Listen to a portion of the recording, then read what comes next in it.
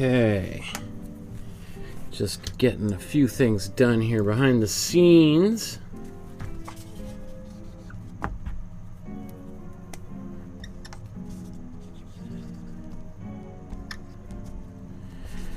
Oh my goodness, we're in September already? Are you serious?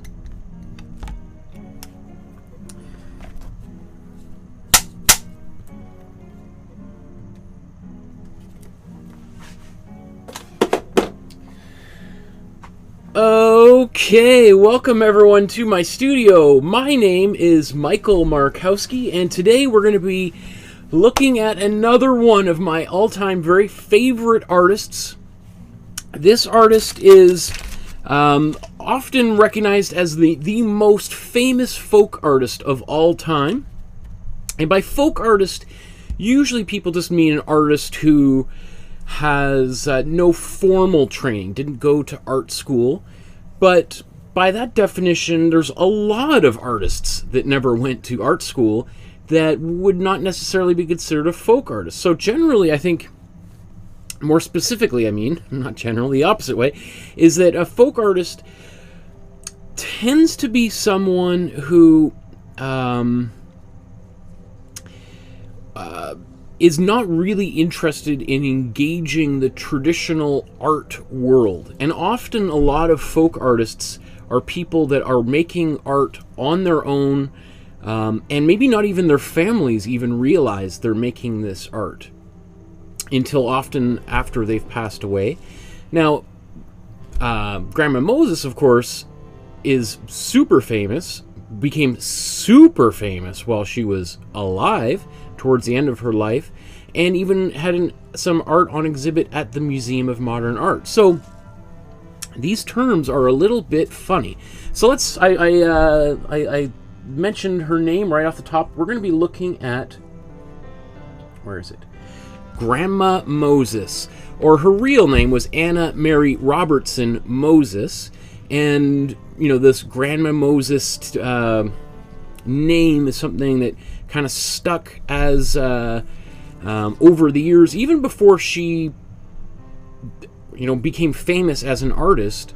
People were calling her Grandma Moses. So we're going to get into her biography here in a second. There's so much I want to talk about. So let's. This is the painting that we're going to be painting today, and I'm going to suggest we do a few things, maybe a little bit different than we normally do. One of which is I want to try using some acrylic paint pens, and I'll show you this sort of on the screen here. These, I just purchased these today, although I've used these, or a different brand actually, in the past. Actually, let's just zoom in so you get an idea of what these are. Well, I'm going to use these towards the very end of the painting. Now, I have resisted doing this over the past year, mostly because this is sort of a tool that maybe some people don't have in their painting kit at home. Each of these pens costs about, I think, $6.50 Canadian, so probably, you know, just under about $5 American. I'll put a link to them in if you want to buy an Amazon version of them. Actually, there's a few different, I got a few different sizes. So we have these black,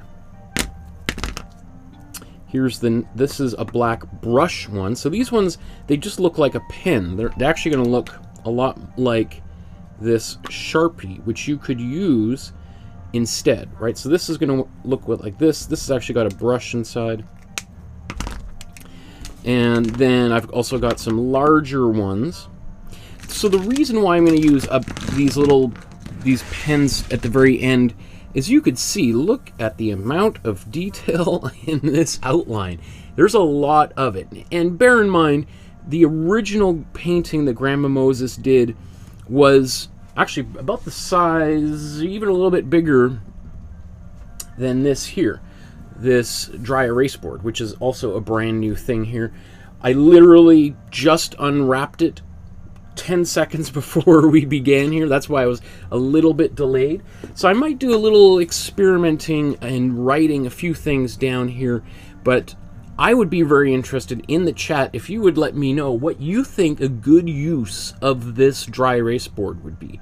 What would be something I should be writing on here that might otherwise not, that I might not be doing elsewhere in the videos that I've been doing over the past year. So please let me know in the chat what your suggestions are for the dry erase board.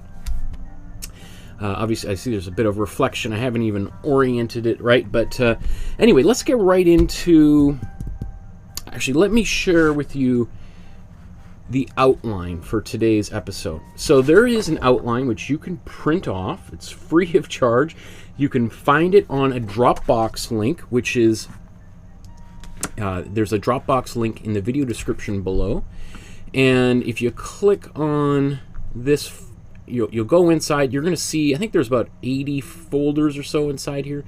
The first 60 are things that we've already painted.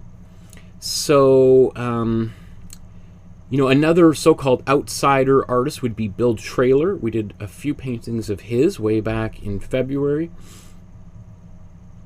And I think he's the only other artist that would be comparable to Grandma Moses here in this version. But we did do a few paintings of Maud Lewis, who's a Canadian folk artist that was a contemporary of Grandma Moses, also painting in the 40s and 50s, 60s or so. Although she really didn't achieve her major celebrity until the 60s, which is right when Grandma Moses passed away. But they would have been probably mentioned in the same breaths, you know, at the end of the 1950s, early 1960s. Anyway, let me see, before I move on from this, let's dive in here. You go into this Grandma Moses folder, and you'll see it's number 63, that there's 3 files in here. There's 2 versions of the outline. One is the final, or the actual version of hers. Interesting enough, she did about 20 versions of this painting, and so if you type in Sugaring Off, which is the title of this painting, you will see many, many, many different versions of it. Not only that, I've seen many different versions of this in terms of the color and the way it was photographed over the years.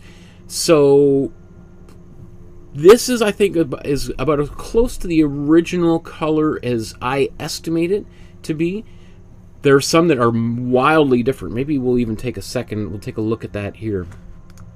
And I just want to share one more quick thing. There is a private Facebook group just for people watching right now. I encourage you to join it. Upload your versions of today's painting or anything else you're working on. Like here's Shelley's a drawing. Remember, I taught an entire 40-episode drawing course, which is also free, available for you to watch here on YouTube. Check that out. And so, Shelley, that's awesome drawing, Shelley. Love that. Cool. Les, look at these paintings Les is working on. Awesome. So these are people that have been painting with me for a while and are now uploading their own versions of, or they're not versions, their own artwork that they're making outside of class. I love that. I'm not going to go too far into that. Oh, it looks awesome, Susan. Because on Saturday, just a few days from now, we are going to be doing a feedback episode where I'm going to go through all of these images on the Facebook group and give you some constructive feedback on how you might be able to make it a little bit bigger. Although from what I've seen so far, it looks like you guys are doing fantastic. And that's ultimately my goal as an artist, is to be able to help people go from 0 to 100. Some maybe go there faster than others, depending on how often you're able to paint. But ultimately, if you don't need to watch me paint anymore, and you don't need to paint along with me, and you graduate, that makes me super happy. That would be the ultimate goal for this program. Anyway, Eleanor says the sound is great. That's awesome. Marie says it's going to take me 3 days to sketch this outline. I'm going to show you. We're going to jump right into the outline right now. So, speaking of that outline, if you've downloaded it from the Dropbox, you can print it out on your computer printer at home. I just use a little bit thicker paper, which is actually, it's better to use thinner paper because then your lines are going to go easier onto onto the canvas. I'm going to use a 9x12 sized canvas. And I'm not going to trace all of the lines. You're going to, as you see here in a second, I'm going to make some choices as to what needs to be there, and also some things that don't need to be there at this stage, because especially all these little trees, those are things that not only those details might get lost in the painting anyway, and especially if you don't have a small brush or you're a little bit anxious of your ability to do small details like that, there's some solutions we can use to still make a really exceptional artwork. Okay, so the first thing before we want to do when we're outlining this is just sort of look for the general structure of this image. So really, right off the top, you know, we have these hills in the background. And you can see it's okay if I'm a little bit sloppy. I'm just going to do these hills really quickly. And if I do this reasonably enough, I'll be able to get some of the structure, you know, I'll know at least where some of these buildings and things are going to have to go. Okay, so that's the main part back there. Maybe let's put in fact, I'm going to zoom in. I don't usually do this at the beginning of an episode, but since there's so much drawing here, so I'm just going to do a couple of lines like that. I'm not even going to bother doing any of these trees. Maybe for a tree, instead, I'll just do a little vertical line. And I'll show you what this looks like here so far, right? Because that will let me know, okay, there's going to be a little tree there. I can do a little tree. But you can always take some of these buildings out. Like some of these details, there's a lot of them, and I don't think it's absolutely necessary for you to have them in there for us to enjoy and appreciate the finished artwork. So similarly for this tree, I'm just going to draw a few of these branches. Let's draw this house here. Another tree coming up. Here's the chimney.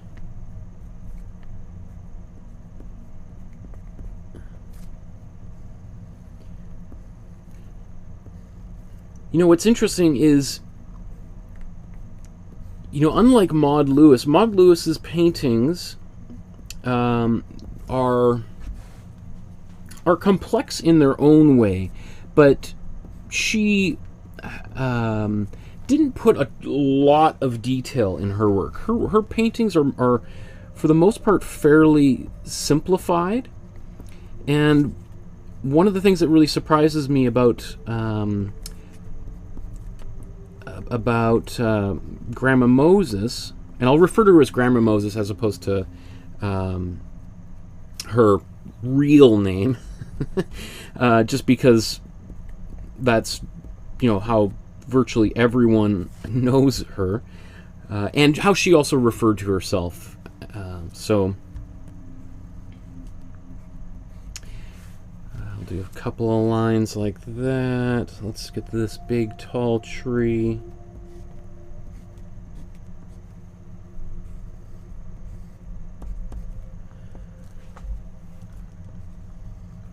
And I might have to add a few extra trees and things on the sides. We'll get to that as we go. In fact, there's this hill which continues back here, so I'm just going to draw that line here. And again, just so you can see what this looks like, you're like, whoa, there's a lot of detail missing. But this hillside here, that's going to be tons of little trees, so I'll do that as we get there. Looks like I missed this line. My carbon paper didn't go all the way to the edge.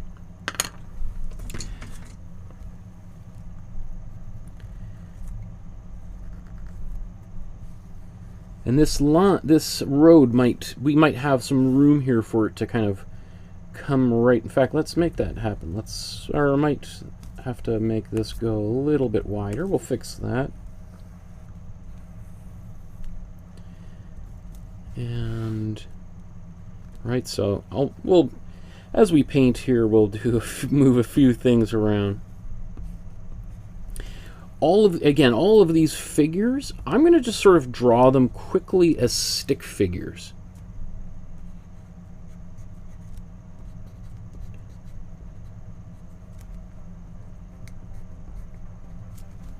All right, so I'll just show you what all of those lines look. I mean, just basically all I want to know is that there's some kind of sled or something there, right? And again, I think we'll turn that into a nice little arc. Let's see. I'm sort of going across the page. Actually, let's do a few of these little trees just so we have an idea of where these are going to go.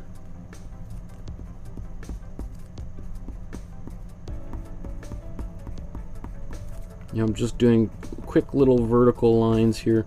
This one took me a couple of hours to do all of the outlining on the computer, on my iPad. So it's all there, but we don't need that for our actual drawing or for our painting, our underpainting. So let's do this. I may even, let's say, get rid of some of these windows. So remember that this painting, the original painting that she did, is roughly 4 times the size of the canvas that I'm going to be about to be painting on.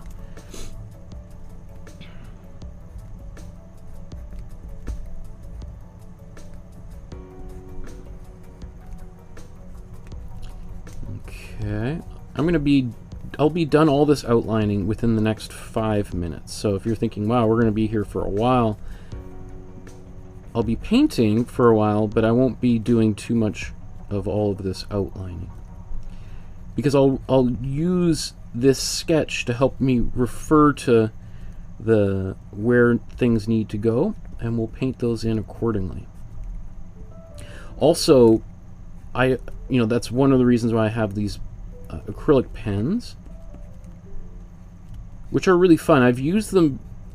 The reason I've used them in the past is for signing posters and things and prints. And so I've used them. I've used oil-based markers like that. I haven't actually used this particular brand, so we'll see how well that turns out. You know, all of these flames. Let's just quickly do that.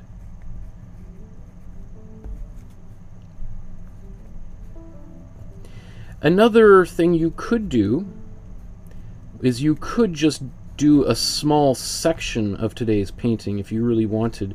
You could enlarge this printout and print it like let's say, you know, I'll show you how you could do something like that in just a second. I'll finish this and then I'll show you how, if you have a printer, how you could do this at home. Conversely, you could always take it to a print shop in your local community and ask them to help you enlarge or reduce any kind of image. So, oops, right over here, not even on camera while I'm doing this. Awesome job, Michael.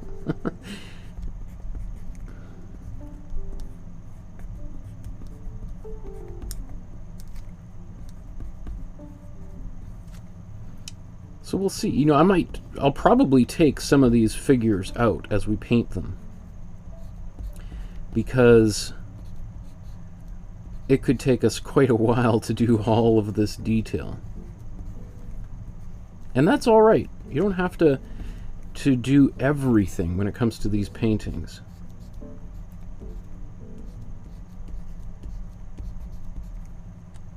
It is surprising to me, though, that she didn't do, at least that I could find, and I had every book of hers from the local Vancouver Public Library out, and I didn't see any paintings that were just like a little tiny square, like her enlarging them.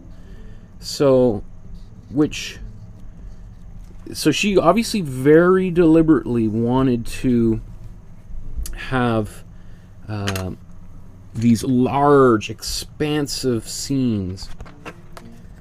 Let me see. I think I'll do her name, but I'll do it much larger later. Okay, so here's, let's zoom out. That's what my image looks like. And you're probably like, wow, that's very different than the original. Like if I move this out of the way.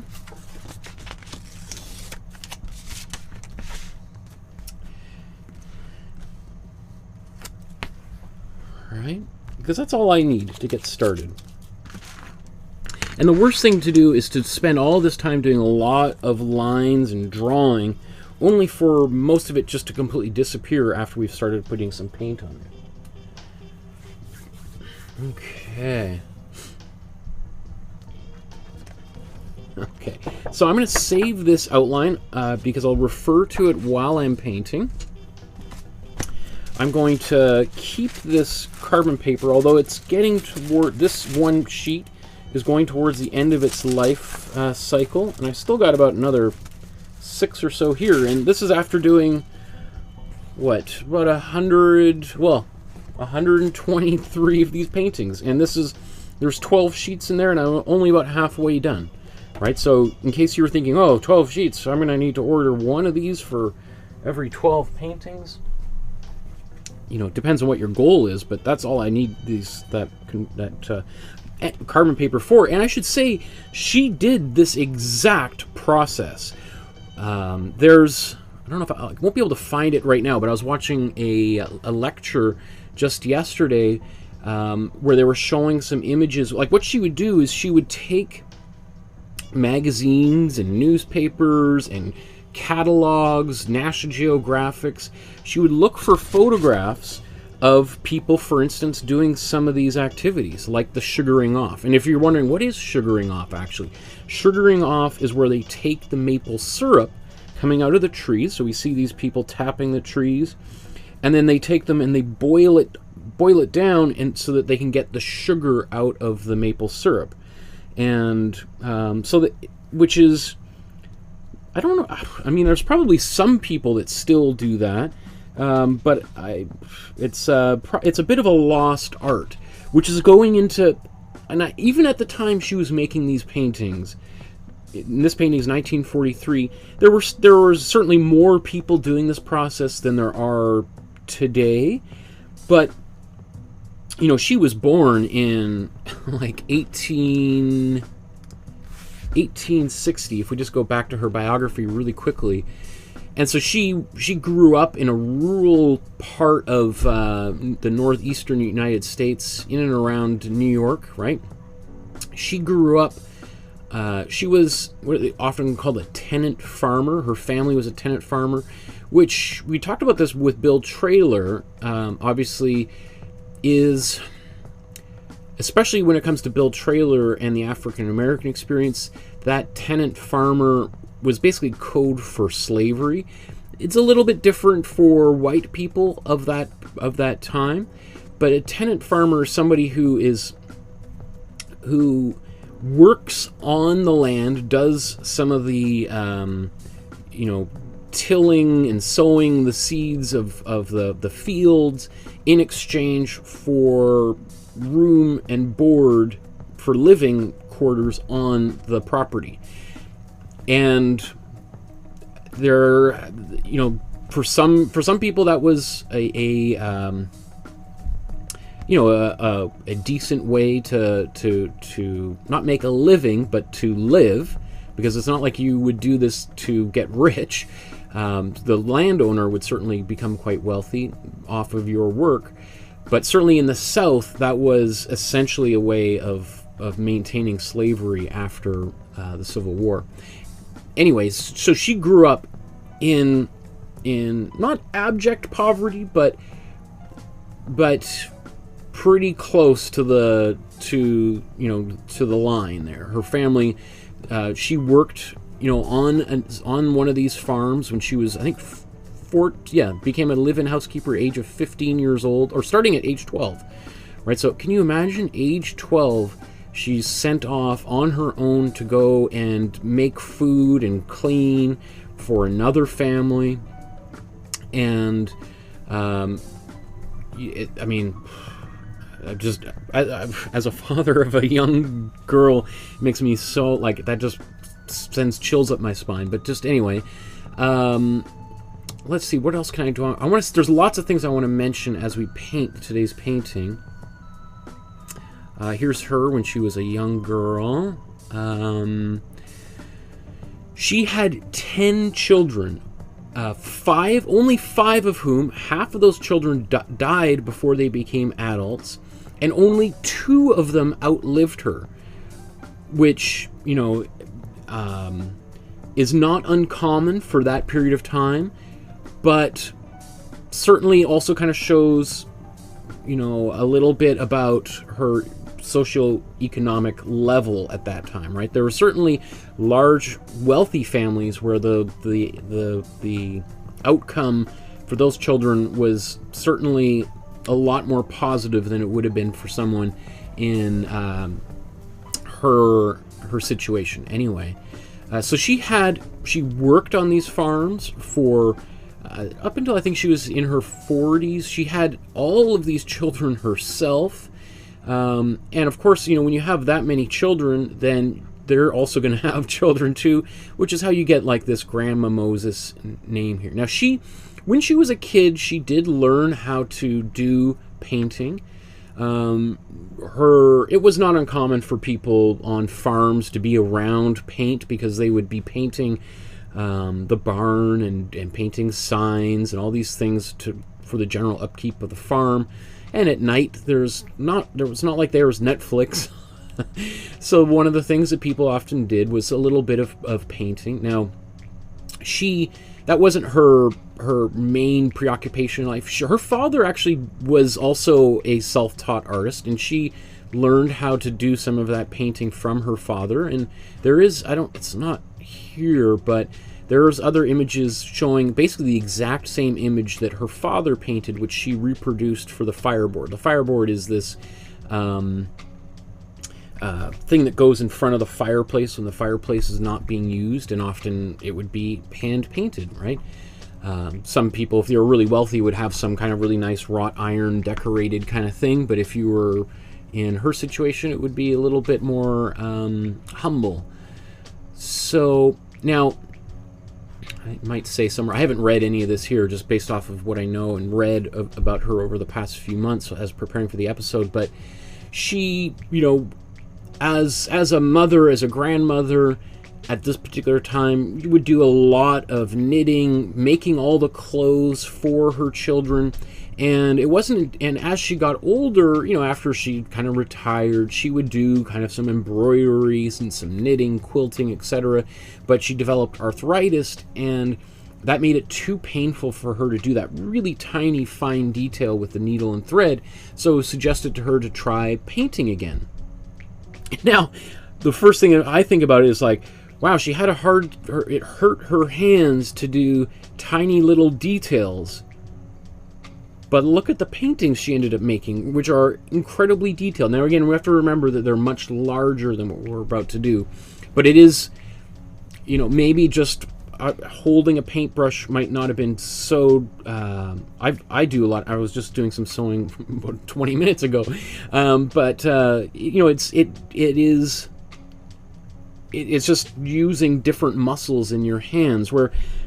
I remember I was taught when I was in art school that when you're painting, you really want to be trying to use your arm and not your hands or your fingers. So maybe that's a little bit about why, how she was doing some of her paintings. Anyway, let's just see. Yeah, let's get right into this here. I should have prepped this while we were doing that little digression. But so another thing I want to do a little bit different today is, as you may know, generally what I like to do is to prime the canvas with some yellow to get started. I often will use this warm yellow like that, and I'll put that over top of the entire painting. I'm going to do something a little bit different. I'm going to use maybe a little bit of... I'm actually going to make basically the color we see on camera here. So I'm going to sort of mix a bit of like a warmer, snowy color, which I'm going to paint over the whole thing. And the reason why I'm going to do that as opposed to my typical yellow thing is because there's so much detail here, it doesn't make sense for me to and also the way she painted, she would not have done this whole underpainting process, the imprimatura, as the Italians call it, because she probably never learned that tech. Well, actually, you know, if we look at that painting that she did for the fireboard, kind of looks like that. So I'm just off now that I'm just thinking about it, like she must have known a little bit about that technique, but for whatever reason decided against using it. That's interesting. I haven't, in all the things I've been reading about, I haven't really heard anyone sort of address that. But anyway, so I'm going to put some white paint down. I'm just basically going to lightly stain this entire surface here. Might be a little too much of this color. So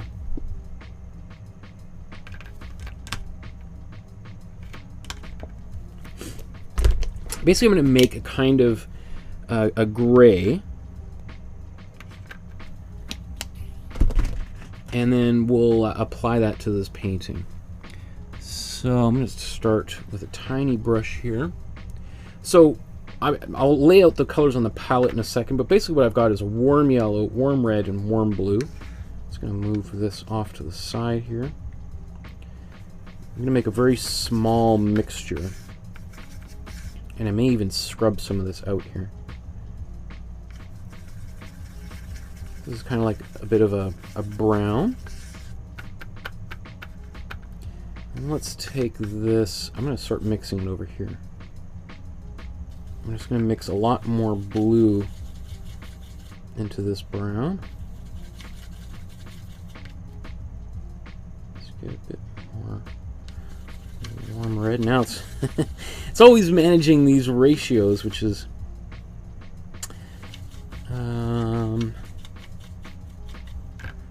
okay, so it's kind of a darker bluish brown is what I want, I think. Let's see this turns out.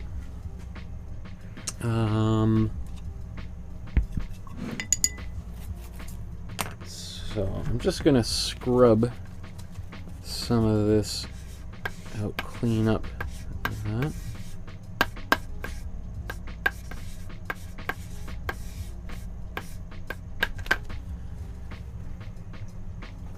Okay, and let's get, actually it might be okay white-wise. Let's maybe put a little bit, there we go.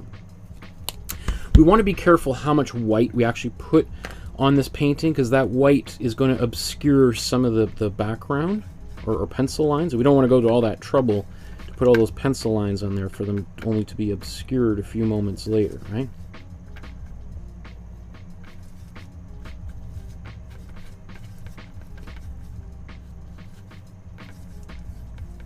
Okay.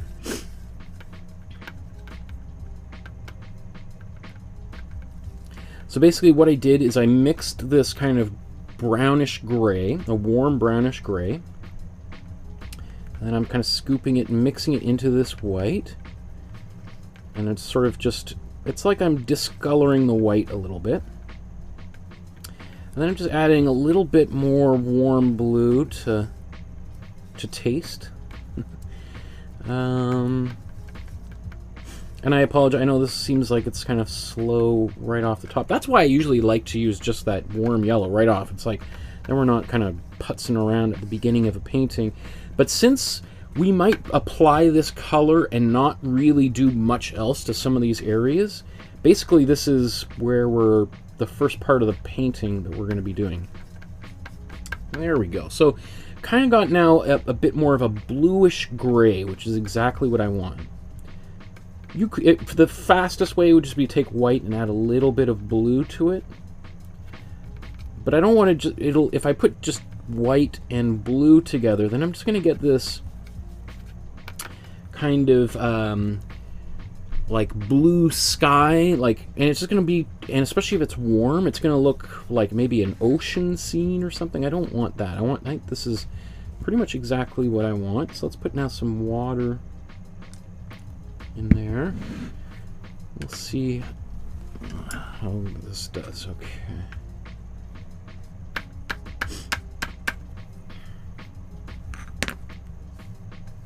It might be a little bit too much water. It's okay though. I can always do multiple coats of this if need be. I'd much rather it to be a little bit thinner than normal.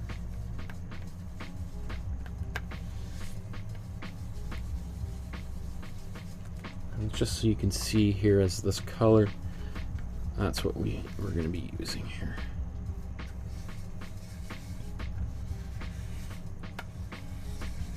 So I'm just giving you a nice stir in, try to get all of this paint mixed into the white so it won't be too streaky of a color.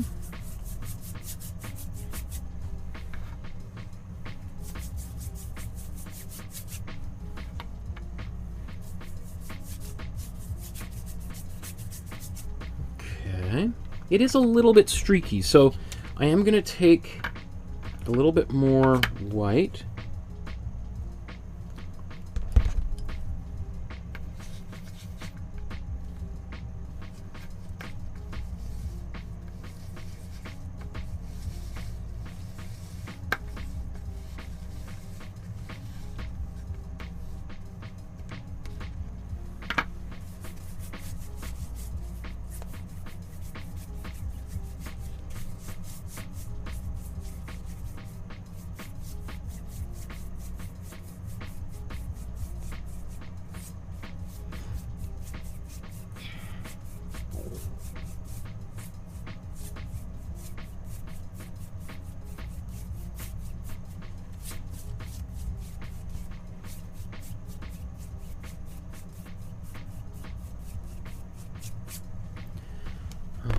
Okay, and then we'll get the edges here. Again, this is different than, or this is basically the way that she would have painted this painting, but different than the way I've been making paintings over the past while. But I also think, like, not only is this the way that she painted, so it gives us a little bit closer to a level of accuracy to how she worked, but just in terms of all of the detail in here, this is the most efficient way of doing it too. So I think there's no mistaking that I think she kind of eventually landed on this particular method, because I think it worked really well for her particular, these types of compositions.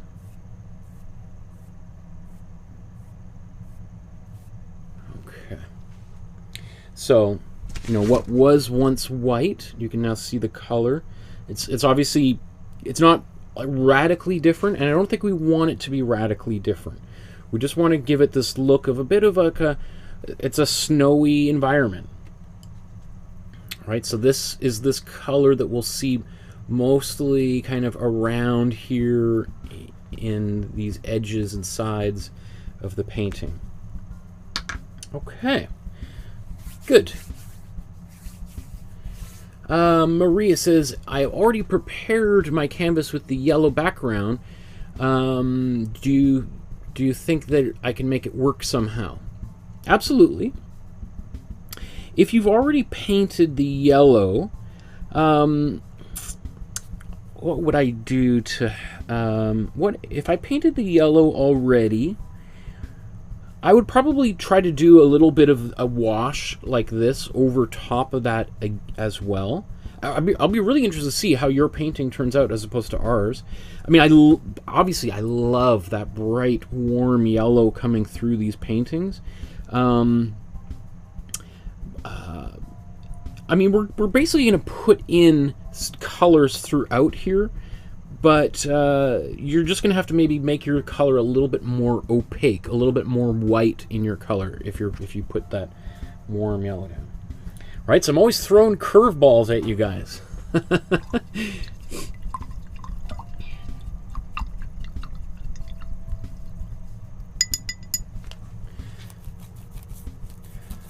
Deborah says, I also did the same thing, Maria. So I just put a white, blue, black wash, basically gray, over everything. Cool. Looks like...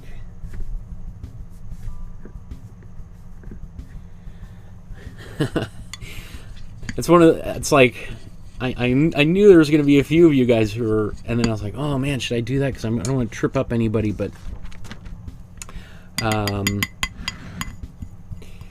ultimately decided that just for the sake of, since the vast majority of people have never seen me before and have never used that method, they'd be so I'm just going to clean up my workspace just a tiny second here.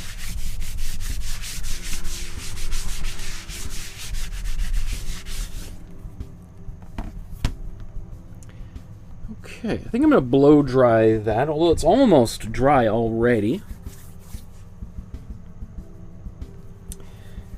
Just to speed up this next stage of the process here. So I'm going to mute my microphone for a couple.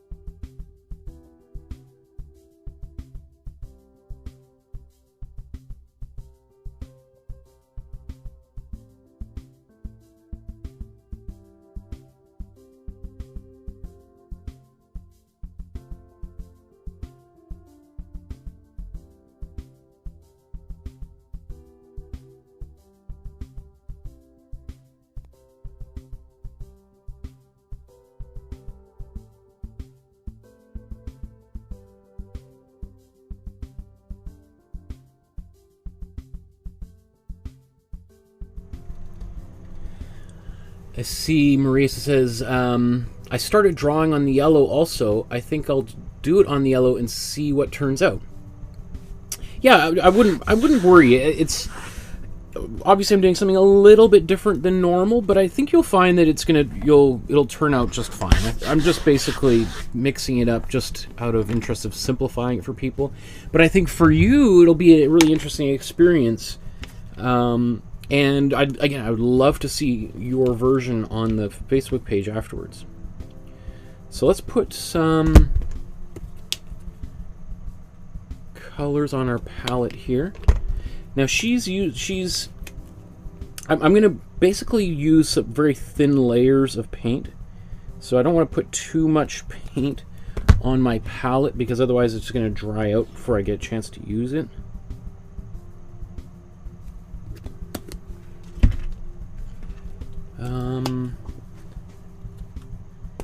Now I'm going to try to do this entire painting within the next 2.5 hours, and which means I'm going to be, not that I'm going to be going super fast, but I'm going to omit some details, and obviously she probably would have spent, you know, weeks on a single painting. I mean, I don't think she was ever, you know, her interest for doing this was not about making money at all, at any point in her career.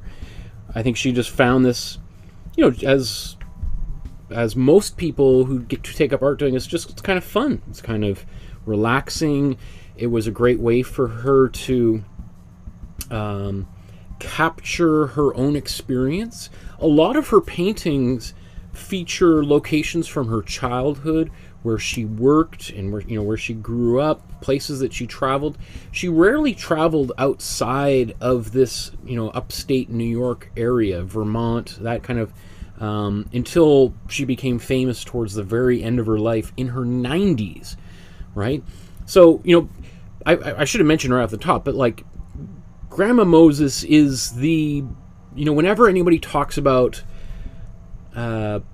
you know, people who start painting or writing or learning music or taking up tennis or skiing late in life, Grandma Moses is the person that people talk about. Because Grandma Moses didn't start doing this really until, I think, 1976 is when she she started painting again. 1978 is when she's like, she's getting more and more into it, and people are starting to notice. That's also the time where there's this collector Calder. He's sort of just driving by. At this time, she's got some of her paintings up in like a local pharmacy in this small town in which she was living.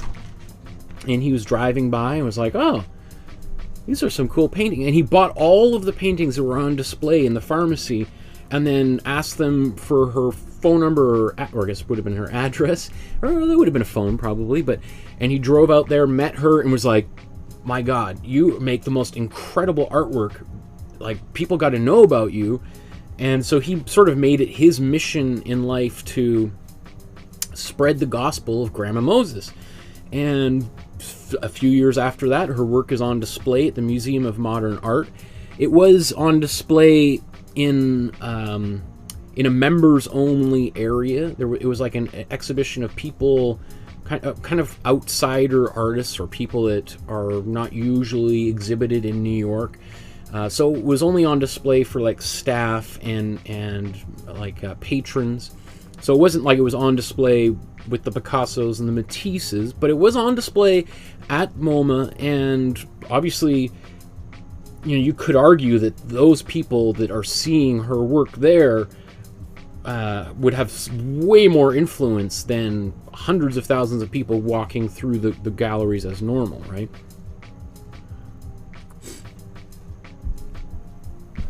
And then so by her mid-80s, she's become this huge celebrity.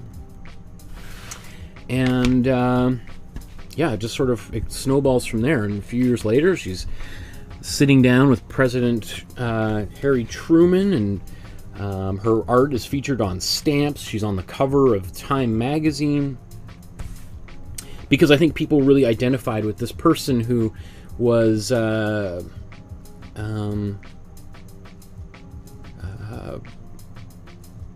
you know, sort of came, I mean, we all identify with somebody who comes out of nowhere and does something great, but on top of that is someone who's retired. We all, you know, we like to think that there's, you know, people say, I'm too old to take up blah blah blah blah blah. We always have the excuses for ourselves. Too old to learn a new language. I'm too old to go on a vacation to such and such a place, or right. Grandma Moses is somebody who's like, hey, I'm going to do it. I don't care how old I am, right? And I hope if I am lucky enough to make it to anywhere near her age, that I'm still working and painting. Anyway, long story short, let's get to the painting, Michael. So what I'm going to do next is I'm going to make a cool blue for the sky. So let's take some of this white. We're going to be using a lot of white for the first 20 minutes or so here. And we're going to take a little bit of cool blue. Now, did she use warm and cool colors throughout her paintings? I don't think so. You know, this is a bit more of an advanced kind of painting technique. So now I'm going to take some warm red. I'm going to mix it in a little bit into here, and it's going to turn it into a bit more of a gray. Because if I paint that cool blue right on there, it's going to be too intense. So put a little bit more here. It's got a bunch more white here. It's sometimes hard to see. I think that's going to be good. In fact, let's just mix all of this white in here. Again, we can always darken things later. And we can always lighten things later too, but I think that's good. Because basically what we want is a cool blue for the sky in the background. Okay. So I got this cool blue back there. Ooh, Maria asked, would you recommend more books on art? I just finished Art and Fear and loved it. That makes me so happy. Oh, that reminds me, I gotta put my book order in at college for my students. Oh my, they are not going to be happy. But Thing is, most of my students just download illegal copies of everything anyway, so young kids don't like books these days. Wow, what books would I recommend? See, even that is a little bit on the bright side, right? But at least it's not a bright blue, right? That's why I put a little bit of warm red into this cool blue, just to kind of take some of the bite out of that, what would normally be like a kind of almost like candy colored baby blue. And I want something just a little bit more subtle.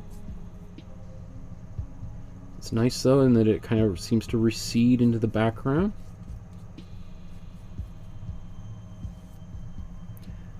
And this hill, I don't like the way this, let's go down a bit here. I'm gonna put another little hill right here. Maybe I'll even raise that. Well, we'll see.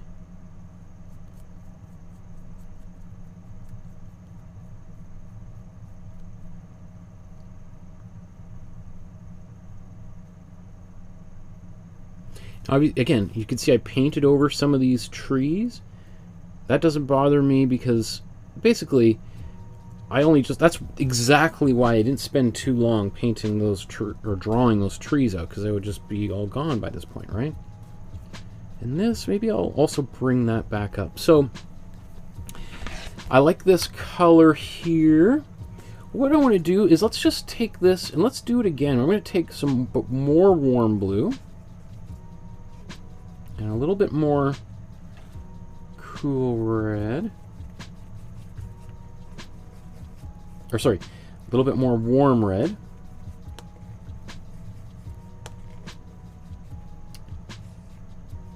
I think that might have been, it was way too dark, so let's just get a bit more white on it. In fact,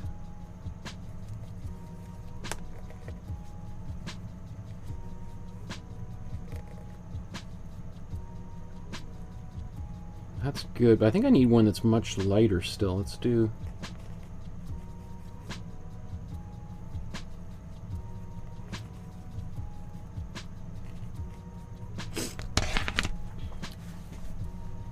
So I'm going to take this for this hill back here. So you could see, if you painted this over top of that yellow, you'd be fine. My only concern is when we get down to where there's a lot more detail here, I would think that's where we'd want to have a bit more. Actually, I think that could be even lighter. In fact, so let's just take, I'm just going to put some white on my brush and just brush some white.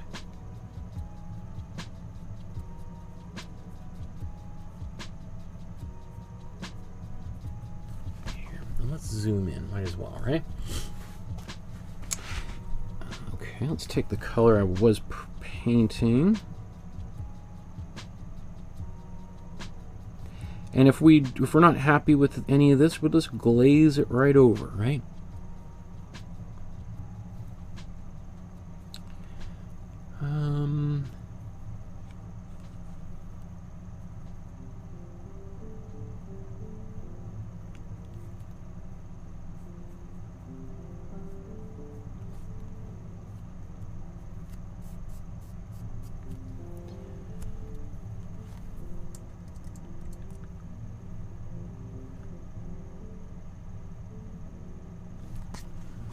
Okay. Maybe I'll take a bit more cool blue and mix this in here.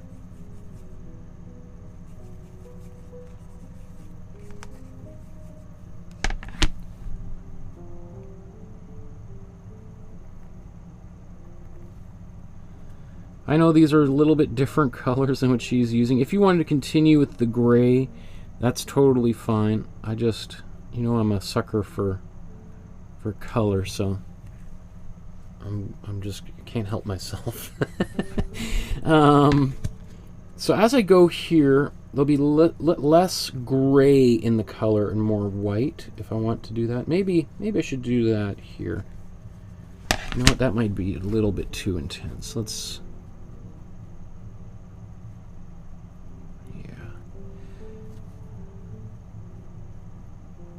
So the difference between these colors is we have a gray with cool, so basically we made, in this color we had like 95% white, 4% cool blue, and 1% cool or warm red here. And then here we used that same level of cool blue and warm red, we just have less white. And then here I just basically, this is mostly a little bit of the color it had on my brush, but I added more cool blue to it and more white. So I'm basically reducing the amount of warm red in there, or gray, I guess you could say. So the difference is that when it comes to space, gray is going to go the furthest back, then white, or like, okay, so a color with gray will go furthest back, a color with white will go back, but not quite as far back, and then the less and less white you have in that color, the color is going to kind of proceed forward as a cool color, and then it sort of hits a line, and then your warm colors are going to start moving forward from there, right? Using that same method, right? Okay, so that's a great question, Maria. I'll have to think about it here with art books that I recommend. I'm going to put this same... I'm just going to add maybe a little bit more white here.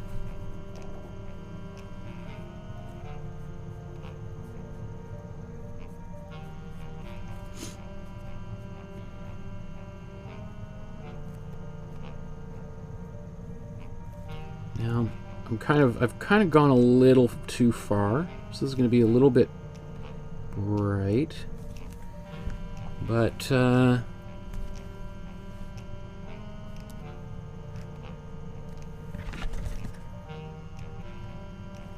a little more white in here.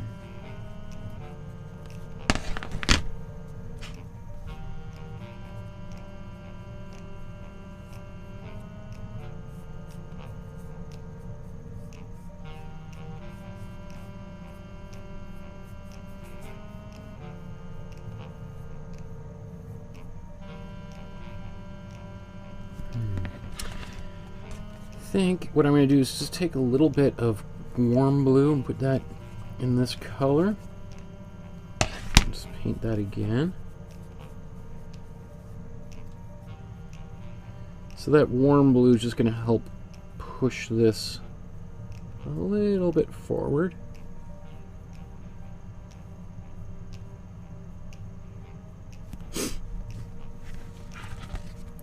I'm going to do the same thing. Let's get a bit more. Now, I really, probably the smartest thing for me to be doing is doing glazing with this type of thing. In fact, let's put a little bit of glazing fluid in here just to make this a little bit thinner. And that way we can also see our pencil lines and such below here.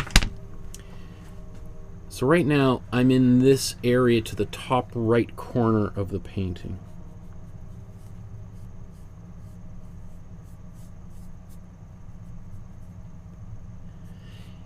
And obviously, it is darker and more colorful than hers.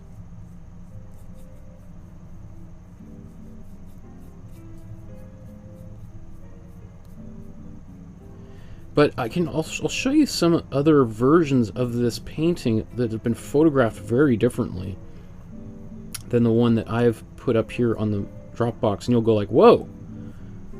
Which is the real one? That looks like really bright. Okay.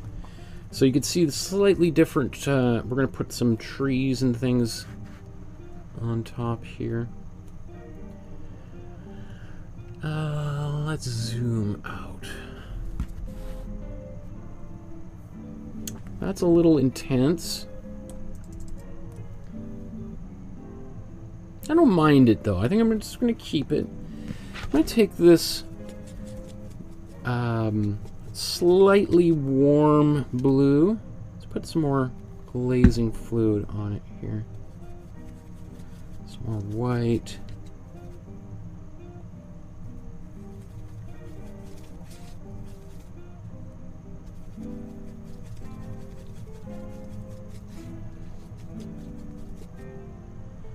In fact, I think what I'm going to do right now, I'm going to take this color and I'm going to apply it quite liberally all over this canvas in the kind of areas where I want a little bit of more of a snowy quality, or I need some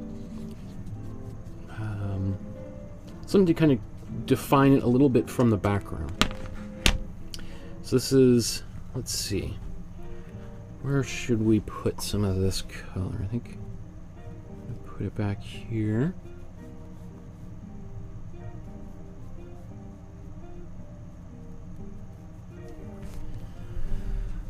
Let's get, our mop brush or blending brush and just sort of soften some of this out a bit.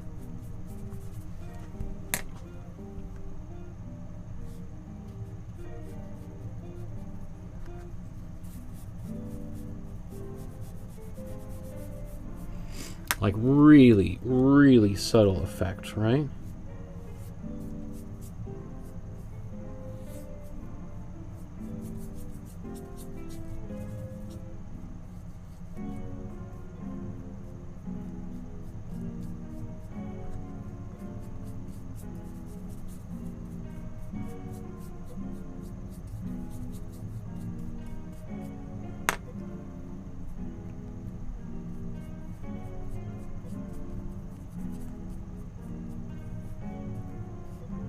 So this would be the only area, if I was to be doing this with, if I had a yellow background, I would just have to add more white into this color.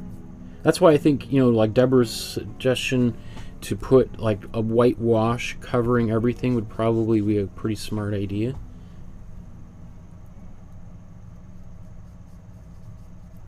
Okay, so this area right here.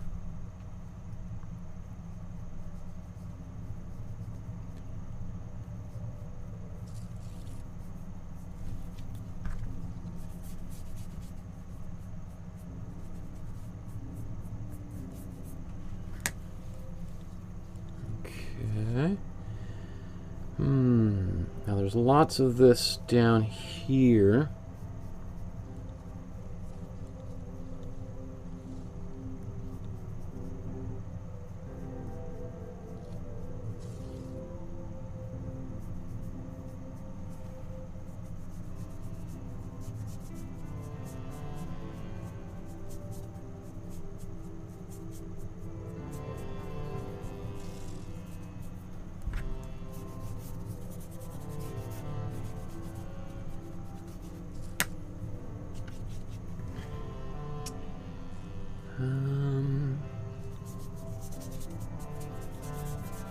As we get closer to the foreground, I'm going to put more blue in right up front here, but we'll get to that. And this is definitely too dark. I'll change that here shortly, but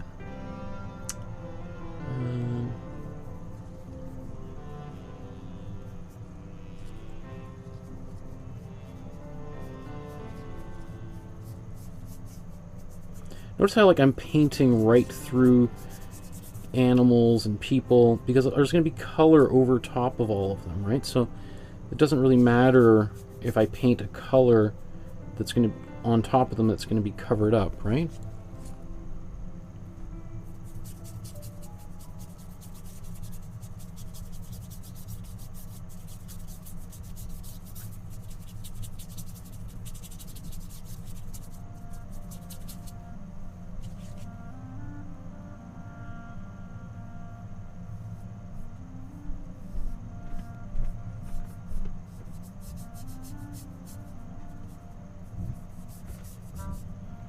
There's some sort of like this pathway, imagine, kind of connects into here, so just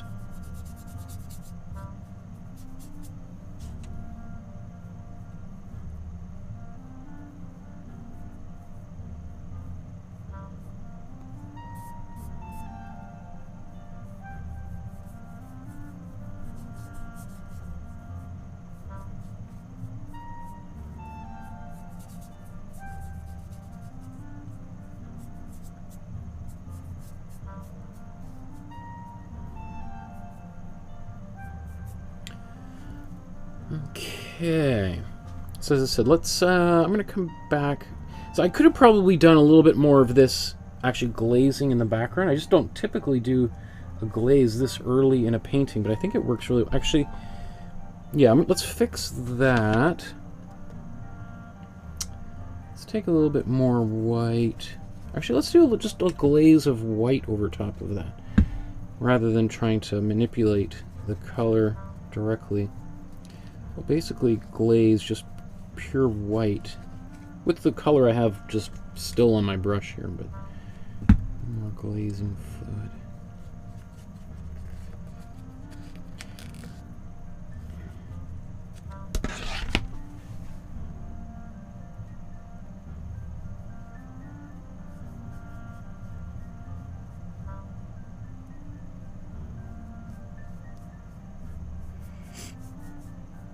So I'm just glazing white over everything, just to push. This will push these colors even further back and make them a little bit less powerful.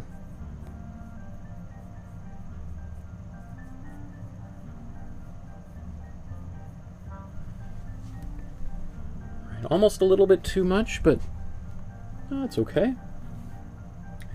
Conversely, I think I'm going to put this warm blue that I put elsewhere down here. I'm just going to put a bit more of it on this hill here.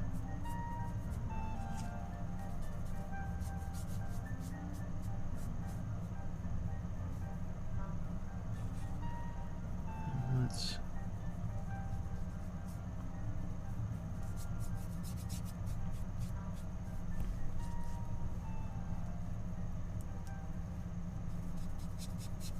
So this is not like the most fun way to begin a painting, all this right here, but really, you know, once we're done this, we start going into the details, right? So this is really, really important that we get some of this right at this stage. Now these two colors are a little bit too close for my just for my whatever it is, my sensibility. So I'll let it dry, and then I think I'll do another level of glaze over top of that as well. Oh, I just realized. It's interesting, some of the pathways are lighter and some of them are darker. I'm just noticing that. Which is not surprising. Anyone who's grown up in a snowy climate like myself. I grew up in Calgary, and when it snows, often the roads and paths and everything starts to get kind of a muddy brown and gray as like dirt and snow and water are all mixing together and freezing and thawing. So it's possible that she's trying to describe both rivers and pathways, fresh snow and snow that's been melting for months, you know, or she just could be just changing the color of a path just based on convenience where something is in the painting, right? If I look at that again, I think I'm just going to put a bit more of this. Well, yeah, let's put more of this warm blue.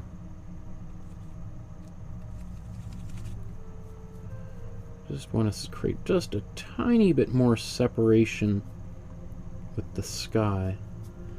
Just giving, so this, there's a bit more of like a purpley quality in this color here than there is here. These are all cool blues, and these are warm blues coming in down here, right?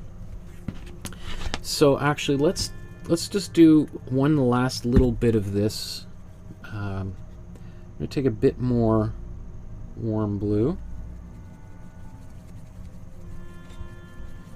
mix that into this color. Maybe a little too strong. Let's put some white back in there.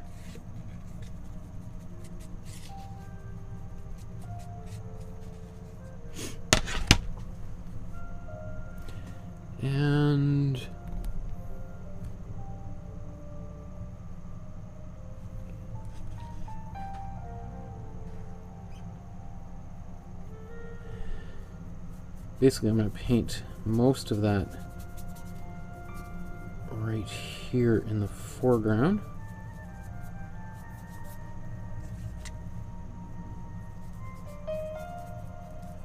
Yeah, I think if I need to lighten up some of these paths and things on the ground, I'll do that with some white separately.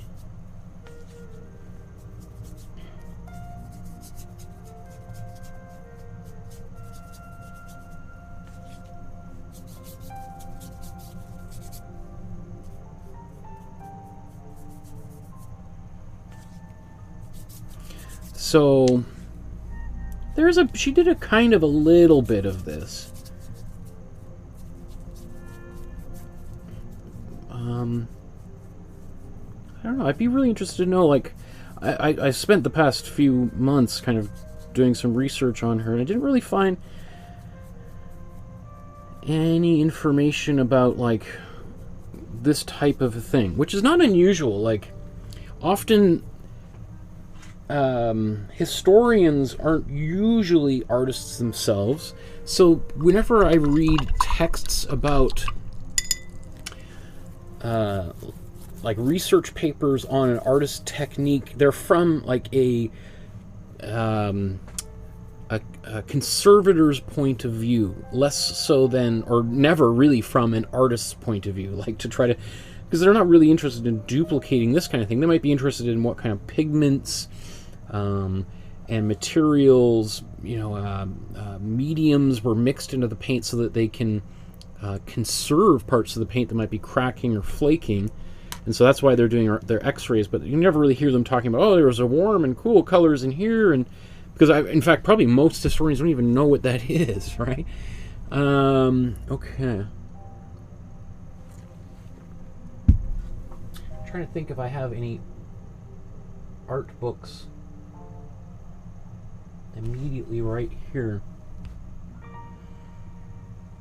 I have to think about that.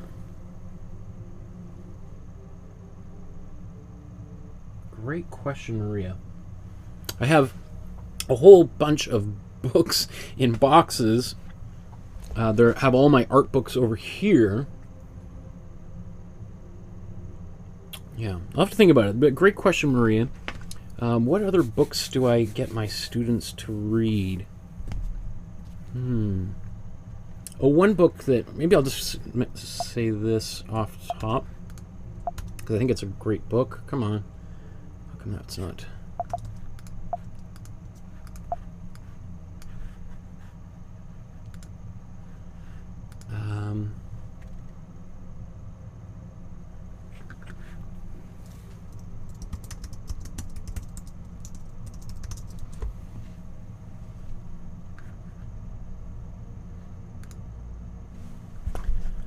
This book is a great book. If you're really interested in knowing a little bit more about the history of color, this book, Victoria Finlay, this is a really fun book. It's basically a travel book, travels through the paint box, where she goes around the world trying to find the original sources of most of the colors that artists use. And it's fascinating. It's because the history of color is also the history of art and the history of human settlements. Like, a lot of places where people live are places where color was mined or was the byproduct of mining. I mean, it's kind of mind-blowing, right? Like, how important color has been to the development of humans around the world. And yeah, that's what I would say about that. That's one right off the top of my head.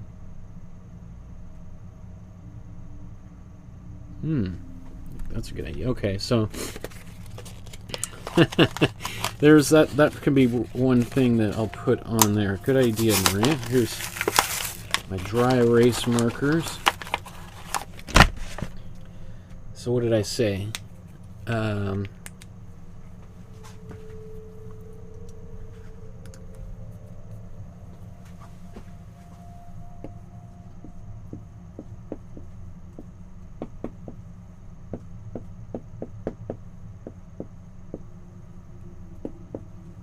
wobbly board. She use a U in there? Yeah. A Canadian spelling. And then there's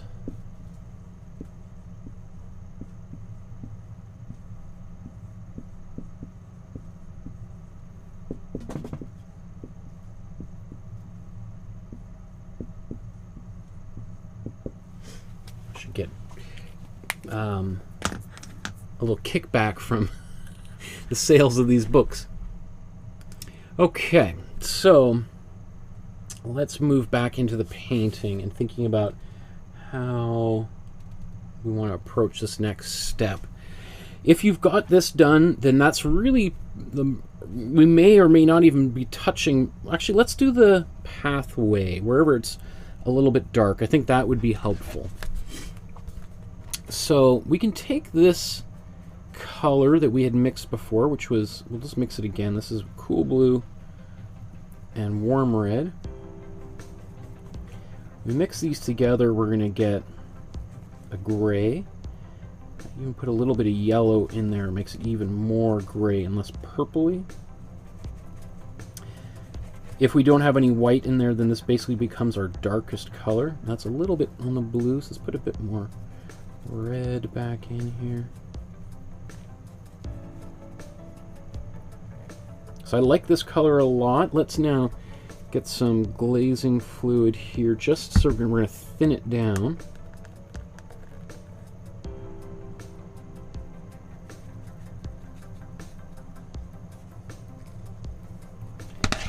And as I do that, often before I glaze, I'm just going to wipe off the excess paint on my paintbrush, because I mixed that paint in here. And now I'm mostly going to have, you can see, much thinner color on there. And if I need it to be darker, then I just scoop a little bit more in here. So let's take,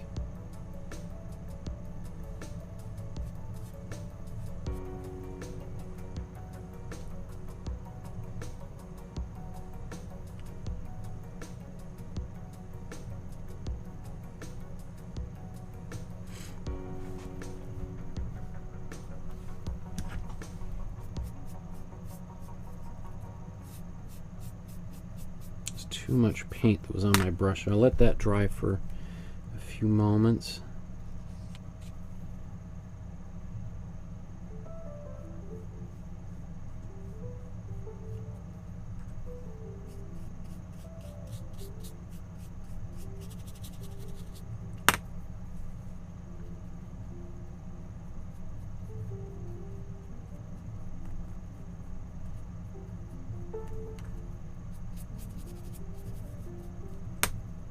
Looks like that goes all the way to the edge, doesn't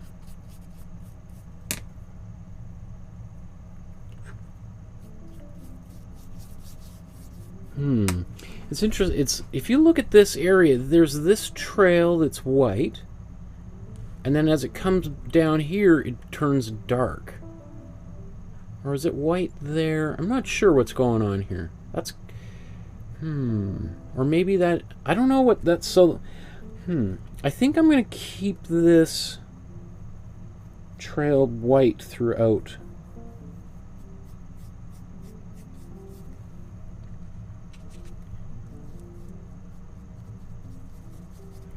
I mean, in her painting, it sort of disappears off the edge of the canvas, and it maybe reappears. That's, I don't know if it's the same path.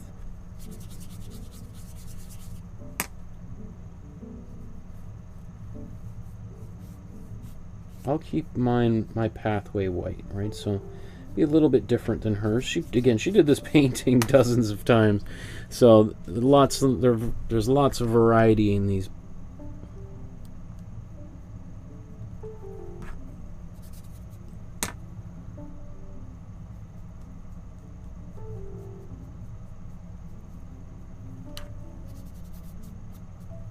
Well, this area was still wet, darn it. So I should have blow dried it, because this area down here is still wet, and I just scrubbed some of that paint off. Okay. So,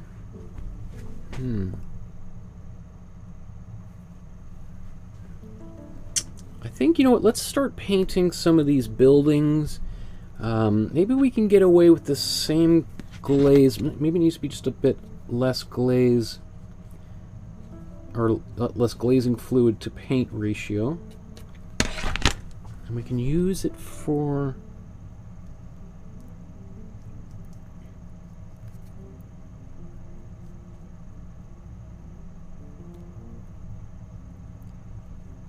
these buildings.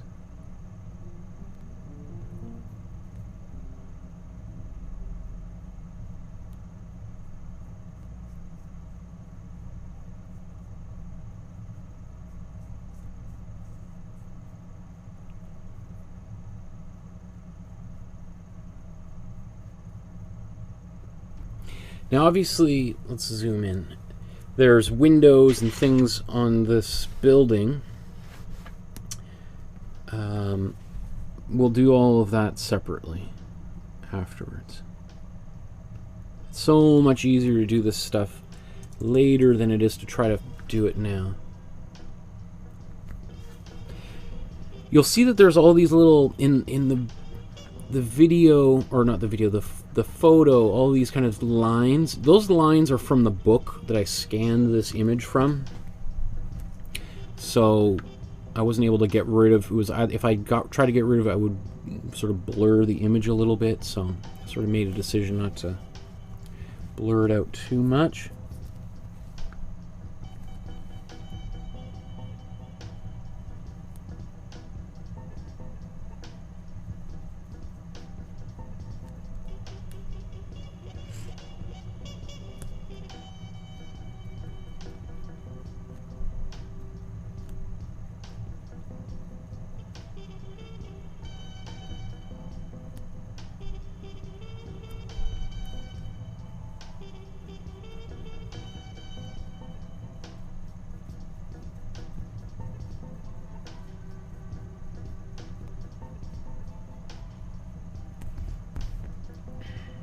Now I've kind of got it inverted. This is, oops, let's focus that. This is lighter and then that's darker. That's okay. We'll wait for it to dry and I'll just glaze back over top of it. Or you could just wipe that right away.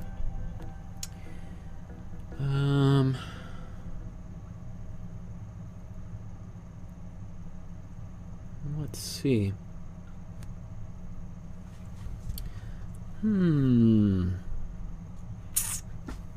Well, I guess, should we start painting? It's just so many little things here. It's like, what should we do first, or what should we do next?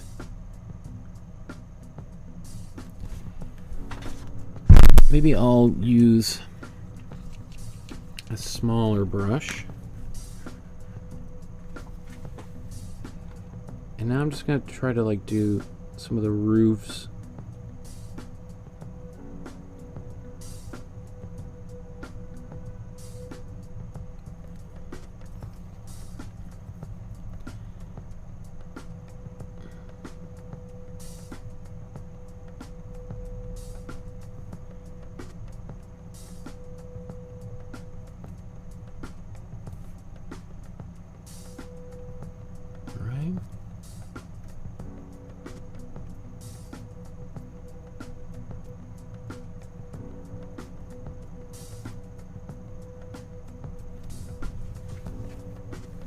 Oops, sorry, that's right in the center.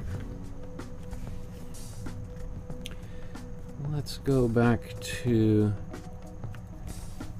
I'm just going to get more of this darker color, my brush, and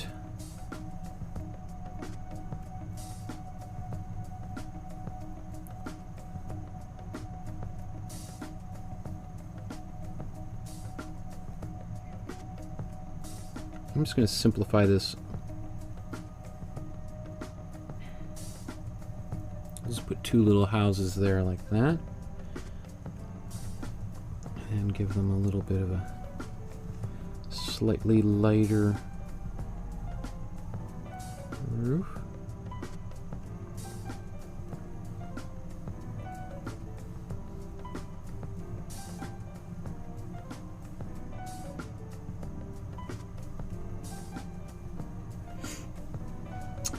There's a brown, some brown there. I'm just going to keep on going with all my grays while I've got this kind of bluish gray here.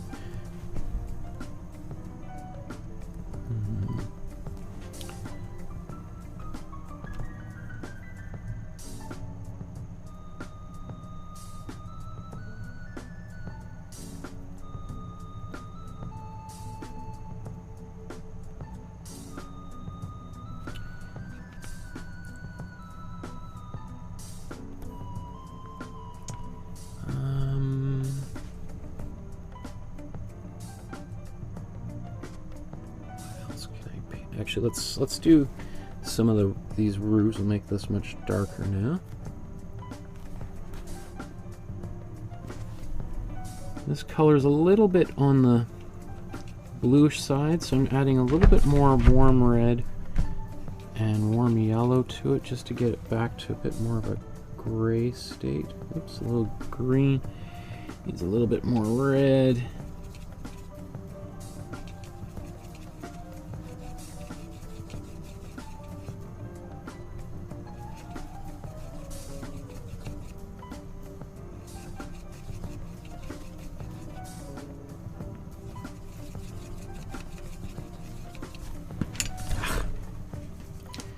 Mix this on the fly, and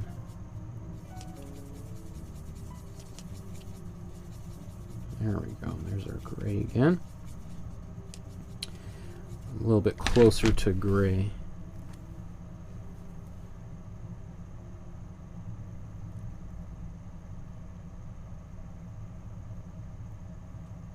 Obviously, the easiest thing to do is just use your black and white to make gray. But I always think, just especially when I'm teaching, that it's a good reminder for people to know that you can make a gray on your own without any black whatsoever. And I would be very careful about adding too much black to any painting.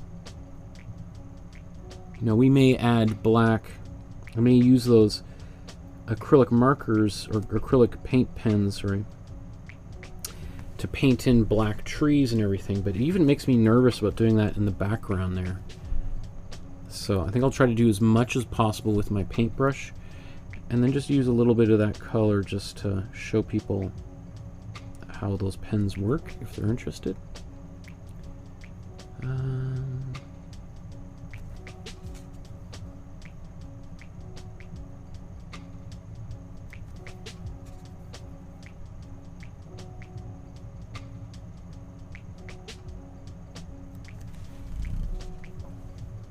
Okay. What else needs? I'm going to paint this also gray, and we'll paint it some brown over top.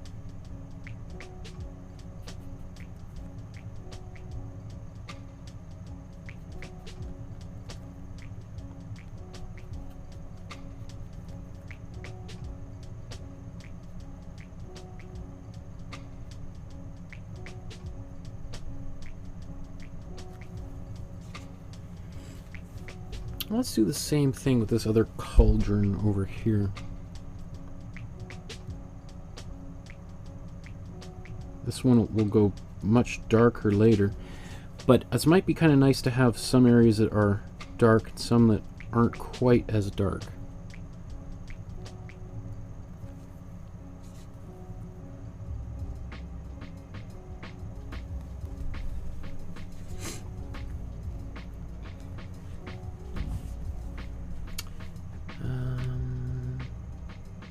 Anything else?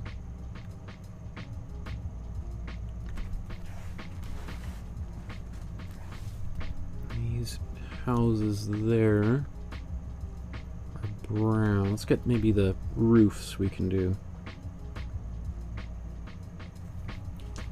Just going to dilute that, maybe add a little bit of white so it's not quite so dark, especially being further into the background.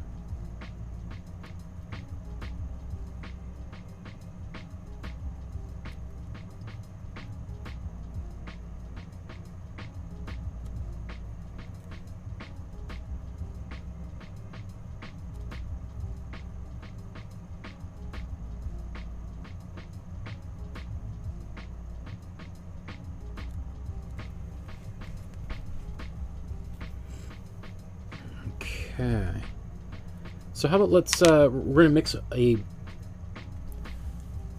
brown here in a second. Let's just take a quick look and just see where we are. It's kind of nice just to every once in a while pull back and there we go. Cool. So slowly coming together. Once this is the most important part of the painting as far as I'm concerned, is getting that structure in, getting these colors that are foundational colors that are going to be underneath everything. It's going to be so much easier having done this now than trying to put this. Imagine painting all these little figures and then trying to outline them with another color to darken the background or the snow around them. What a nightmare. That would just be such a pain in the butt. I just saw in the chat from way back here, there's I missed all this stuff from way back here. Deborah says, I love Maud Lewis and Grandma Moses, so I was really looking forward to this class. Thank you, Michael. And she says, Michael, I should refer to myself as Grandma Debbie. That is how my grandkids refer to me, and they think that I am an artist. You are an artist, absolutely. That's a great idea. And Lori says, if I paint this, I think I will try this on an 11 by 14 because of all the small detail. Finding detailed paintings easier on a bit larger canvas. Yes, absolutely. If you have a larger canvas, it's so much easier to paint details. You know, I'm illustrating a comic book, a graphic novel, and typically when people draw comics, we draw on paper that is at least double the size of the original, or of what the pages will look like when they're printed. Because everything looks better when it's reduced, right? And that's, you know, if you just even think about your own experience looking at art online, on your phone or computer screen, or in books. You know, most of your book is this big, and you're looking at a picture of Rembrandt. I'm thinking about Rembrandt because we're going to be doing. I was doing all this research on Rembrandt today, getting ready for that. That's in November, the beginning of November. But you know, these paintings look fantastic when they're in a book this big. Obviously, those paintings are, you know, some of them are gigantic. They're maybe 15 feet tall, 8 feet wide. Like, they're huge paintings. When they're reduced to this, you're like, wow, how did that a genius did such a great job. Well, not that Rembrandt was a master, but when you take anything and reduce it, make it small, it instantly looks really, really good. Anyway, what else did I see? Paula says, yeah, I like Grandma Debbie. Lori says, isn't it nice to be called an artist, Deborah? My granddaughter thinks I'm one too. Absolutely, you guys are all artists. Anyone can call themselves an artist, right? That's the difference between an artist and a doctor, right? If you go around telling people you're a doctor and you've never taken a single medical school class, you can get yourself in some trouble, right? Or you call yourself a police officer. When it comes to art, though, there's plenty of people who call themselves an artist. And some of them maybe, you know, I was going to say maybe some people shouldn't call themselves artists, but you know what? I think the more people who consider themselves artists would be, that would be a much more positive place on Earth if the majority of people on Earth considered themselves artists and were actively working to express themselves in positive ways rather than some of the things that people do in their spare time. And as somebody who teaches art at university and has a master's degree, and it doesn't offend me when people call themselves an artist. who don't have the same academic background as I do. Yeah, as I said, the more people that are making art, that are finding constructive ways to express themselves, that's great. It makes me really happy. Yes, Deborah says, yes, Laura, it is our grandchildren look up to us, and it's nice to be admired. Absolutely. Absolutely. Right? I think especially grandparents can have, like, I just know from my own experience, my grandparents were like gods to me growing up. So, because everyone kind of, I mean, I love my parents, but, you know, there's a different relationship between parents and grandparents, right? Deborah says, hey, Michael, we have sugar bushes here in Quebec, and we still do this in March and April. Maple syrup is still exciting where we live. Yes. Absolutely. Yeah, there's lots of places that still, you know, extract maple syrup in the traditional way. And I remember as a kid I was an exchange student with a family in Rimouski in Quebec, and stayed there for a couple of months, and we went on some field trips out to some maple syrup farms, and did the, you know, they sprinkle the maple syrup in the snow and the stick, and I have very fond memories of all of that. Of course, a lot of that has been industrialized on a much larger scale now, but still, like, the vast majority of maple syrup on Earth is manufactured in Ontario and Quebec. Okay, so let's get back to painting. So many digressions. I get some negative feedback about that all the time, so I'm aware that I ramble, but bad habits, right? Okay, so I was going to mix a warm brown. I'm going to use some of this paint I've put down here earlier. Let me just scoop this off. Less paint going to waste. Makes me happy. Get that out of the way. Okay, so let's make a warm brown. Let's take some warm yellow. We're going to use a bunch of this, whether we use it directly or we modify it in some way. So we've got our warm yellow, warm red, and then we're going to take some warm blue. And just whatever ratio here, we'll get far different kinds of brown. Now obviously we can do this, as we have done in the past, with cool yellow, cool blue, and cool red. We did that just the other day when we did Cornelius Krieghoff's Portrait of Jerry, that dog, which was a fun one. That was really fun. You know, it's really been interesting over the past few days looking at that painting, and it's just really striking to me how different our relationship is to dogs, and how we, you know, how, you know, that if someone was painting that dog today, they would paint that very differently.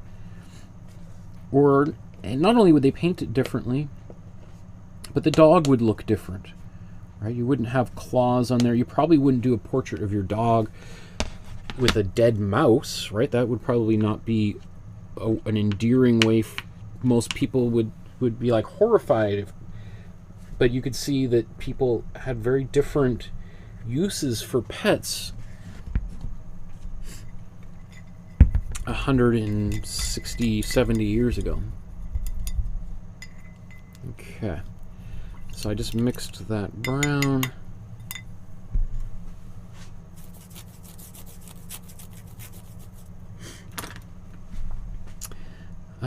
Okay, where was I going to put brown? Let's go dive back into the painting.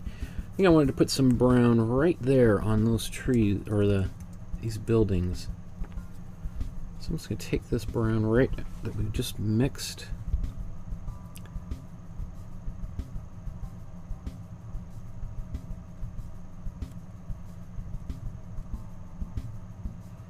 Obviously, I've removed a few buildings here just for convenience sake. I just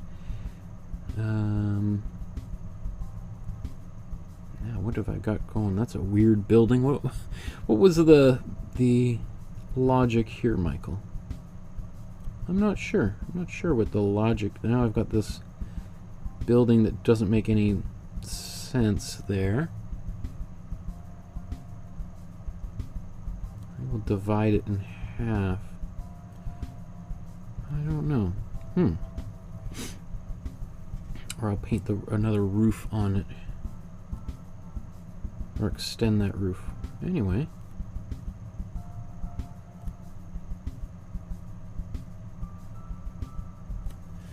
So let's just zip around on this painting, looking at all the places where we can put a bit of brown.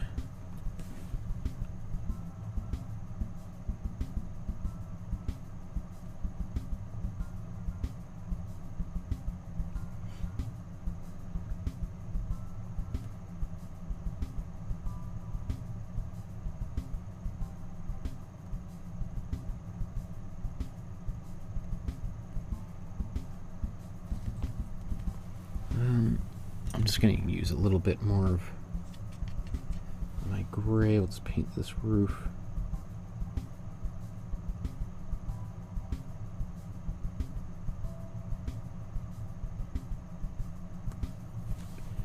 Maybe I'll just put one building there rather than a whole bunch of them. Okay, now we got, let's do this horse right here. And the way I'll do the horse, let's start out, we'll just paint its torso here, kind of like a little Tylenol or something, right? And then we got one leg, and another leg, one leg here, and another leg there. Let's do this head.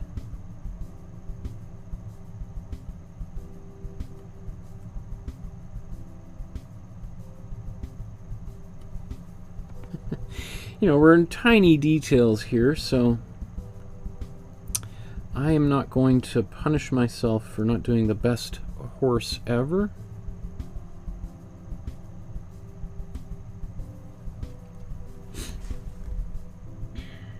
Maybe I'll just extend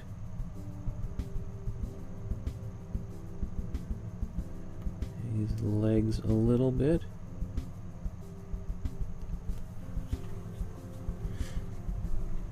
Okay. I'm going to put a brown on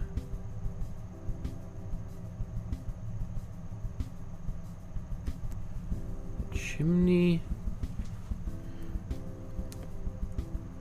Let's keep on going. Let's rock and roll here. Moving around the painting. Again, you can see this is the way that I like making paintings. I don't want to sit around and get one area perfect and then have a bunch of paint sitting there drying on the palette.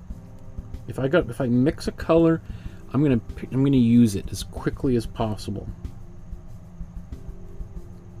So here's this person pouring this jug. It'll be much easier for me to just do a little tap with a color there for a hand as opposed to trying to do that now.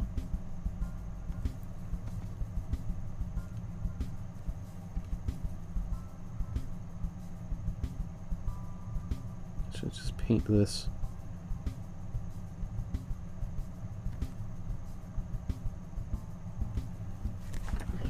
These buckets. And we can put a little color in them again afterwards.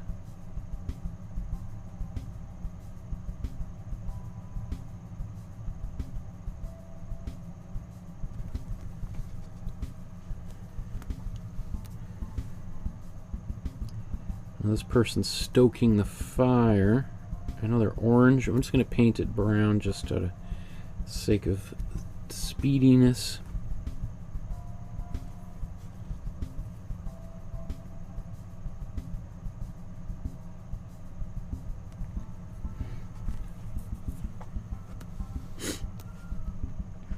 And hey, if you see a place that you want to paint brown that I didn't paint brown, paint it brown. Don't worry, you don't need my permission.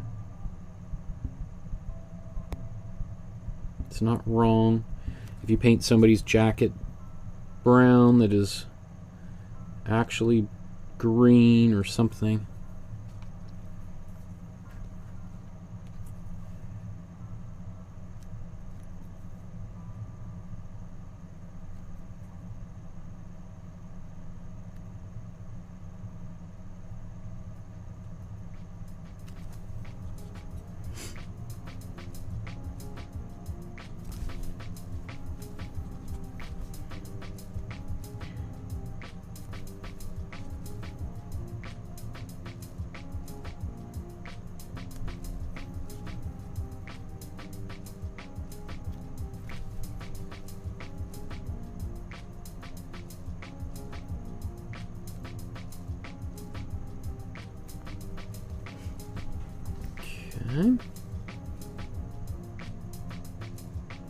And that might, like, this might be as much detail as you would really need anyway in this particular painting. Let's do this horse. So there's actually, I think, 2 horses here. So I'm just going to paint one horse. Because the way she's painted it is, you know, when I drew it, I drew both horses there, but I think it's could be a bit confusing, so.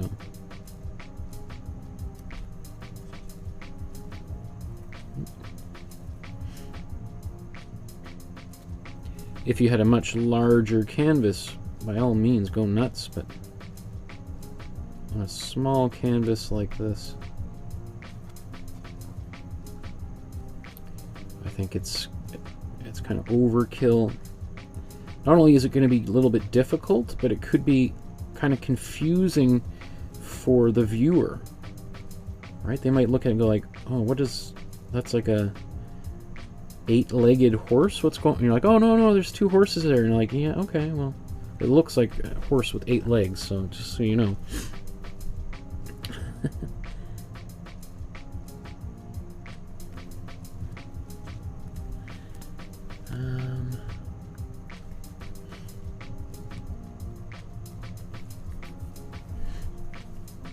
This fellow.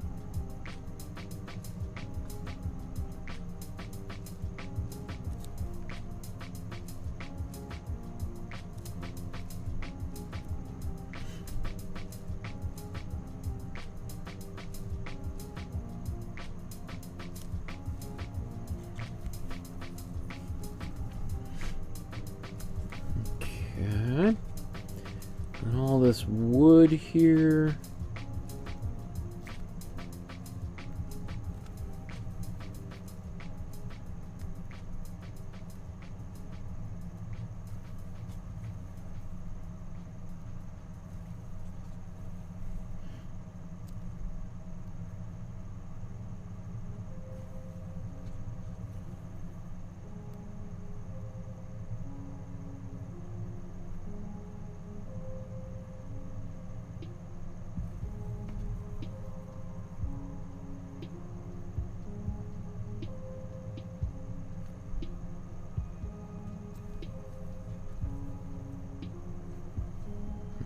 Okay, so I think I'm just going to take some more warm yellow and put this on my brush. Just scoop some of these colors in here. Just get a slightly different brown.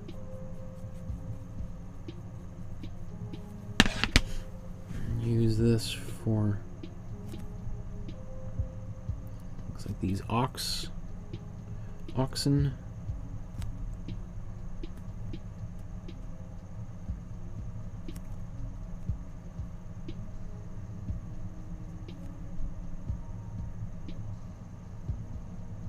A little confusing here because I'm painting kind of the 2 of them on top of one another. I think I'll do that right now, and then later I'll change that color. Okay. Who else needs... Oh, let's paint the same color.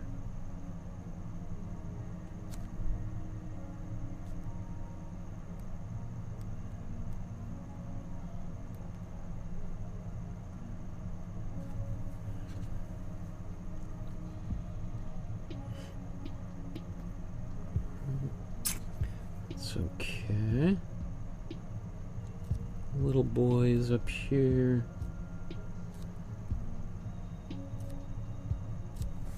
Right, so, I mean, I'm gonna... there's like a hat floating in air. We'll get all of that. Now, if we know what needs to go where, then we can just put like a little hat here.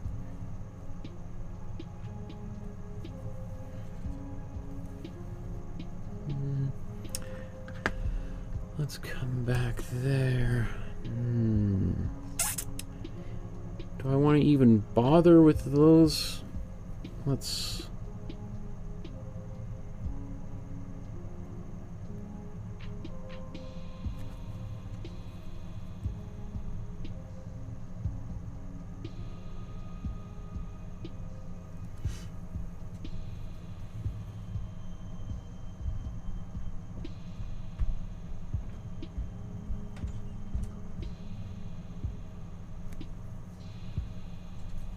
Right, so these guys here is what I just painted. I should just move that over, sorry.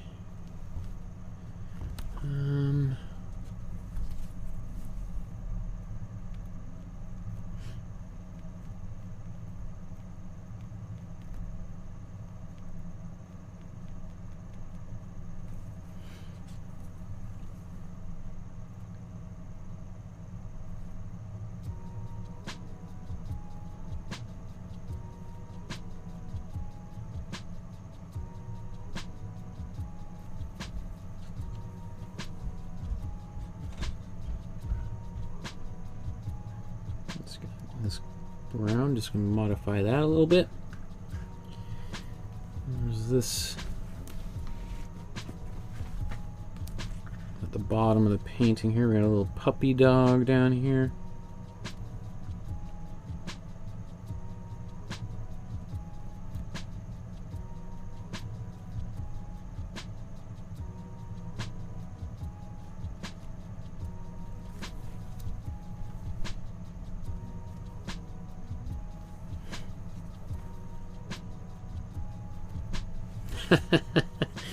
Okay.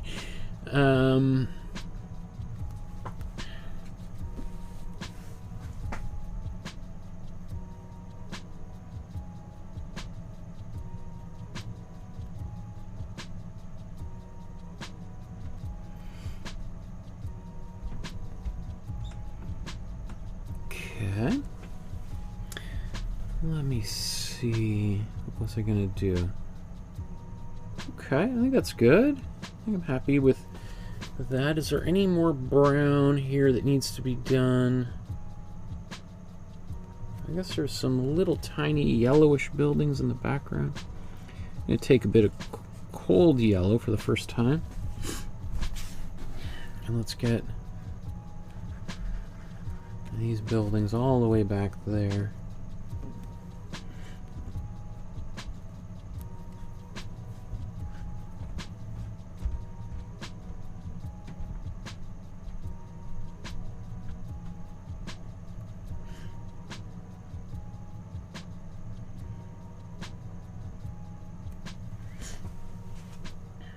Okay, let's give them roofs.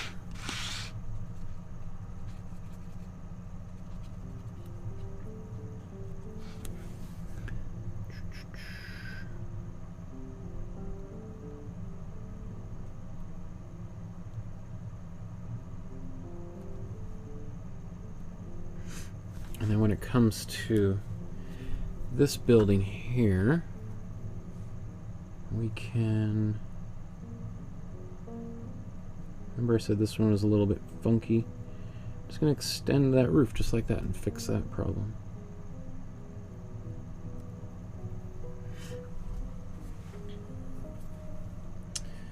Maybe might as well put a few doors, windows.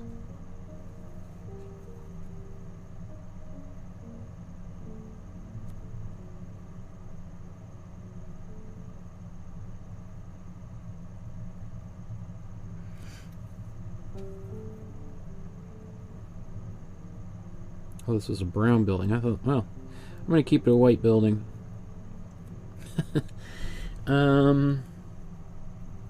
There's another horse-drawn carriage here.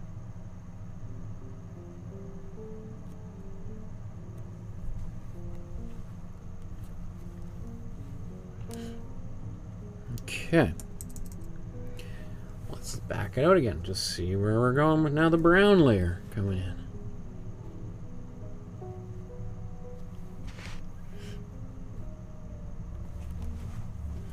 Slowly developing. I think we got all the brown I think we wanted. Oh, some gray. I think let's put that gray on this roof.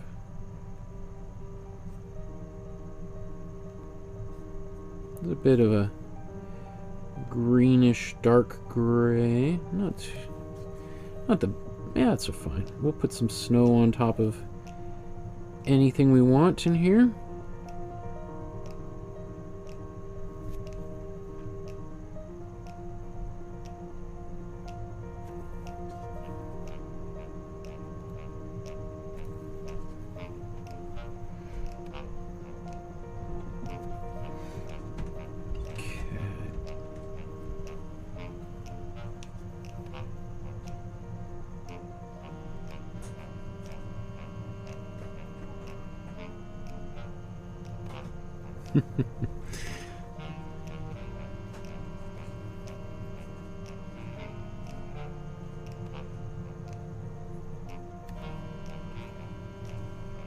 Hey. You guys wanted to say hi? Thought. Oh, let's see. Move this. Knock it down. Oh.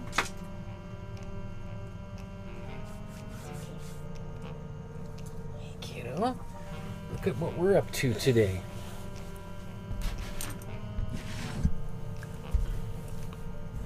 Look at, you're so big now. You take up so much room on the table.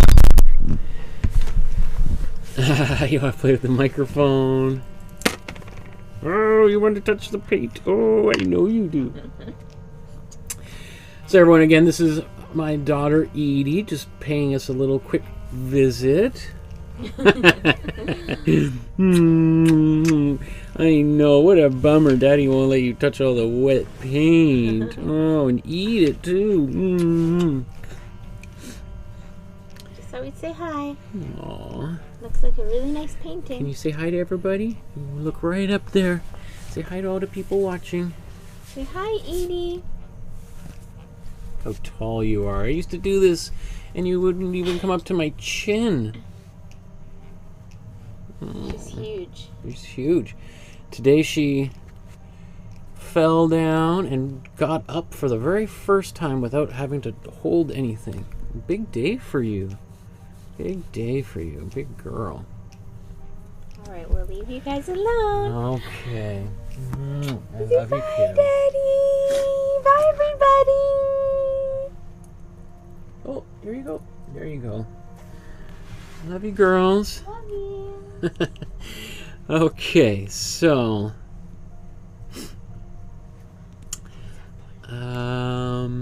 Deborah says hello. Okay, so let me see. Let me get back to, where's this?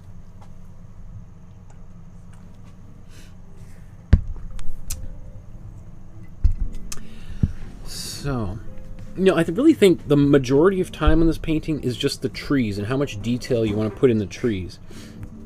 I think I want to mix a brown or we got, not a brown, I mean a green, because I think we need a lot of green in this picture. So, actually, let's clean a couple of paint brushes.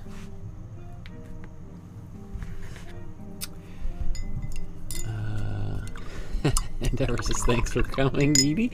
And Paul says, she's tall for 2 years old.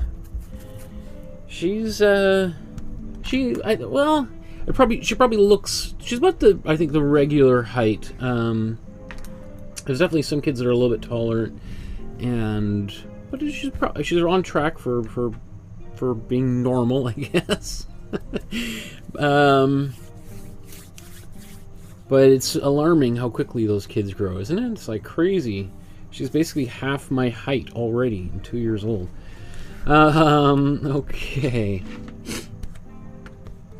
So let's mix a green, and mostly I'm going to be mixing warmer colors here, especially because we've got some cool in the background. So let's take some warm yellow and warm blue, mix that together, and we'll get this nice kind of like racing green. We can make, if you put a little more blue in there, you got a perfect racing green, but it's this green that is, it's got that kind of faded look, which is what we see in her paintings anyway. There's a few places where we'll have a little bit brighter green, but I think this will be good for right now. So why don't we just, I'm just going to go right up top left corner, and let's zoom in.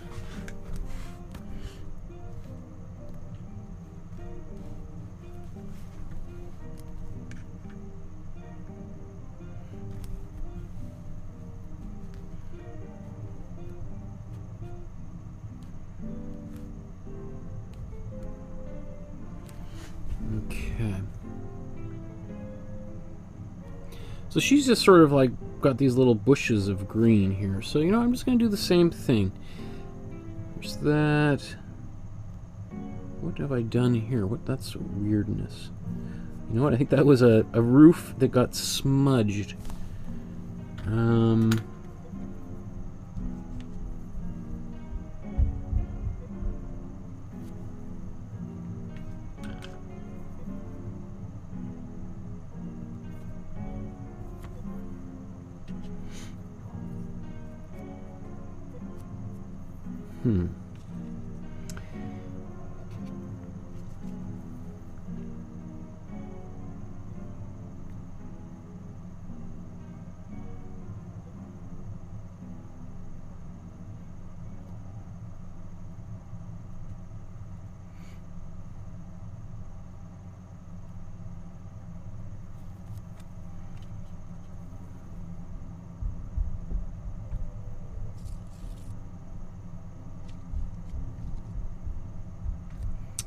Just a few little windows on here. Okay. And then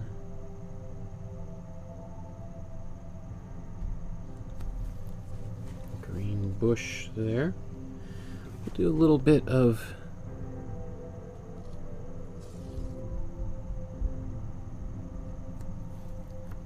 I'll just do one tree there, I think. That's probably enough.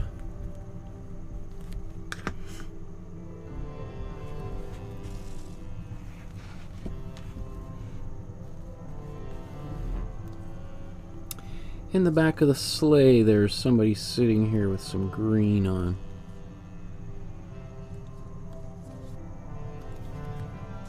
Let's paint it like this little blob here. Okay.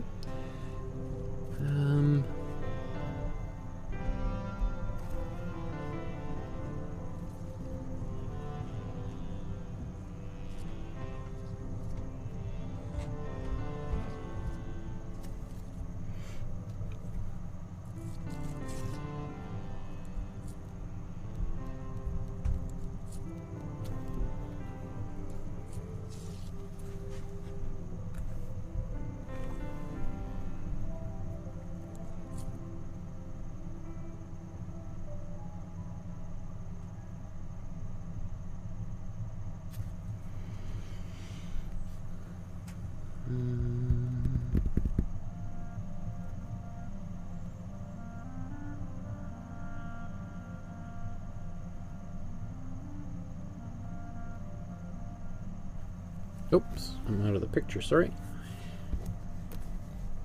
So some of this green, I think we're going to put a cool green on top of some of this. And it'll be kind of nice because we'll see, we'll have a few different greens in that same place. And I don't know what on earth this is. When I was drawing it, I was like, what? What am I looking at? This looks like someone with a whole bunch of leaves on their lap or something. Looks like they're pouring some maple syrup onto a stone to make candy, right? I don't know, what are they called, like maple syrup sticks? That's what that looks like happening, but what on earth are they sitting on here? Like, you tell me they're sitting on a... looks like they're sitting on a bush, right? I don't know. Kind of strange.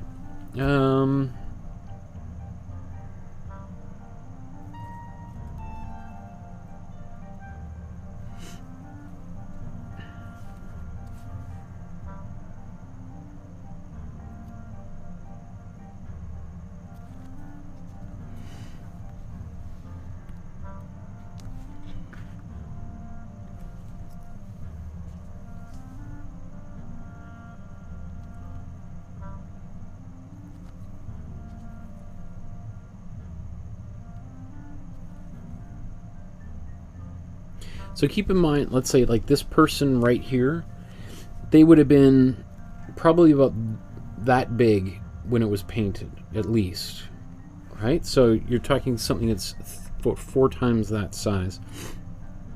So if you're having trouble on a little canvas, just do the best you can.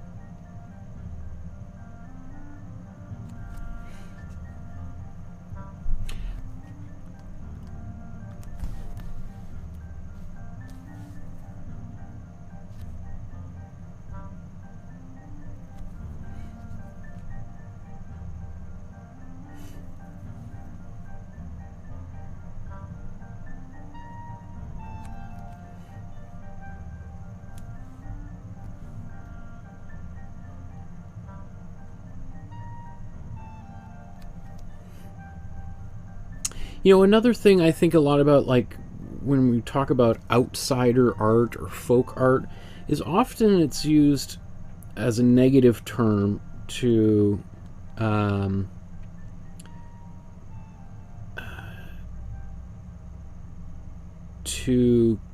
other something, to make something, you know, as a way of dismissing something. I mean, obviously there's some people who have embraced that term to be an outsider artist, but I've quite often heard it used as a pejorative, negative term. And clearly Grandma Moses was, and also it's used to sort of describe, you know, an artist who might have some mental health challenges, right? And Grandma Moses was like, as I'm looking at this, like there's a tremendous amount of skill here in this painting, and she might not have had some academic training, but she knew exactly what she was doing, and she was really good at it.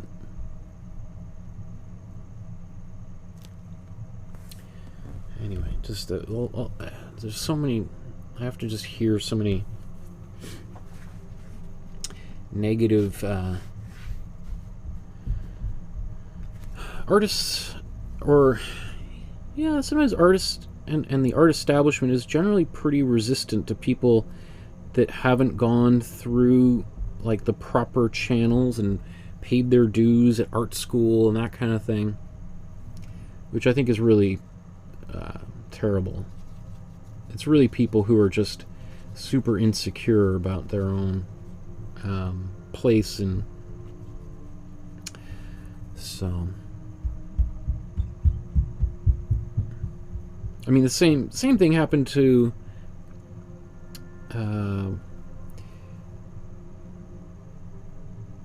Norman Rockwell, right? Was basically rejected and from the so-called high art world, and we talked about Ken Danby being another one. It's interesting. I got a don't know where it was, an email or a comment somewhere. Ken Danby's son reached out to say he really enjoyed the episode we did on Ken Danby, which was like made my day. Being a huge Ken Danby fan, I was like, wow.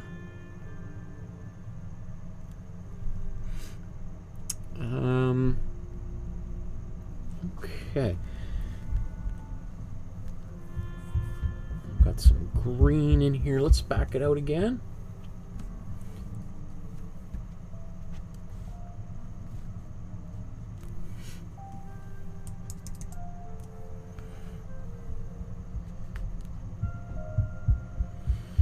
I guess there's clouds in the sky. If you want to put those in, should we put some clouds in that sky?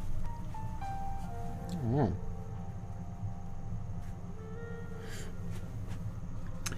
I missed a little bit of yellow that I want to put right here.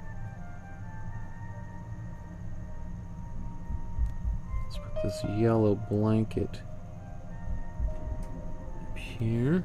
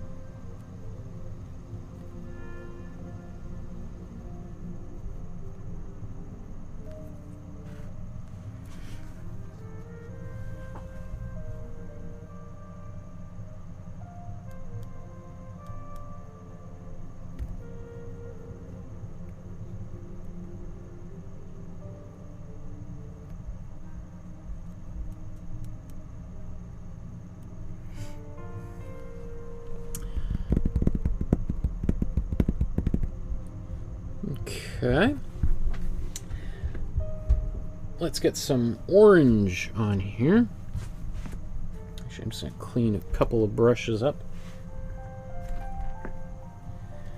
You know, I can modify anything if I want to change some of that green. I don't know. I could add a little bit of cold green in some places, but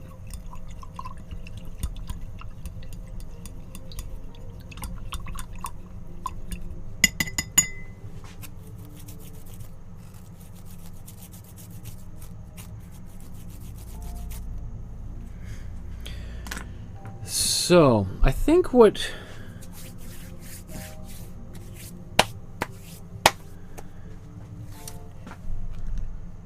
I mean, I'm pretty happy with where I'm at right now, just in terms of the time on everything.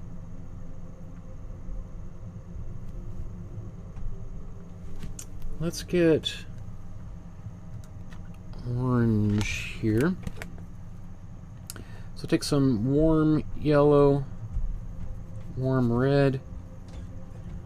That's good, but a little intense. So let's just do the same thing with just a little bit more warm yellow here. I'm not even going to mix that in because it'll just get more and more red. Okay. There we go.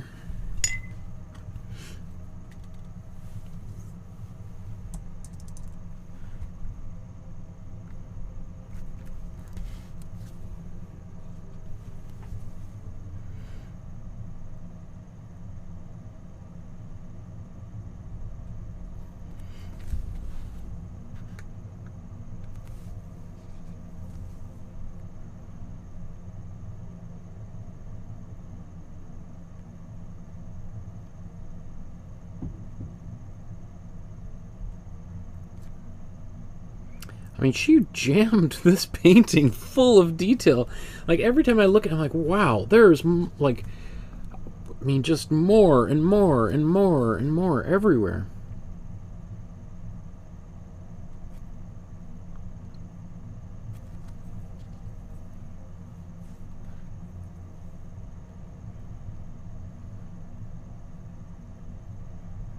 So I'm going to put some just little dots there for faces and hands as we go. Let's get a bit more red.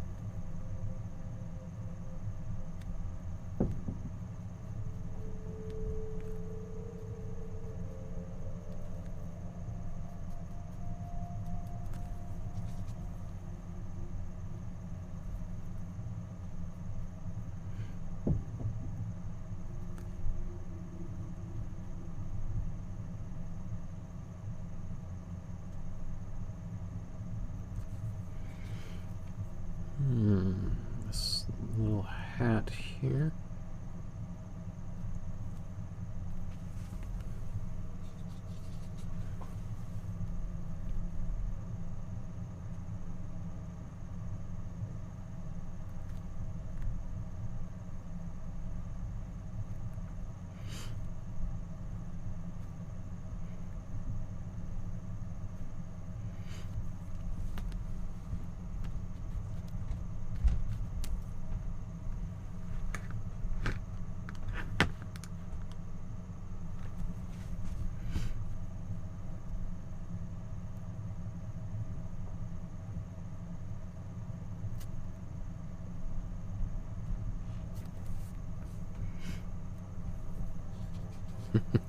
I love like this little kid running towards the, like, right in the foreground. It's great.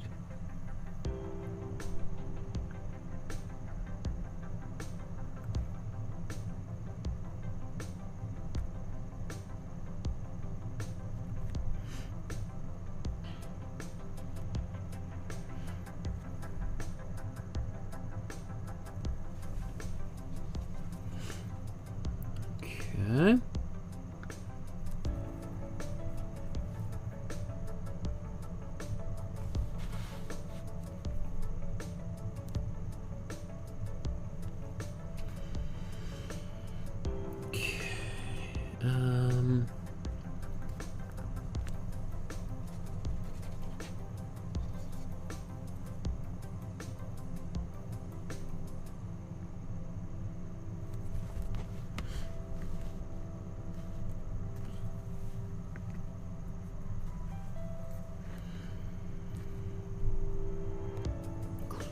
Okay, so I think what I want to do now, all these browns, what am I missing? Some blues, dark blues.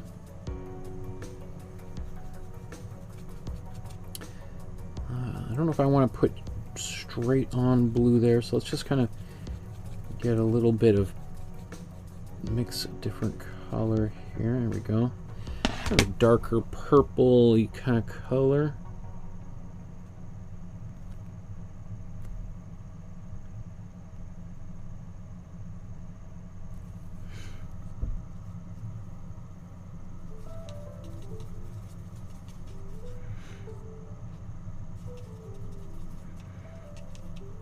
Mixing more of it because I just didn't have quite enough and it was kind of dryish.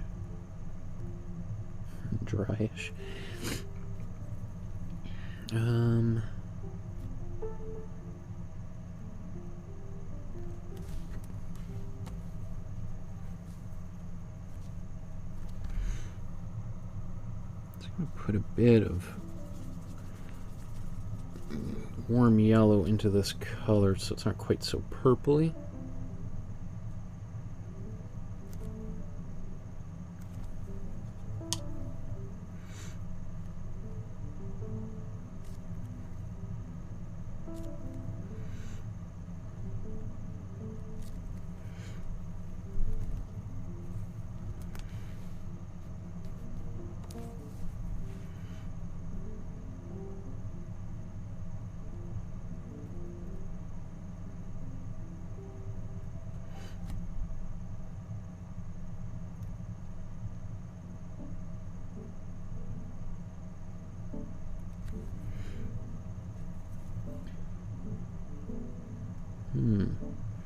I like how this guy's got these baggy pants kind of pulled up around his boots, but I don't know if I can simulate that very well.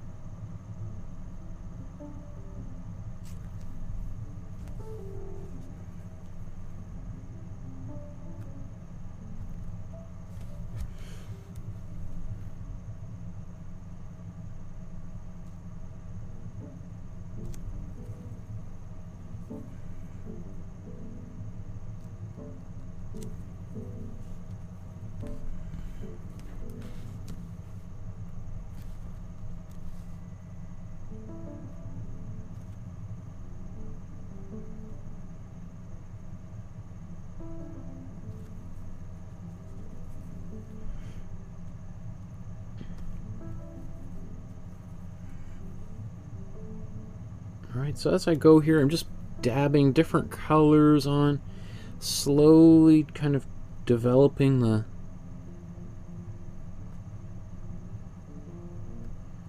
everything's coming together. It's a little bit slow, but you know, to do a painting like this, there's just no way to cut corners and to race around it. You just got to put the work in.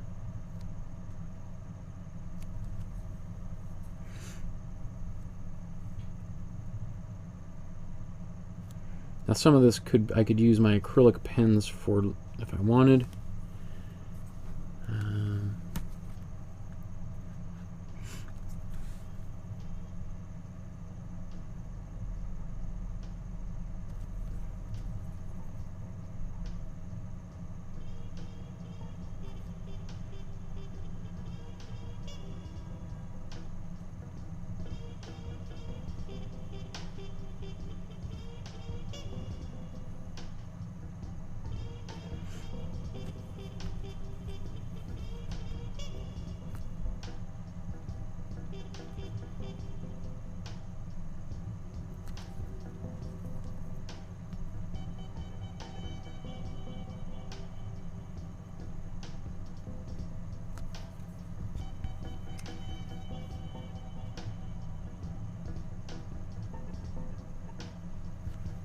Boots.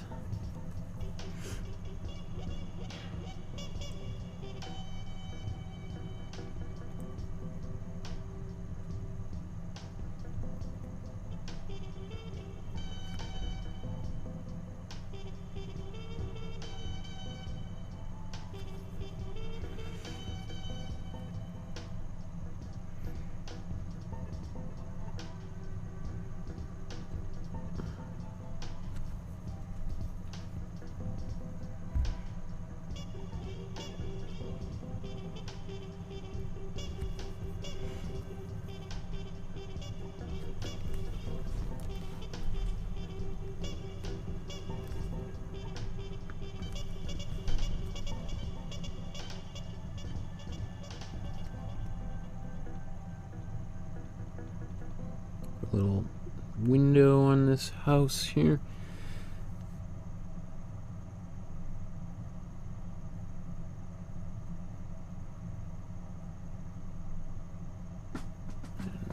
Chimney. Like, look at the detail. Like, this. Here's some smoke coming out of these little vents on the side of the house. Like, that's a. She's looking carefully at details. Like, she's not just slapping paint around on here like some, you know, monkey. She knows what she's doing. She's obviously a super bright woman who is a keen observer of the things in her environment, right? Absolutely.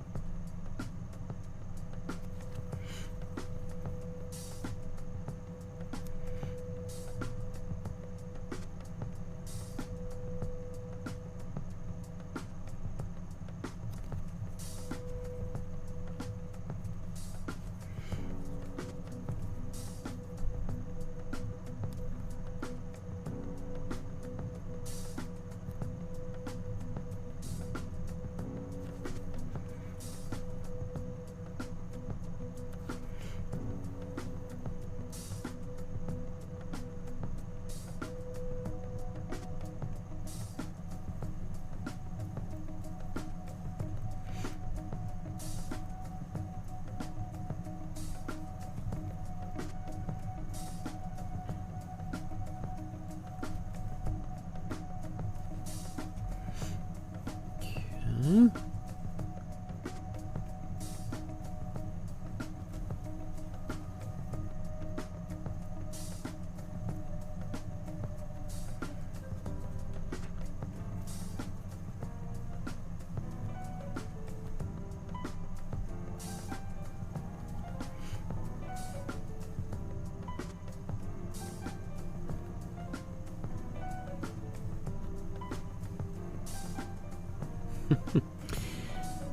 um,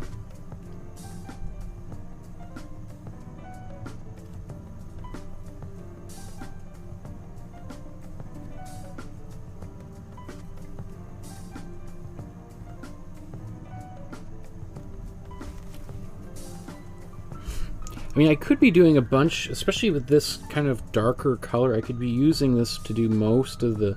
I could be using a acrylic pen to do a lot of this stuff. The thing is with acrylic pens is they only make a certain amount of colors, and the colors that do exist are they're pretty limited, right? And I decided very specifically not to buy one of every color, of which there's only about 20 of them, but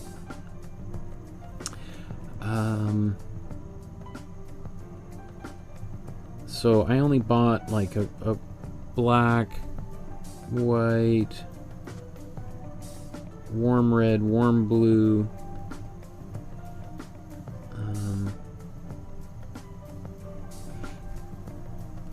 I think a gray or something, so that because I also don't want to just rely on them. I love mixing my colors and painting with them, and there's a look that paintbrushes have that pens don't have. No, it's wrong to use them or anything. Also, just like, speaking of like old dogs and new tricks, etc. It's just something I've been doing for 25 plus years, and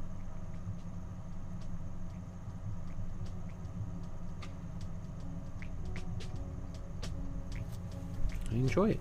So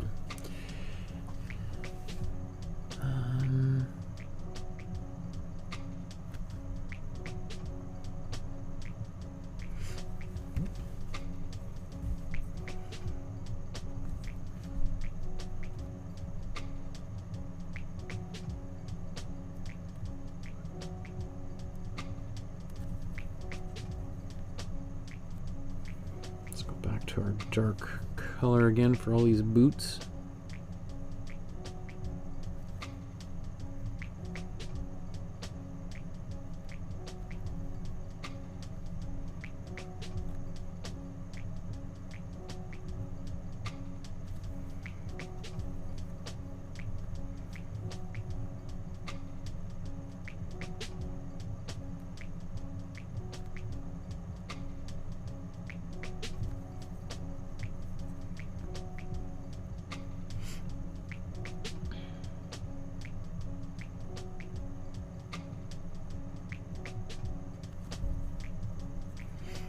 And then I think we'll do some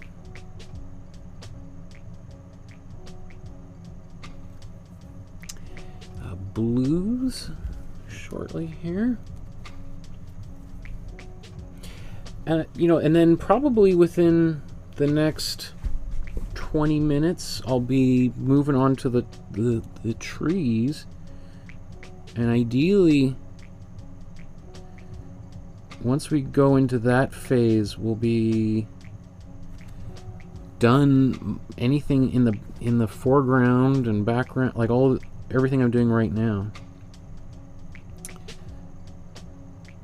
And that will be really satisfying, because we really don't want to be doing too much of that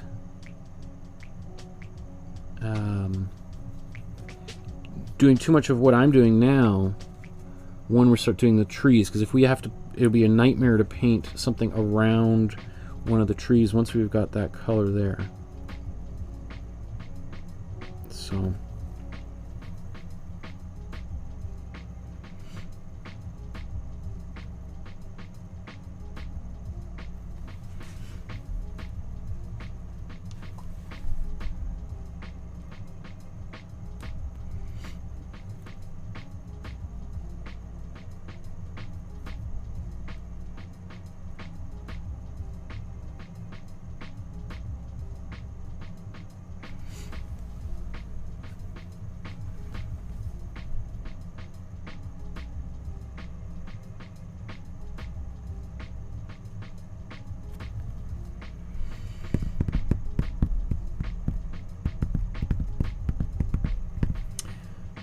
Okay, things are coming along pretty well. Let's move to some blue.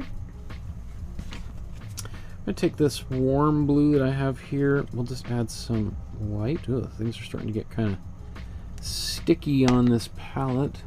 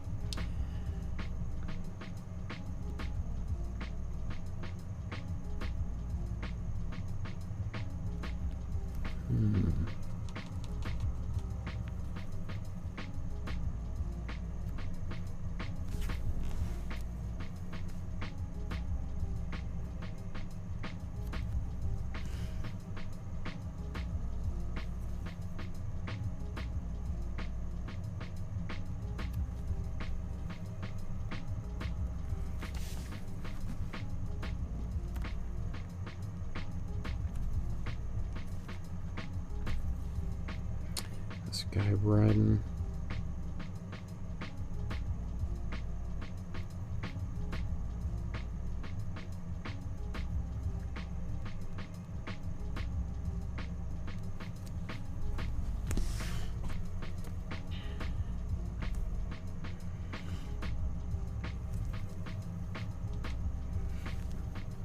Okay.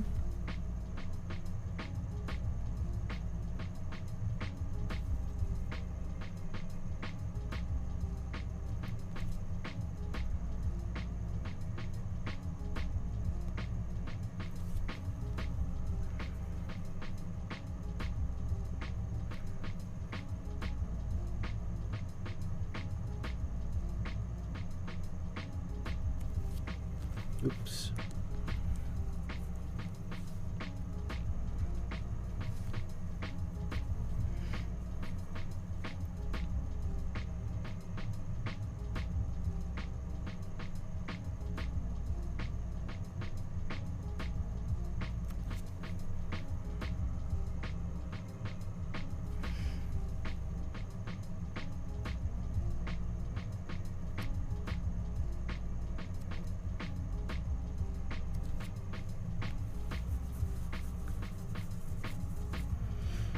Okay. Oops, I'm just looking around to see if I've got any glaring missing things happening here.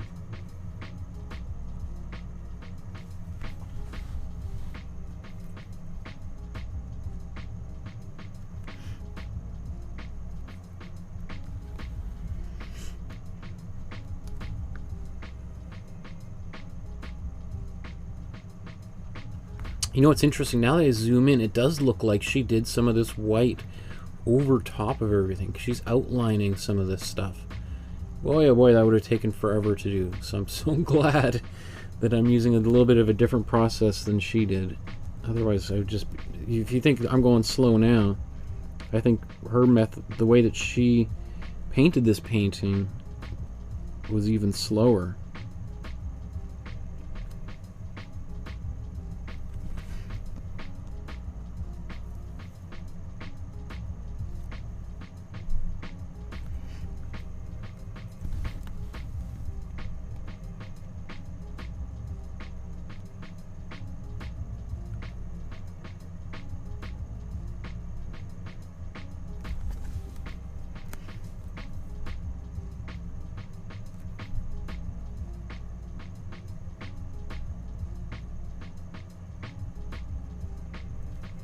I wonder where she learned that technique to transfer images. Basically the same method that we're using to do our images, get them onto the canvas. Where did she pick that up? That would be super interesting for me to know.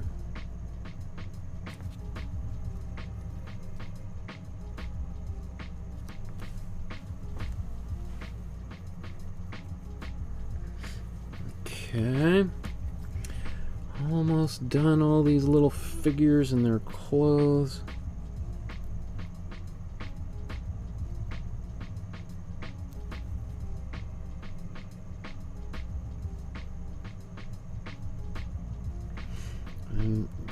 we'll do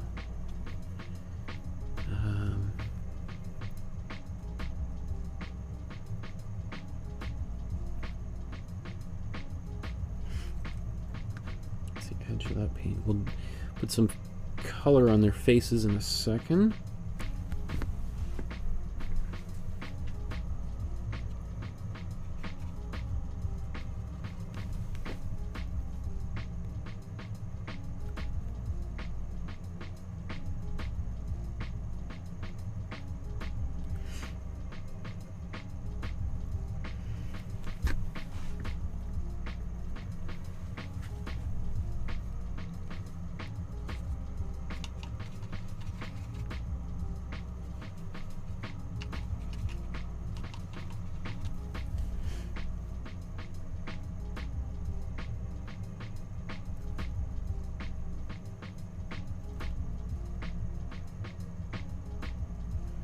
A little bit brighter than the original, but I don't mind. Might be. Is that the only place we see that color? I might. Should I do these? I might just omit some of that. That's this guy walking through the forest. I don't know. There's always these more and more and more you see, right? So let's back it back out.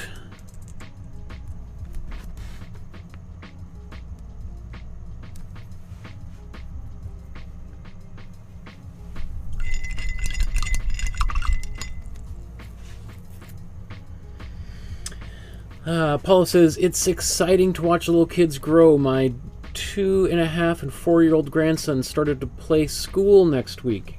Oh my goodness. Or starting play school next week. Sorry. Wow.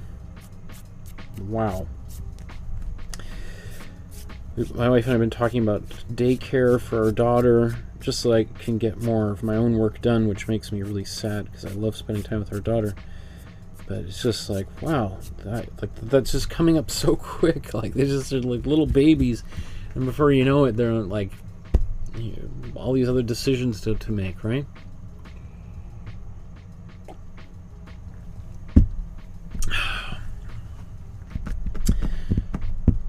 Okay, so as I'm just looking at this, I'm just thinking, I basically just want to do a skin tone. I'll put little dots, little skin tone dots everywhere. And it appears that this community, everyone has the same skin tone, right? I don't know if she ever painted anyone that was not Caucasian in her artwork. Not that there weren't people of different races in northern upstate New York, but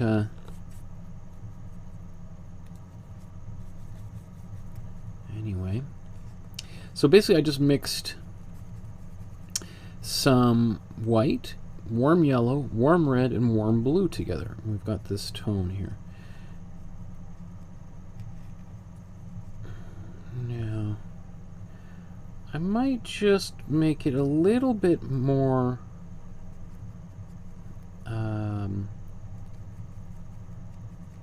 yellow, or sorry, a little bit more on the peachier side, just so it stands out here, and maybe a little bit more white even.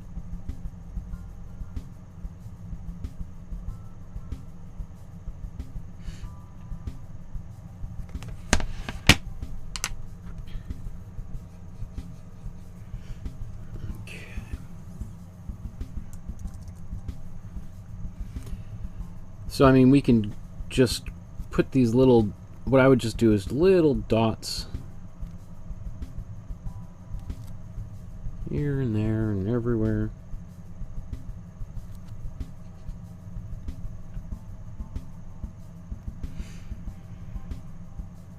And also on their hands. This guy looks like he's got something in his pockets there, right?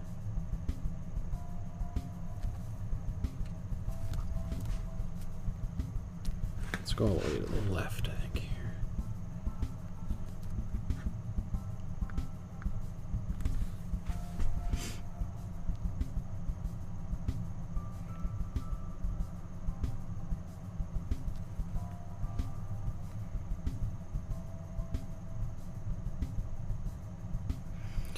I haven't painted those people in yet, so they're just going to be floating heads for right now. Until I remember to get them in there.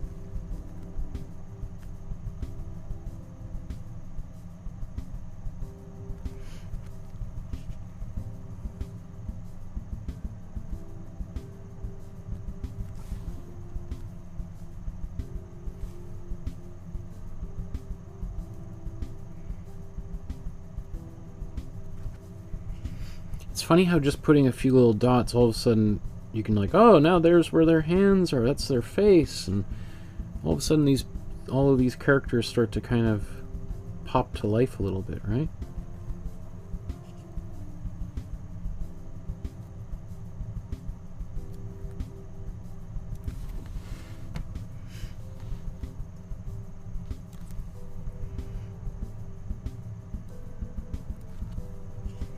And everything they do just somehow seems to make a little bit more sense. So all of this time, you know, we're just slowly building to get to this point, and then once we get there, everything starts to kind of fall into place pretty quickly, right?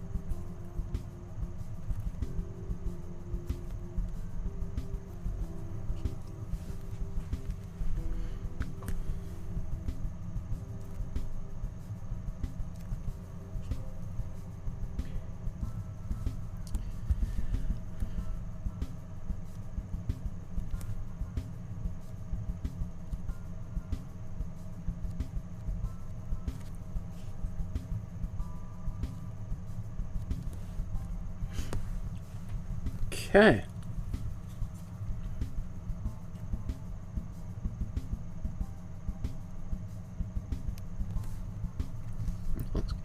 A little V-neck on his shirt there. I didn't quite get.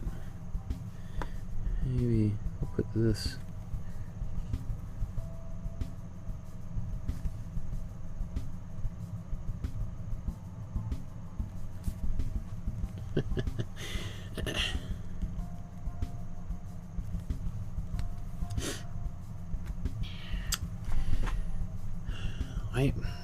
Is it lazy of me not to do...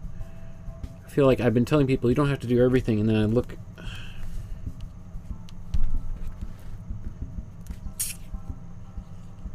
won't take me that much longer just to...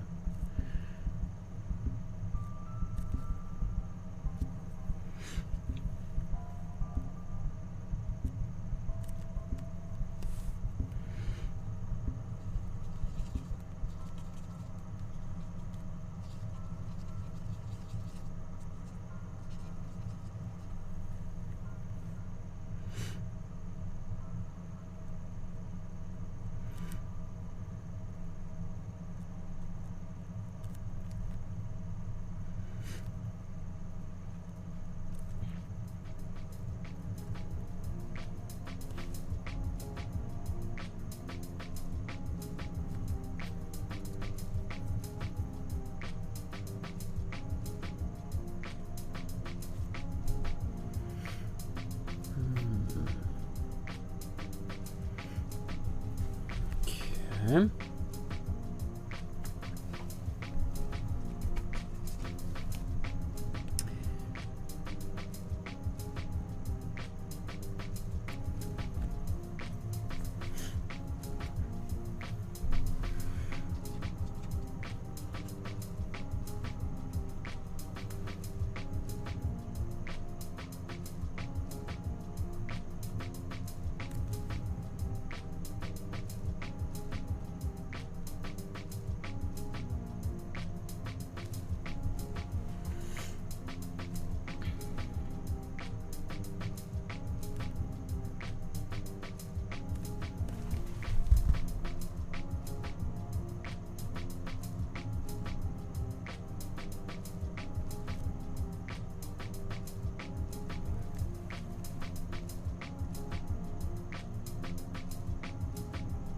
Ay. Getting lazy there, just trying to do that so quickly and didn't turn out the way I wanted, but we can always put a tree kind of right in front of him.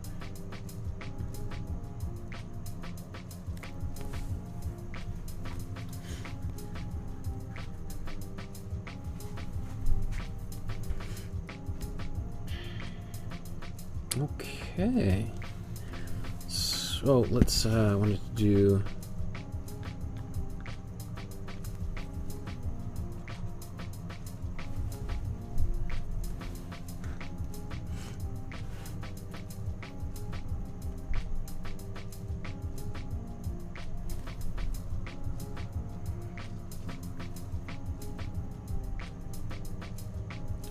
quick random colors in here.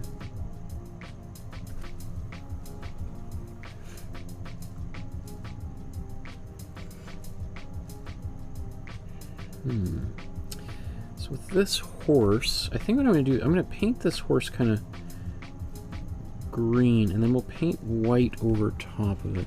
I'm just using basically the color that's on my brush.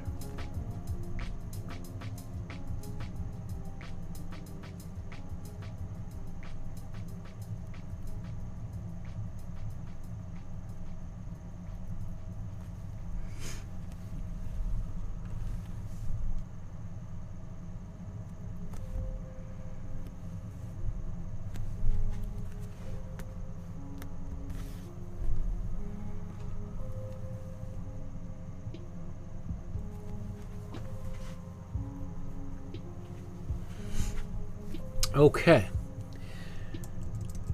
so it's taken us a while to get here, but I think we've got like a great painting that's, you know, come quite a long way. I think let me just take a bit of white.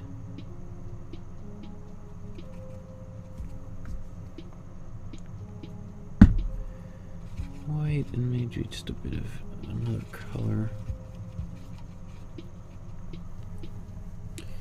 Kind of a quick, I just kind of mixed a glaze basically of white with, maybe I'll show you. I just took white and then I just took a little bit of like muddy browns and mixed it into here to get, oh, stuck, and then put some glazing fluid. I just want something that is not pure white. And then I'm just going to put a little bit of snow on the roof.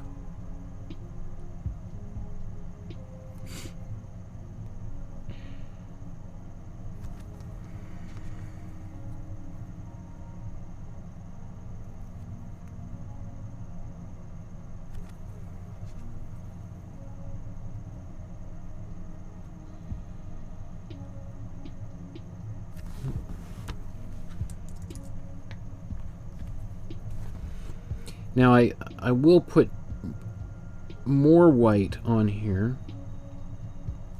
but I don't want to go full white on right just yet.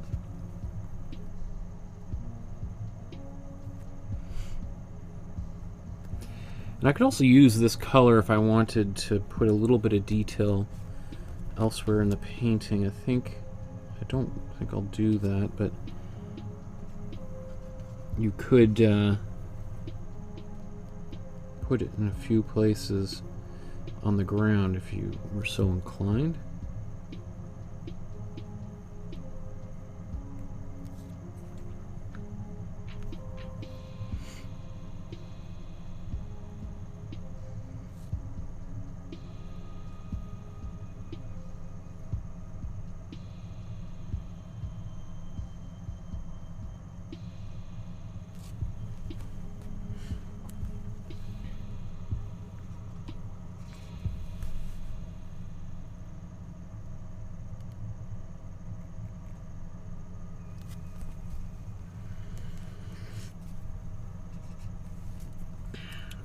Okay.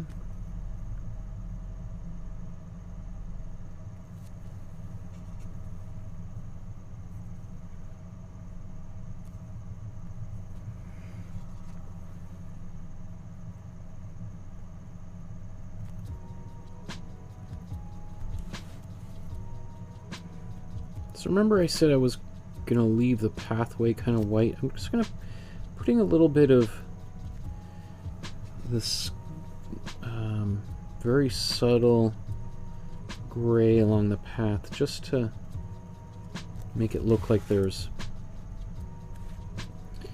maybe like little footprints.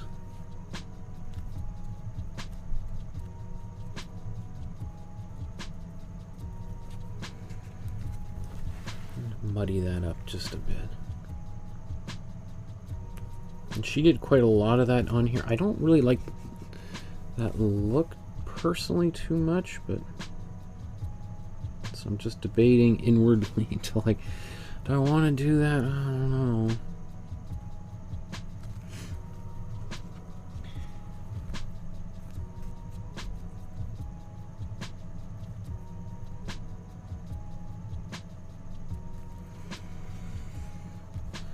Like all of this, like these little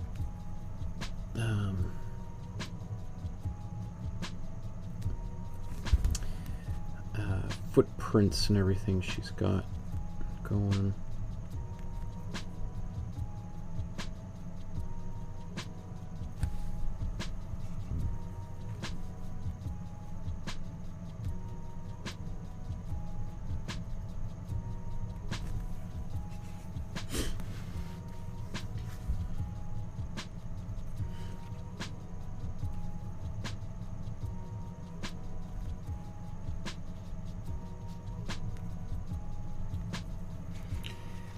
Okay.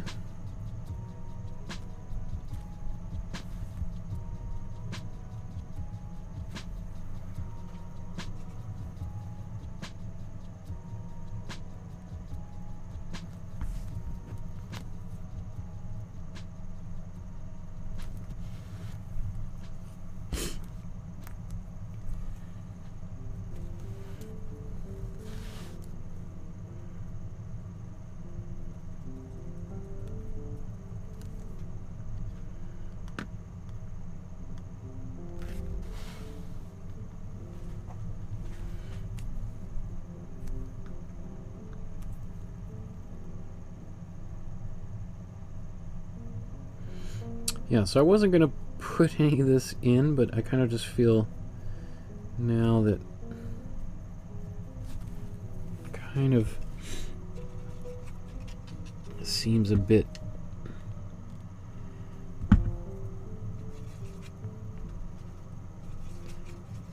I just need a bit of some little extra textures in here.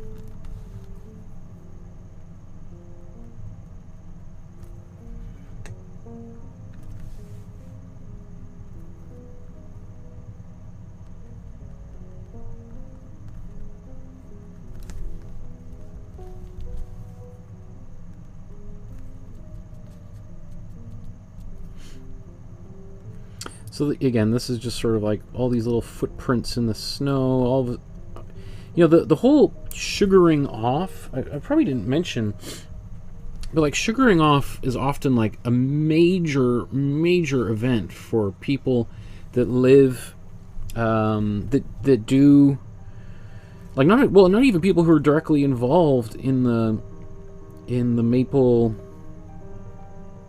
syrup and sugar business. Like often, like, the whole community becomes involved, because you kind of have to do all of this within the same sort of period of time. You have to kind of collect all of the maple syrup kind of all around one time, and it's a big huge celebration for the community. Everyone kind of helps out and moves from village to village or farm to farm to help out. So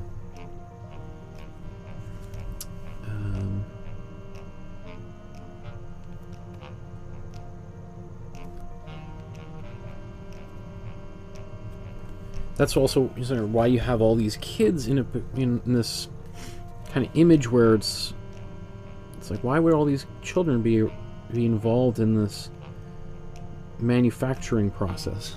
Maybe some of them were actually working, right? There's a different time where children often did work, but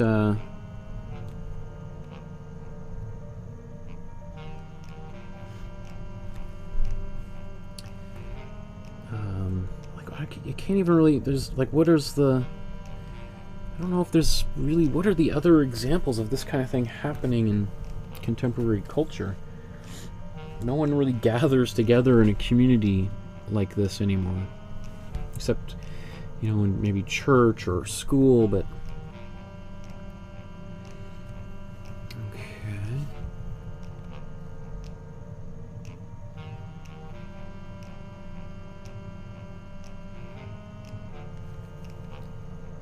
So now I'm using some kind of pure white.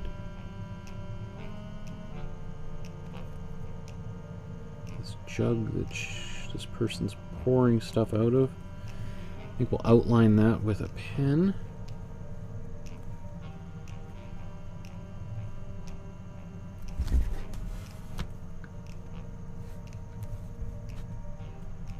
I'm going to paint this white, even though I'll paint it again a different color.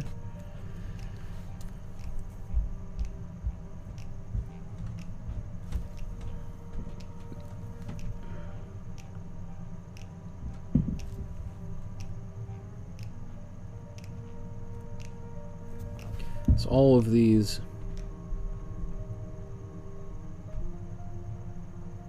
pails, I think, are white, or kind of white anyway.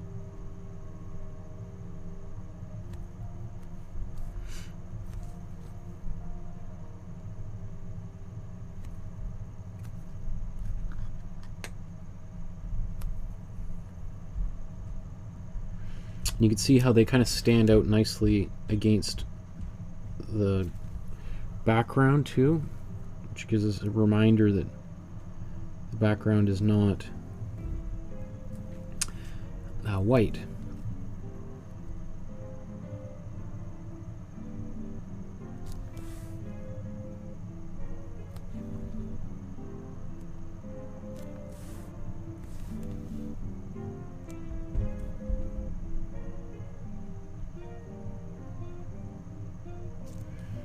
Attach a bucket to a tree there. Oh, smoke coming out of these. Should we do clouds and such?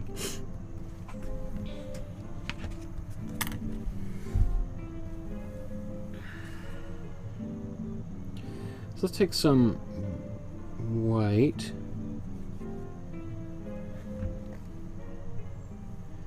Glazing fluid here. Not pure white. I did kind of allow it to get a bit dirty. Okay, let's go up to the top of the painting.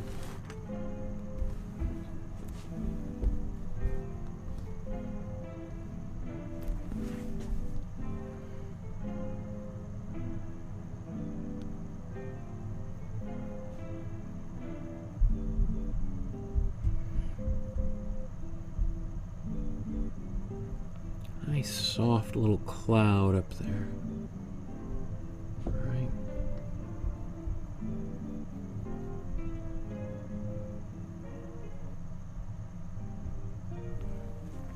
And they'll kind of disappear a little bit as things go, but let's, I'm going to keep it like that for now. If we want, we can always go back over and darken or brighten them or darken them, whatever way you feel I need to go. Let's see, there's another thing. I'm just going to put this one a little higher.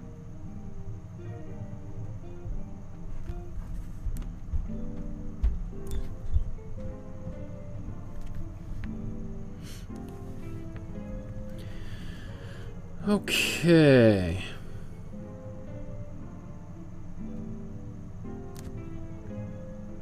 You know, now that I'm doing, got this white on my brush, it makes me wonder if I should just do a little bit of speckling in here.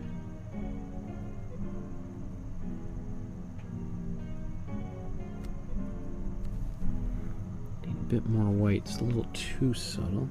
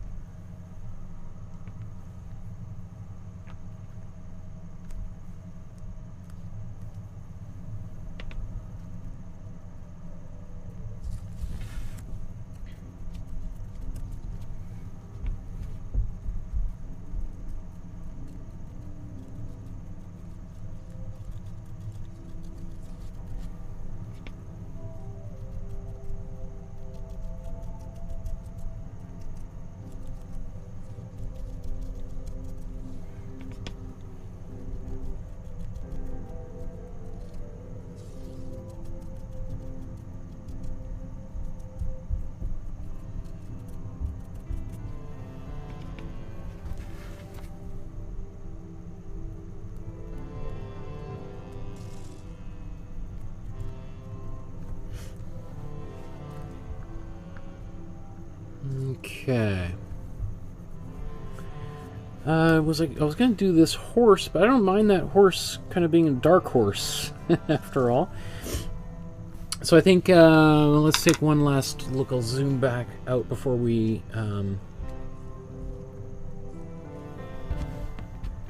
move on to the trees and any other maybe outlining.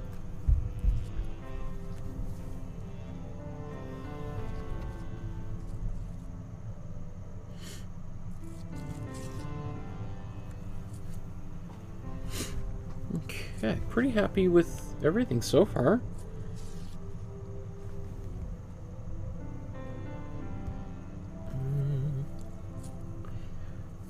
Okay. Time for a little bit of tea.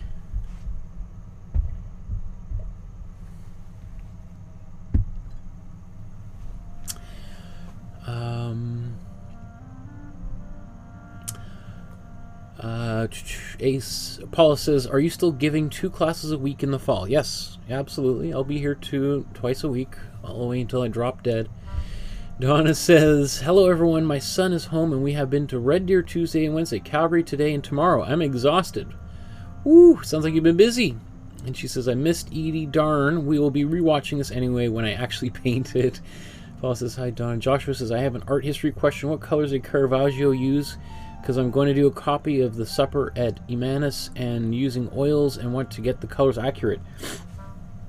I think the colors would be just the same kind of combinations of colors that we've been using thus far. I mean, you're asking like what actual pigments did he use himself? I don't, that question I don't know. I'm sure they're online. You could probably find maybe, or in a book, you know, there might be somebody's probably written a paper examining the original pigments that might have been used. But you know, for what your purpose is, I think just, you know, mixing the colors as we've been doing. You seem like you have a pretty good idea of how to mix your colors yourself. I don't think you need my help for that. Okay. So, I guess there is the flicker of the flames. I didn't do the best job of that. I wonder if I can use my paints for my pens for some of that.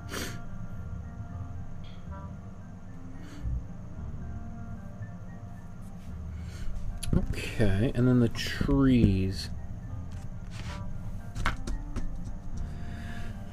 Okay, so let's just move this to the side, and let's break out some of these pens. So this is about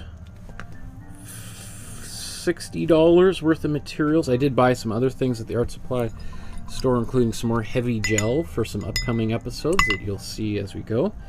So which ones do I need? This is a black brush. We're going to use the black for sure.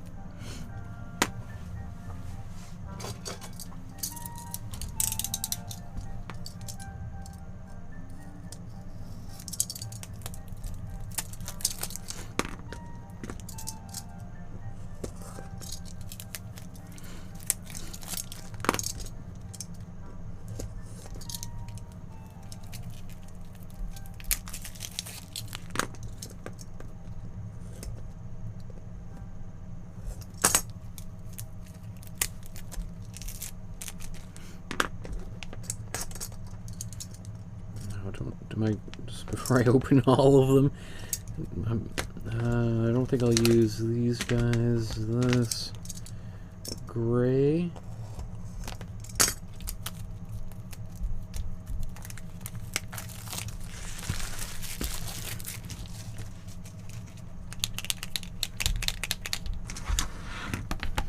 I'm assuming these are the ones you shake, right?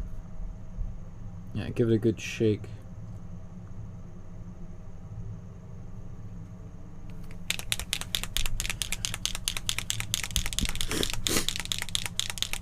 Now, again, I could paint all the trees with a brush. I'm going to start by painting using this gray acrylic pen. And then if I need to, I can go over top of them.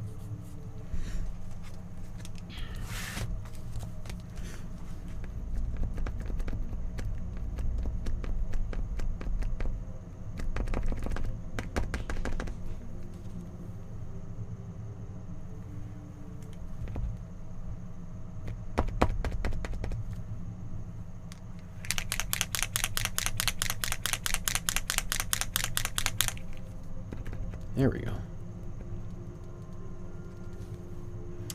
So before I use this, I'm just going to blow dry all this because I don't want wet paint getting on the tip of this pen because it's going to ruin it.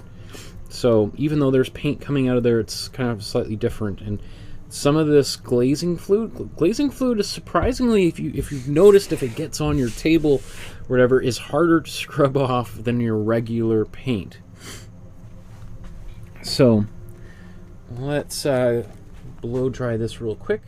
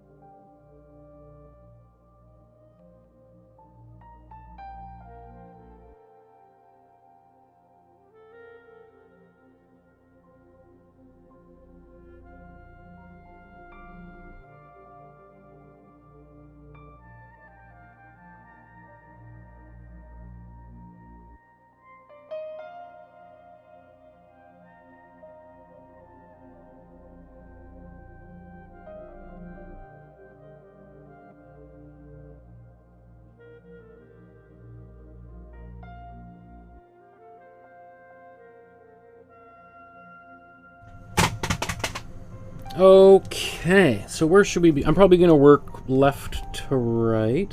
Still a few places. The glazing fluid also has a slow dry component to it, so it also slows the drying time down, which is, you know, which is very helpful most of the time. But if you want it to dry fast like this because you're filming something on or live streaming on YouTube, it's a bit of a pain in the butt, right? So where should we begin here? It might even be helpful to, you can use your outline here. All right, just do a few little marks just to make sure it's all working properly.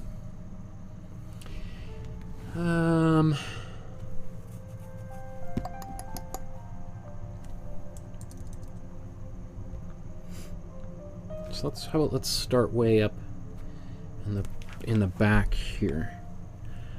Put a little tree here.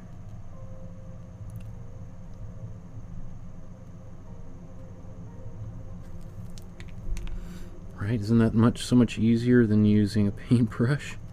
Some of you are like, whoa, okay, I'm done. I'm gonna go get one of those things, order one right now, rather than trying to finish off this painting. Alright, and I can even just quickly kind of clean up some buildings if I want.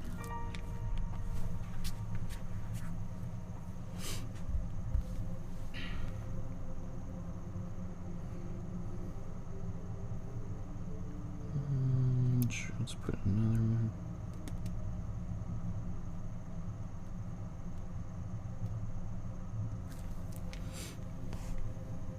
Okay.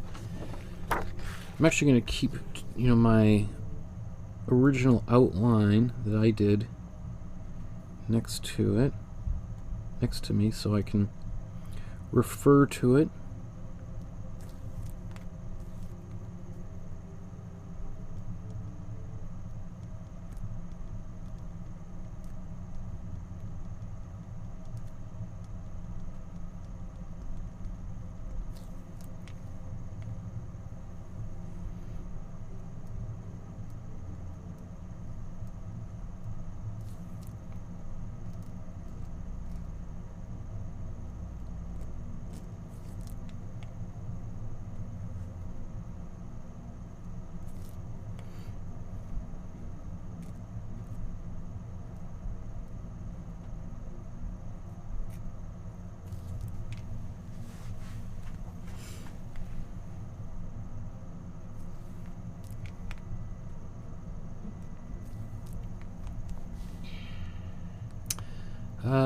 Let's do a few back here.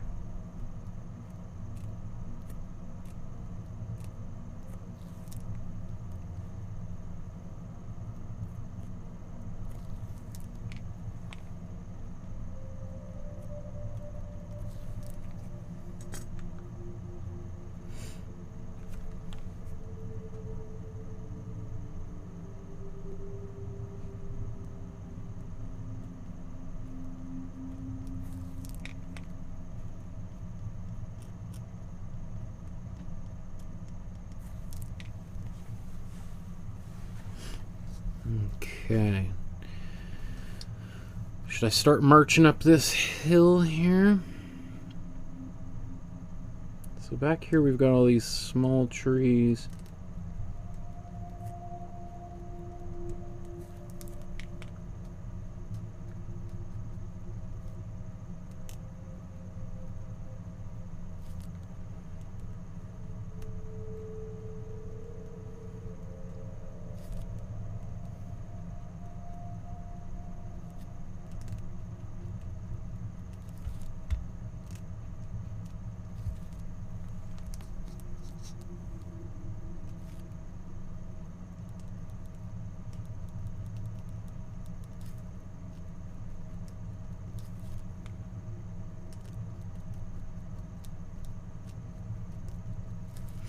Little trees, lots of happy little trees, like Bob Ross used to say, right?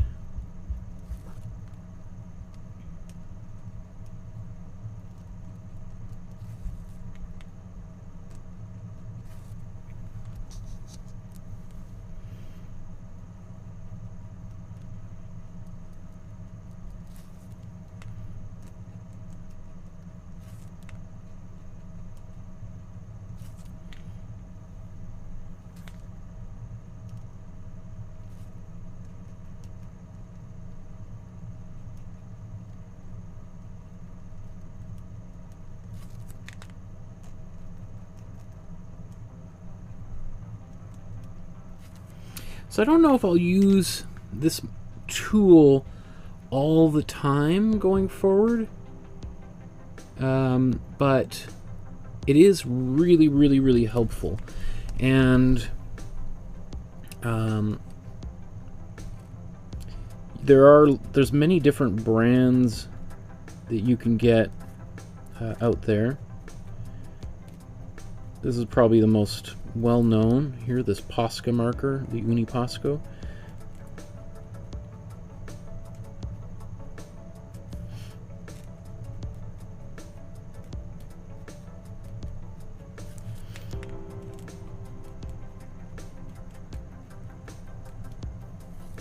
Now these things don't last forever, obviously. There's enough paint to do probably 5 or 6 paintings like this, but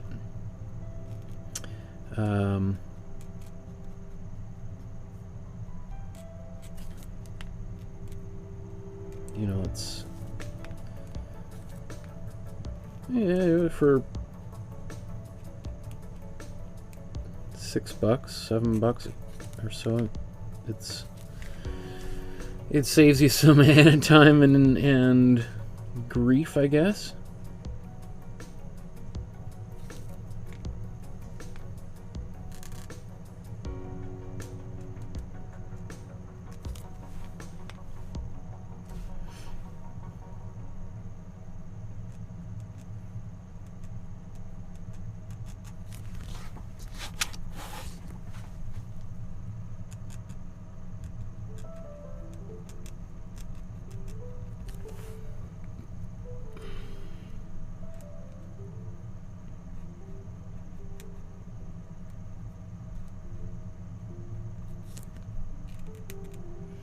So you also want to try to keep your trees as varied as possible.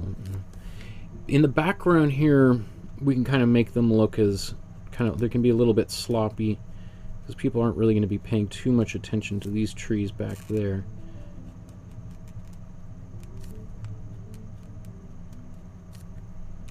But as we get closer to the foreground, we'll have to give them a little bit more attention. We can obviously also, I'll probably take a little bit of paint and also just give them a little bit more character, some of these, because they all kind of start looking the same. They're all exactly the same color, and I generally want my colors to, I want as much variety in my painting as possible.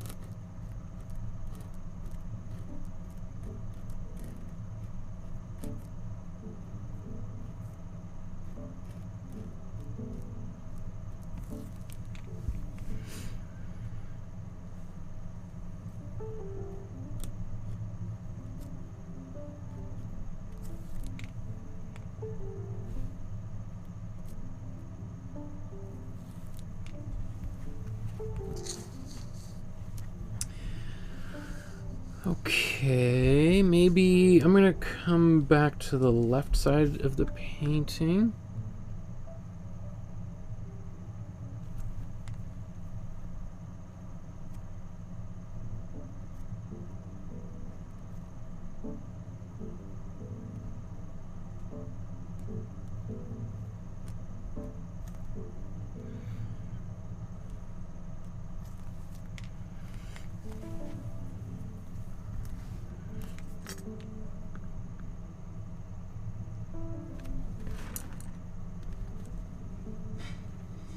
Okay, so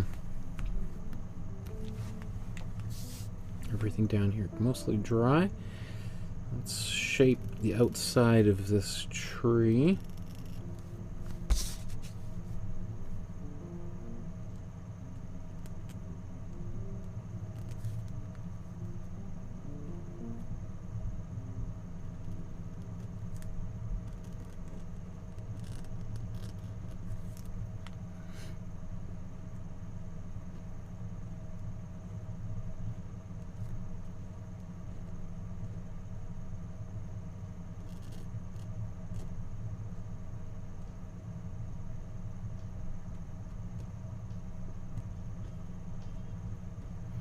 So basically you have a big branch, and then you got little branches coming off that, and then you got little branches coming off that.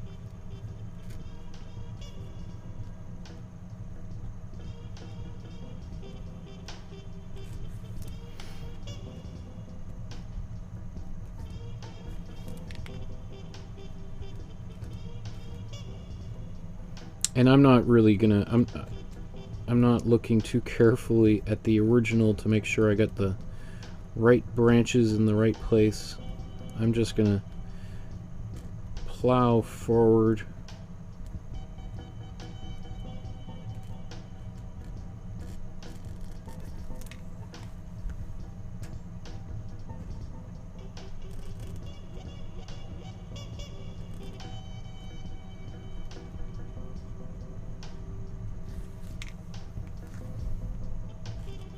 So I think I'll paint a few things in here.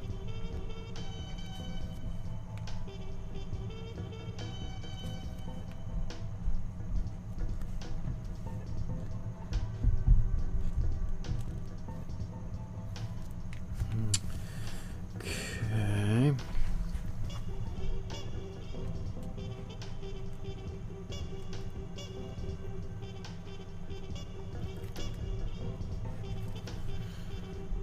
Put little faces on everybody.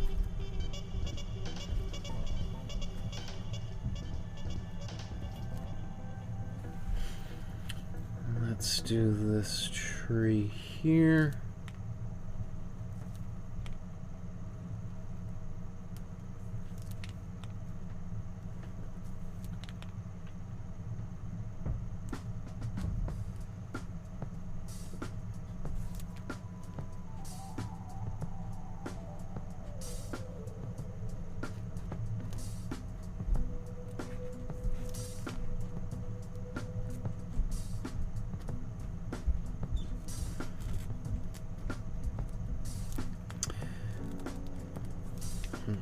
Okay. Let's go do this next tree over here.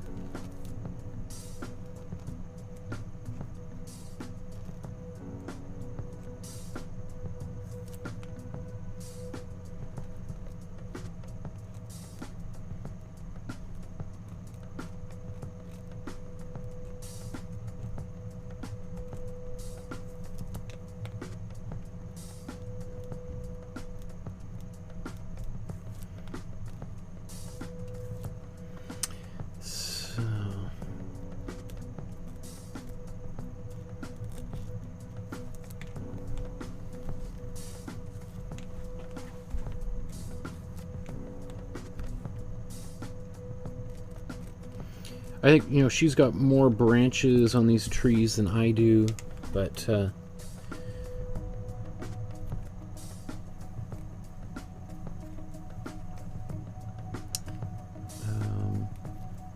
it's okay.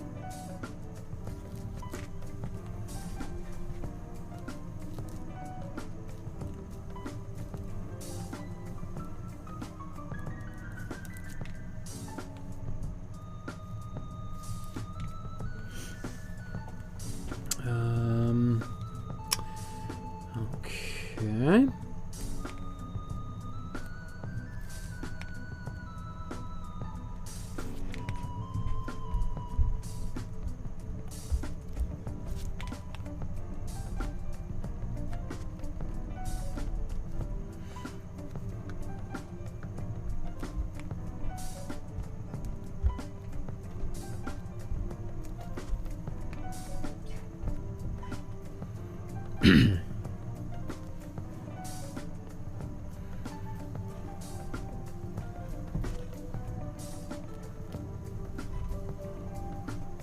sure what is actually in here. I guess we'll paint that afterwards, right?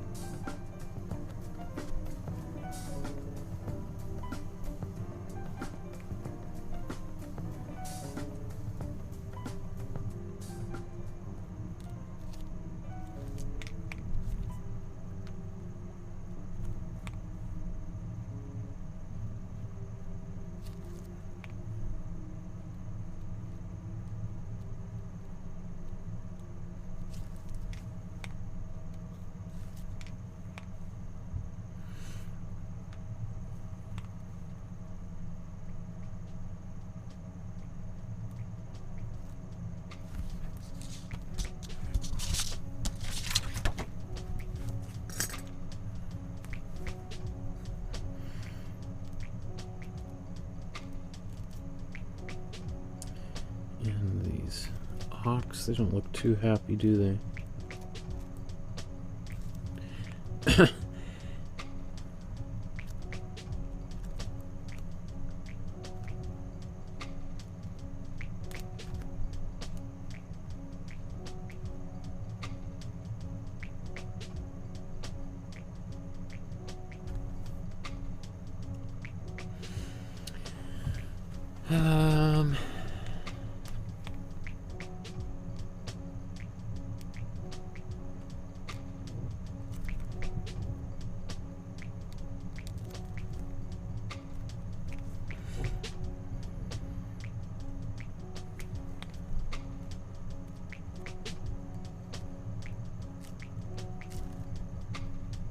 Oh, there's a little dog there. I didn't even notice there was a dog.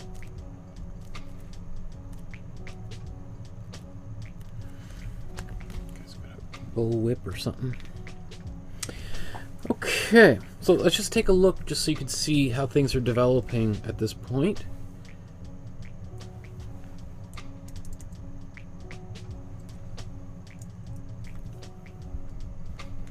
So, you know, it would have taken me 3 times as long to do all that with the paintbrush.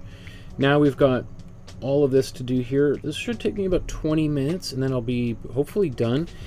You know, I could also do, you know, now in retrospect I probably would have wanted to do a little bit more glazing in here, adding a little bit more texture to some of these things.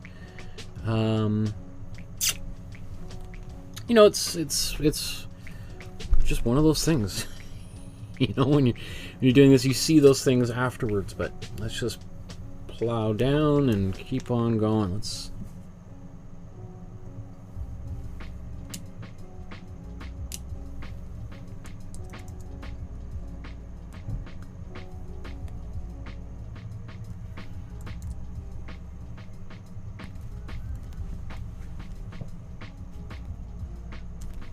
Okay.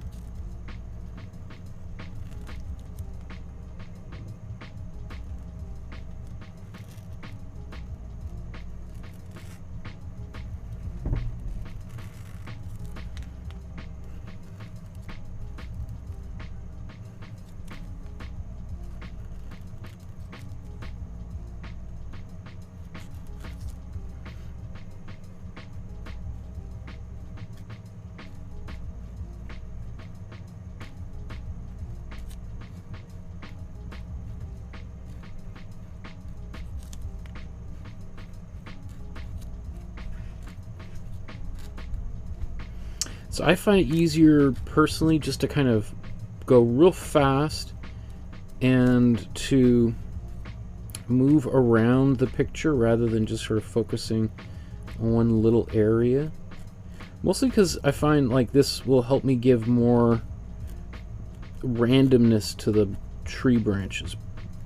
I find if I don't do this, what I end up doing is having a bunch of tree branches that look really well manicured.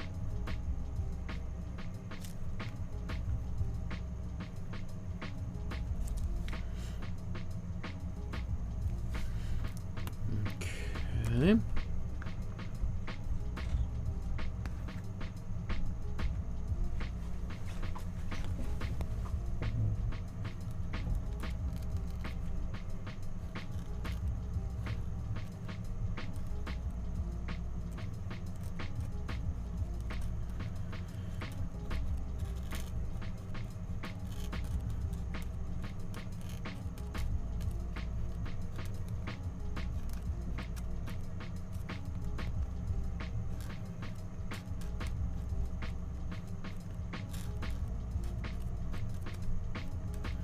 So the way that I'm doing it is these trees are going to start to kind of overlap and kind of get a little bit busy, as one might see in a forest.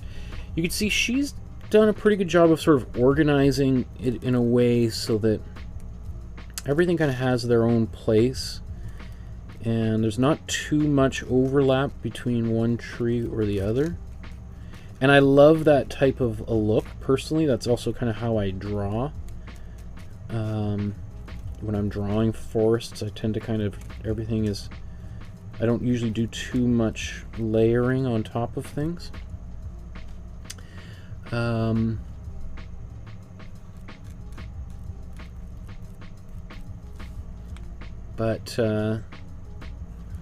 when it comes just for the sake of time doing this,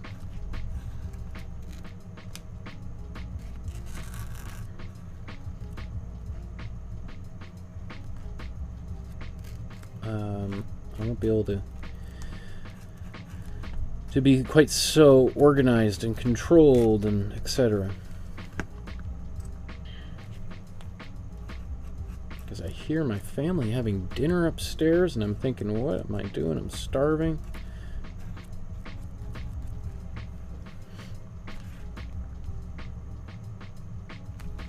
Like, it's interesting, there's this big gap right here in this painting, which is, you know, everything else is jammed full of stuff, and right in this area there's all this empty free space.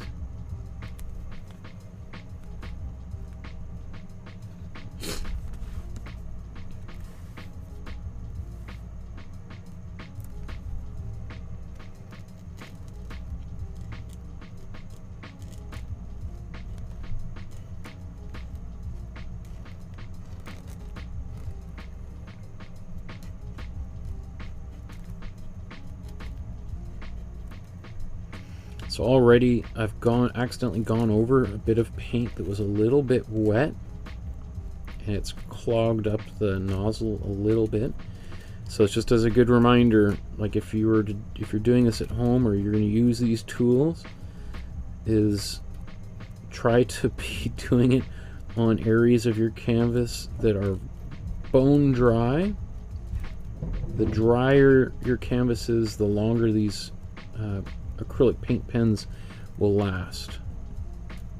All right, and the more that you're rushing things like me, you know, I mean, like, just look at how nice and her trees are compared to mine. As you know, I'm kind of being a little bit lazy here.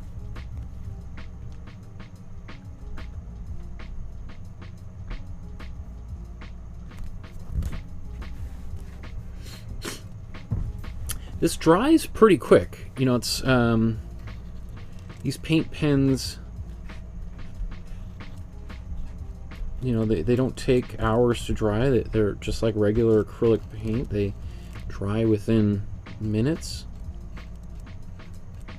So that makes it quite convenient.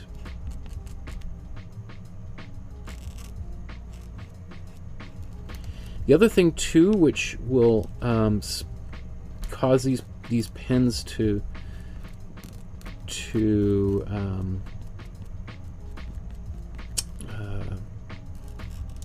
which will shorten the life of these pens, is the texture on the canvas, right? So my canvas, I did put gesso on it and to smooth it out, but you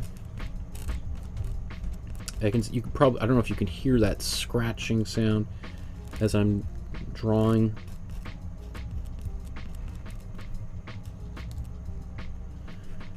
Right, it's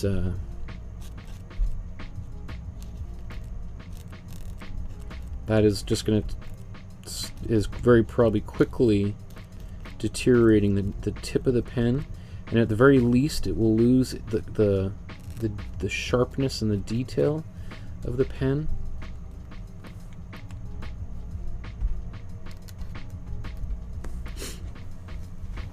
Okay, I guess so.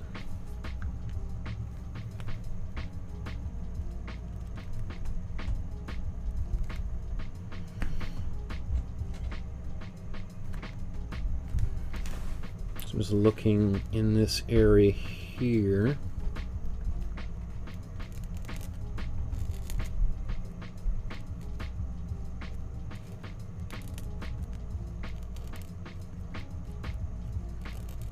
So she wouldn't have done too much of this layering branches over top of one another.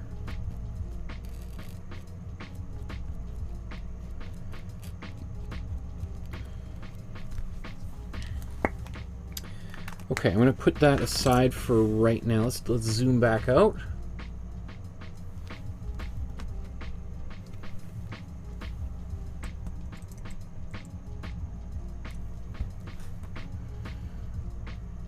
Okay, so I think what I'll do, as opposed to just taking the black out of the or opening up another one of these pens, I'm going to mix a bit more paint here.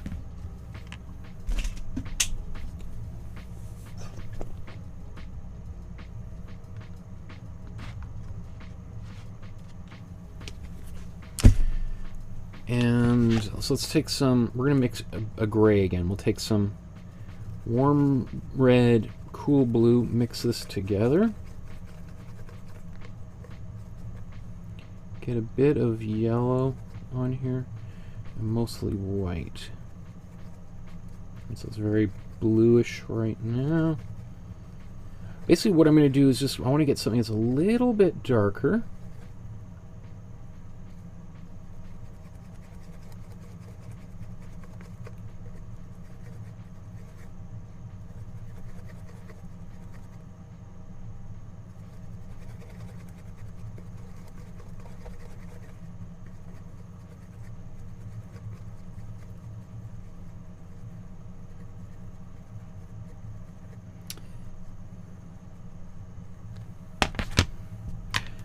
Oh, another big thing with these pens is this, now that I've opened it, I kind of want to use it within maybe the next month or so. After I've opened it and it's that nib is slowly going to get harder.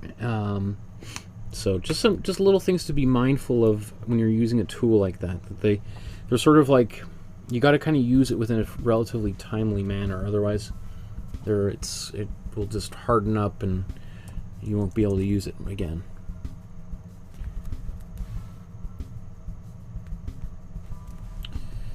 So, oops, that needs a little bit more white in here. Even then, still a little dark.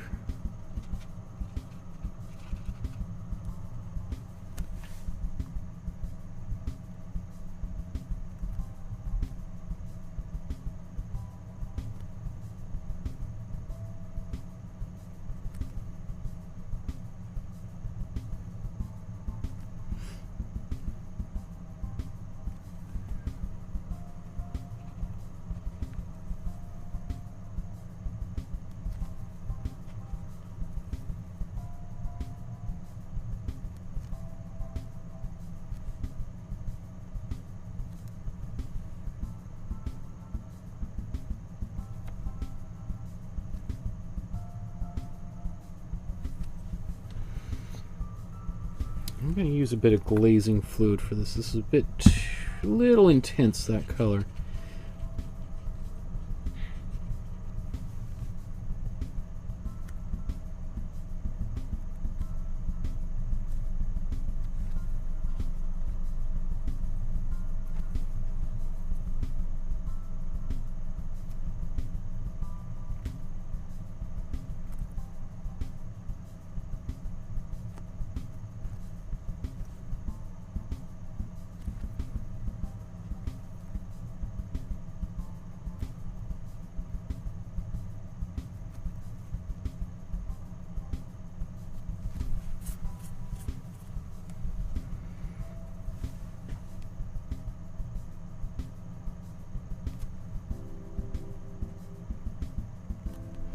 I bet you she would be floored if she saw this tool today. She'd be like, oh my goodness, imagine how many hours of my life that would have saved me as a 90, or as a, she died at age 101, and she was painting right up until the end there. So, like, that's just absolutely remarkable to me. It'd be my dream. Hopefully, I can live a nice long life like she had. Okay.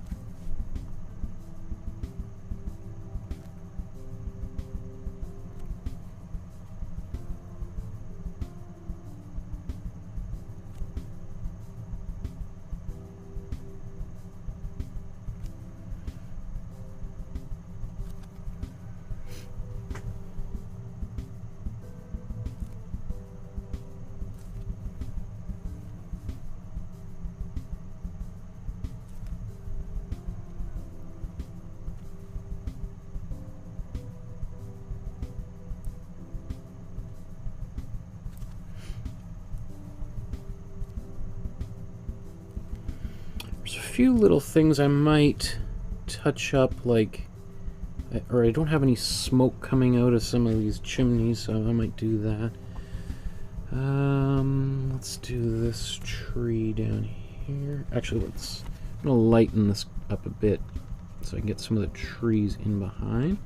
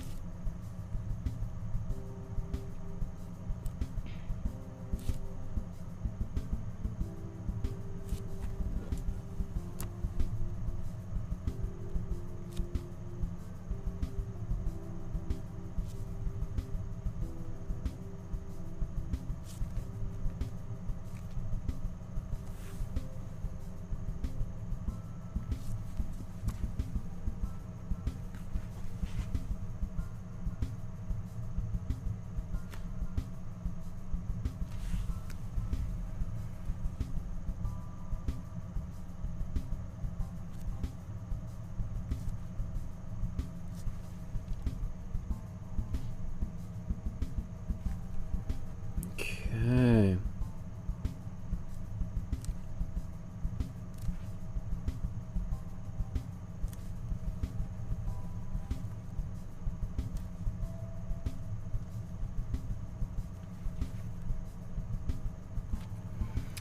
So I'd be interested to know, this is the first time I've used this material in this class, the paint pens. If I should be doing that more often or less often, how you feel about that.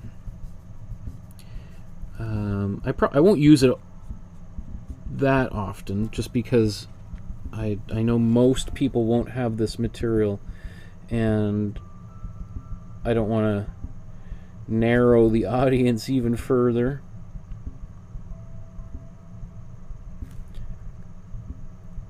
But it does open up the possibilities for what you can do, especially, when we've done some of the paintings like Batman and Spider-Man, and we had to do a bunch of outlining. I know some people have found that really, really difficult and have been unable to even do those paintings, or they had to give up because it was just too much fine detailing. So this kind of thing should alleviate some of the problems that some people have.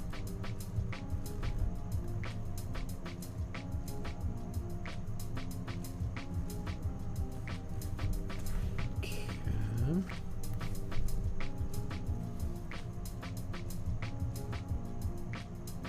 So now I'm going to go back over these trees and just add a few slightly darker areas.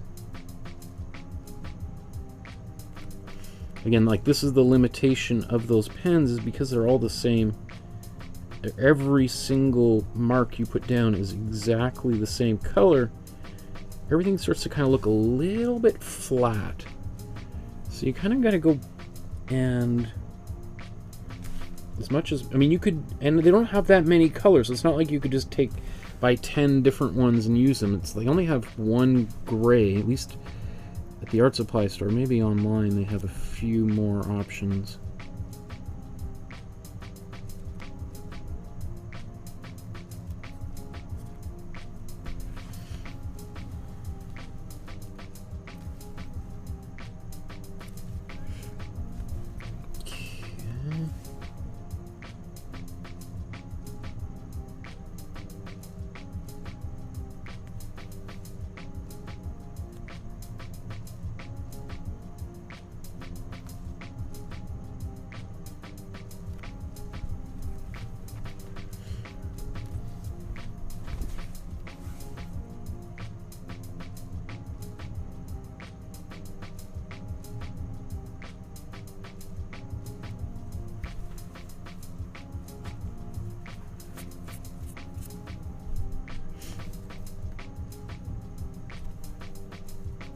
Okay, I'm just gonna zoom back out.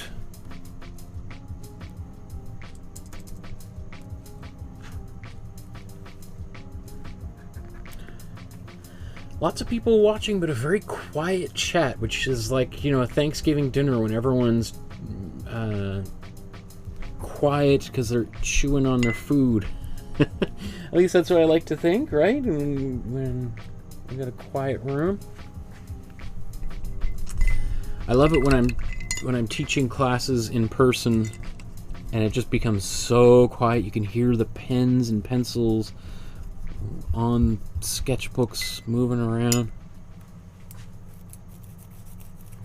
I should also mention, so this Saturday I'm doing a feedback episode. So upload your versions of today's painting or any other paintings to the Facebook group so that I can take a look at them and I can give you some feedback. I'm also teaching a class in person, my first in-person class in almost, about a year and a half here in Vancouver. It's a class for anybody. It's a adult class at the Mount Pleasant Community Center on Sunday afternoon, like 1 to 3 in the afternoon. I'll just kind of quickly show that. How do I... I'll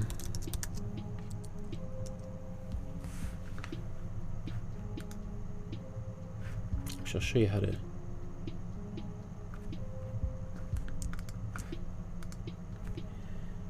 So where's my? So you could just Google Mount Pleasant Community Center, click on Programs and Registration, register for a program.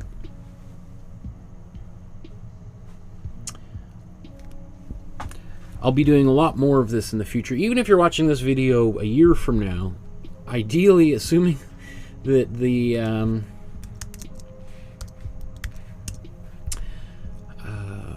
world is doing okay then. So here's the class. Begins September 5th, which is this Sunday, 1 to 3 o'clock in the afternoon. And I can't remember, I think everyone has to wear masks or something, but if you live in the Vancouver area and you want to take some classes with me in person, there's an option for you. I think there's still like 6 places left. Okay.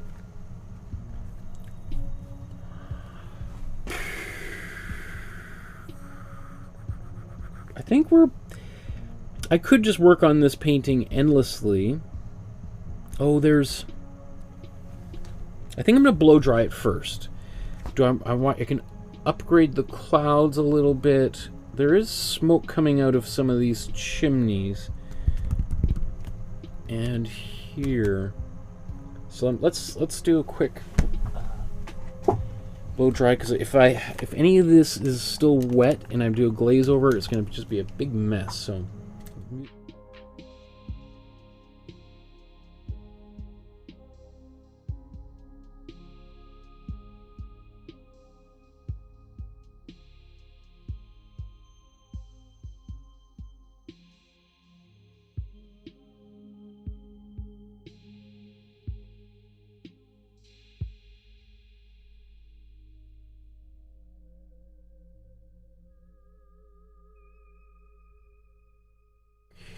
Okay, so we'll be done in about 10 minutes. Although I've said that before, haven't I?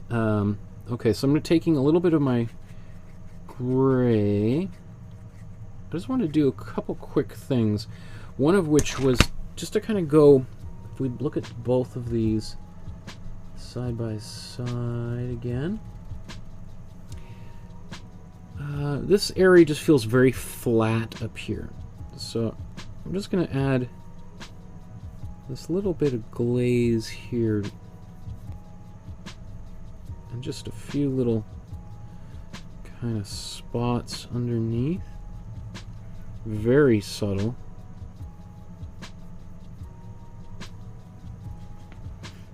Right, and even I'll just do a little bit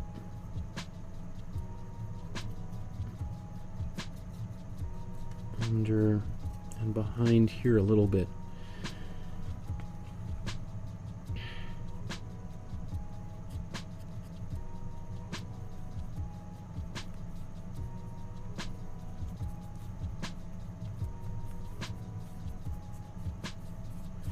All right, my goal is just to add a little bit more clarity to certain places. So even the top of that hill there.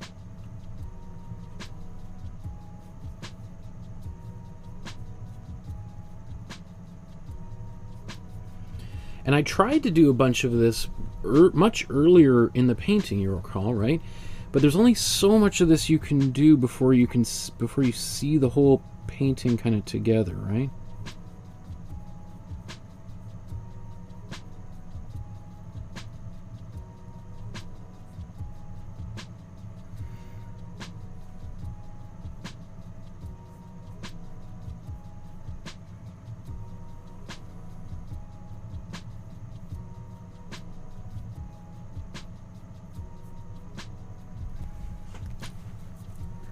Okay. I didn't do windows on some of these on the houses at all. That's okay. It's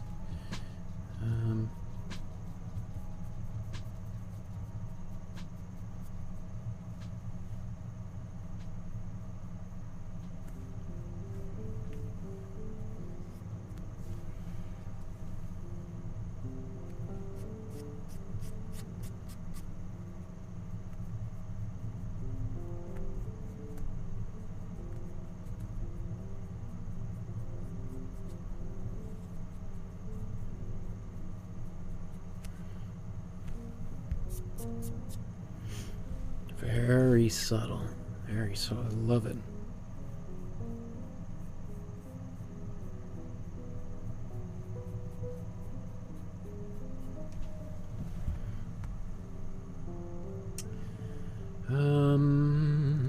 Where else can use a little bit more love?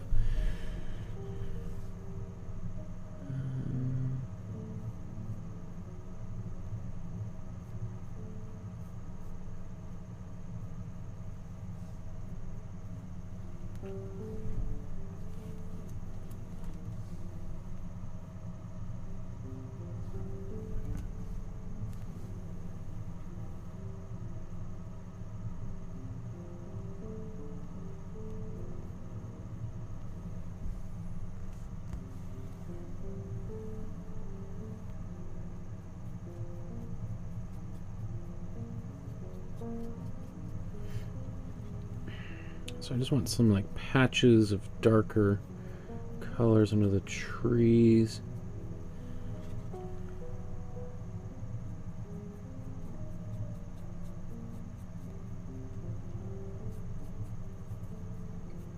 I love this. I love how doing very incremental, subtle changes that are basically almost entirely invisible, but we're just giving a little bit more definition to a few places in here.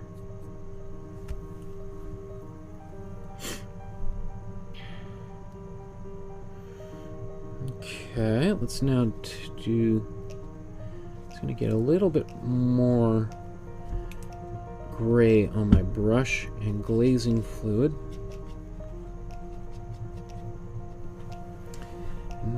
let's get some smoke coming out of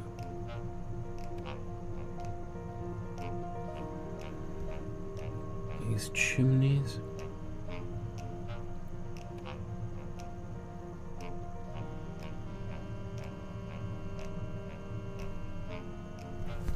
So let's zoom in so you can just see a little bit closer.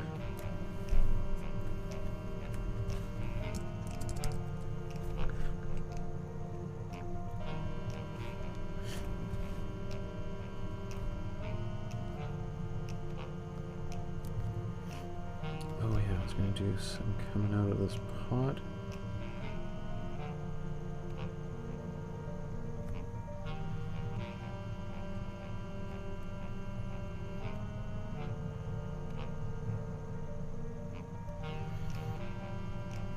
Okay. What else?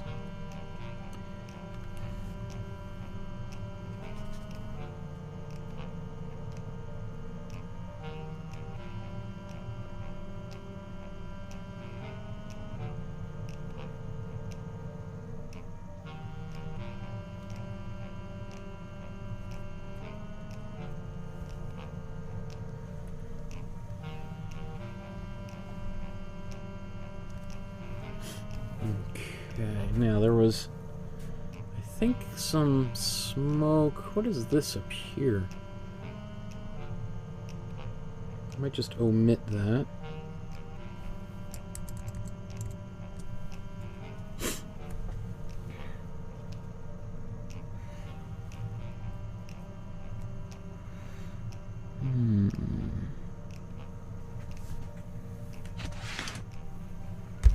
I'm going to take a bit of white, and I think I'm almost done. I'm very, very close to being done here. I'm just going to put a bit of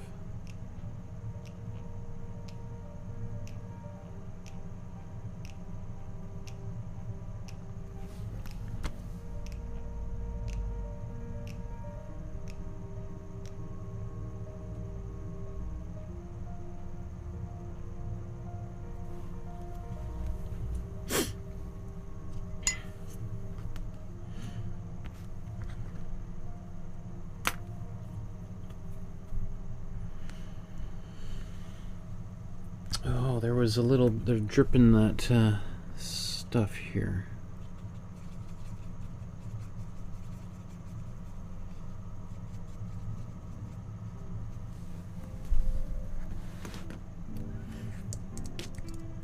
Oops. Ah! Accidentally deleted that file. Come on.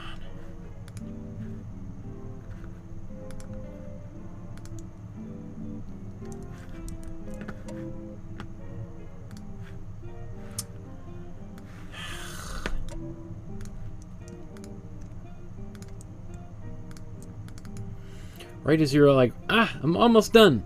Seconds away. Oh, no, you're not. Computer says no. Computer says you must be punished.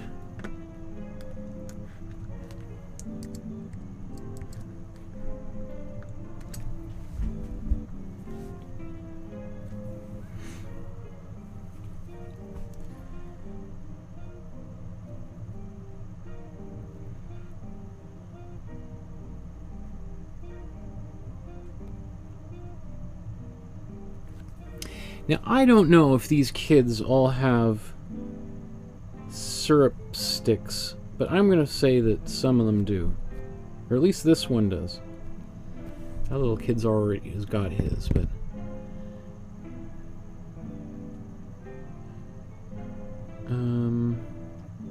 everyone else is waiting, I think.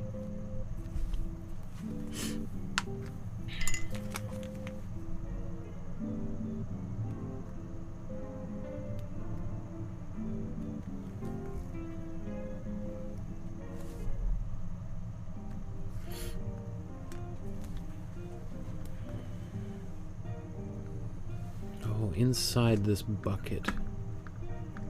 What is going on in here?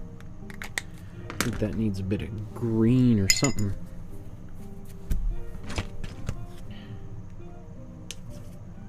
I'm basically almost out of all my paint on here, so...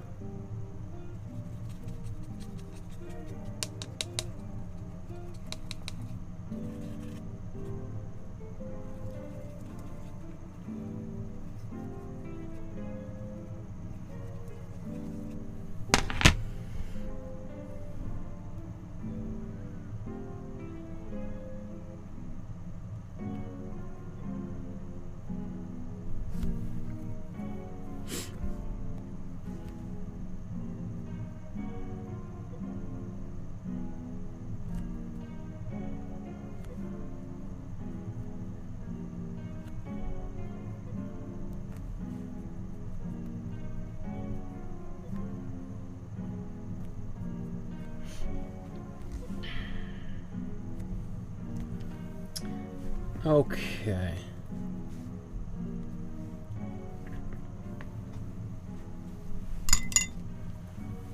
Oh, the fire. There's always something, isn't there? Goodness gracious. Always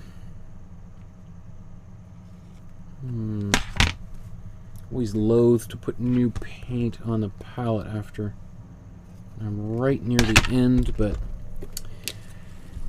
let's put a bit of, if we're gonna do it, we've been here for hours anyway, let's do it properly, right? So I'm gonna take this warm yellow, let's get a bit of white in here.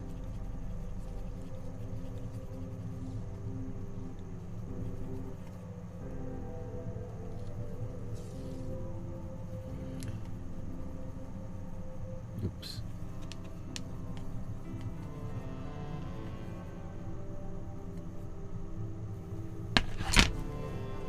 Now I could be using my paint pens, but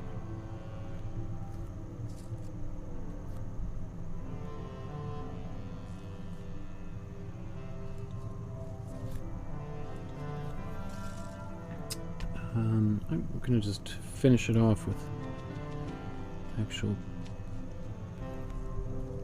paintbrush. Now this color is a bit on the peachy side.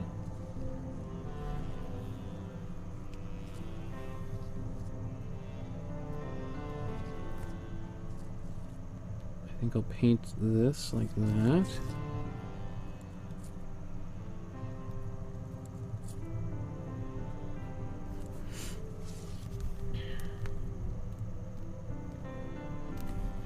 Let's get maybe a bit more, some warm red on here.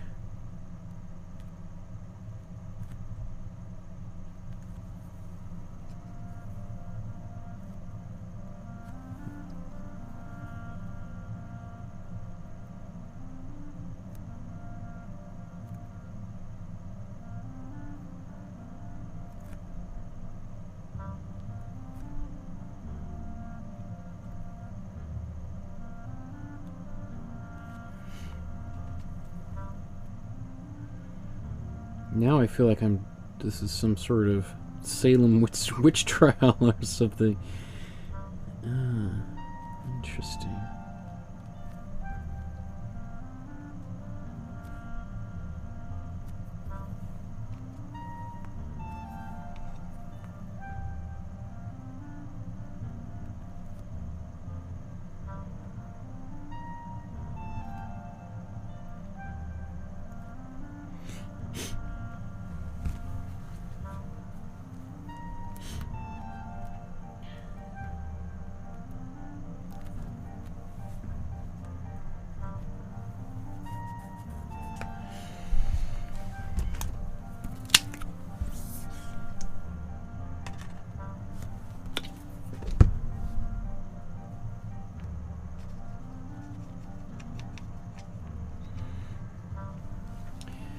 And then I'm just going to do a couple of little areas I think need a bit of some kind of quite dark color.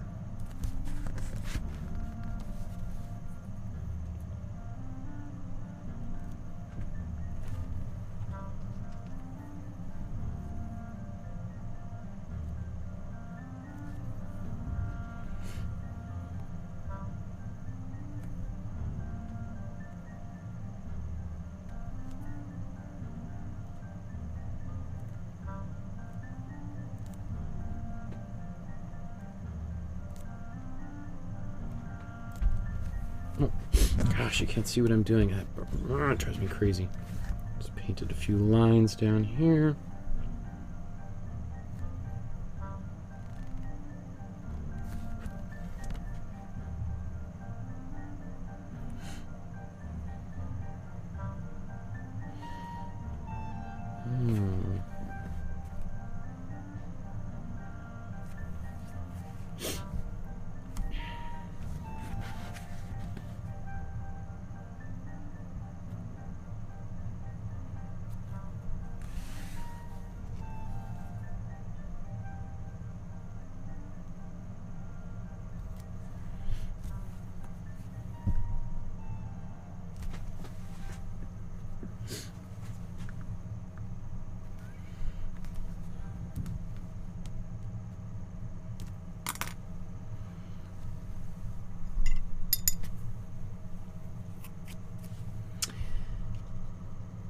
I'm going to do this horse after all, kind of white.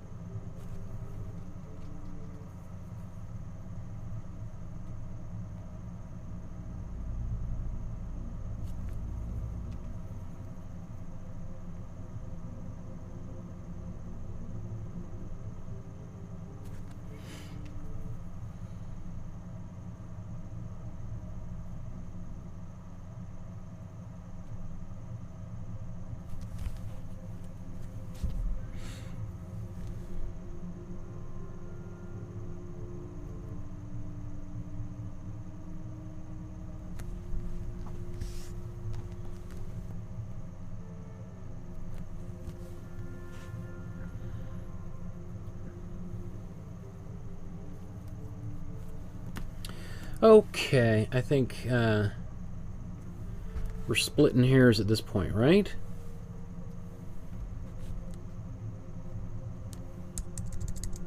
All this is stuff that is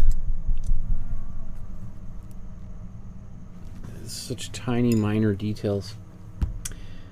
I was thinking about putting her signature down here, though.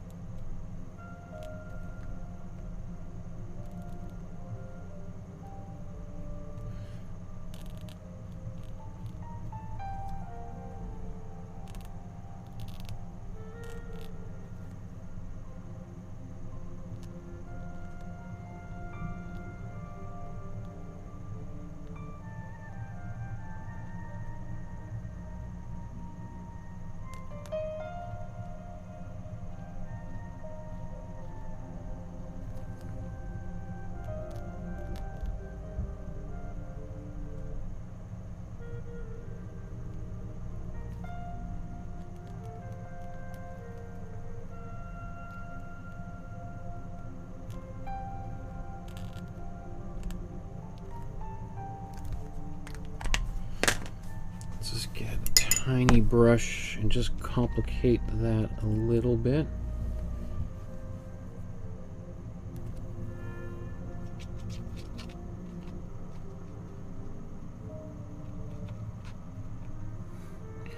Almost all this paint on here is all dry. I'm trying to find something to mix into here.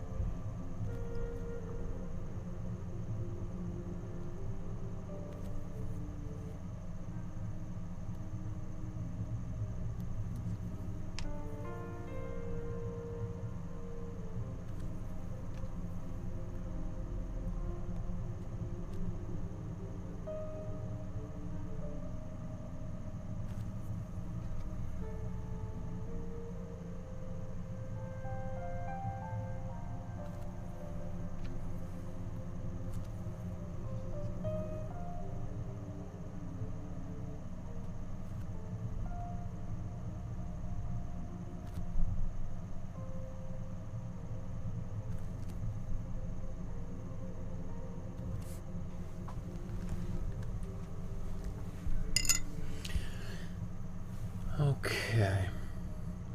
Obviously I did it much larger than hers original signature, but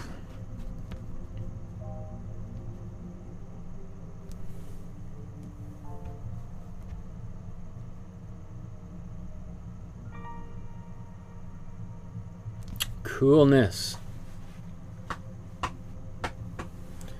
Let's just bring that in a tiny bit.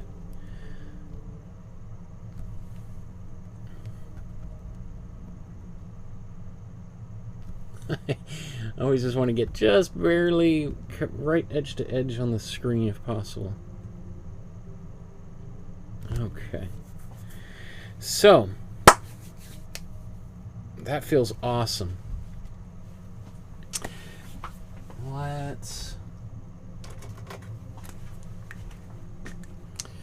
put a name to it and a date.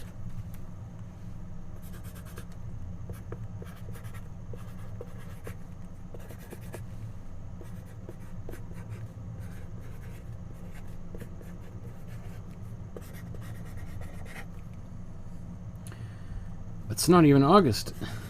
It's September. So used to. We did so many episodes in August that you'll have to forgive me. I got so used to writing that. Let's.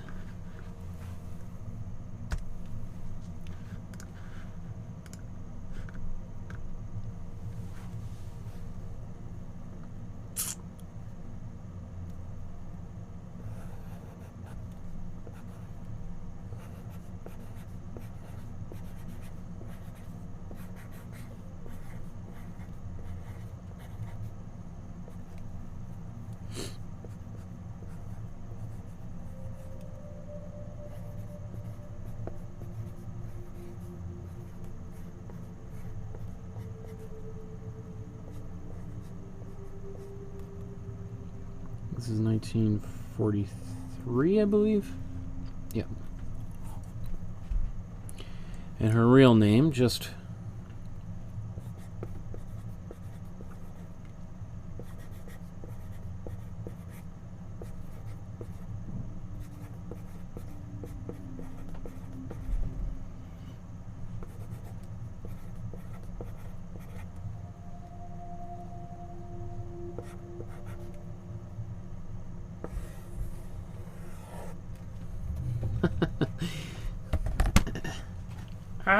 my gross fingers getting on everything. Let's see if I can wipe that off really quickly.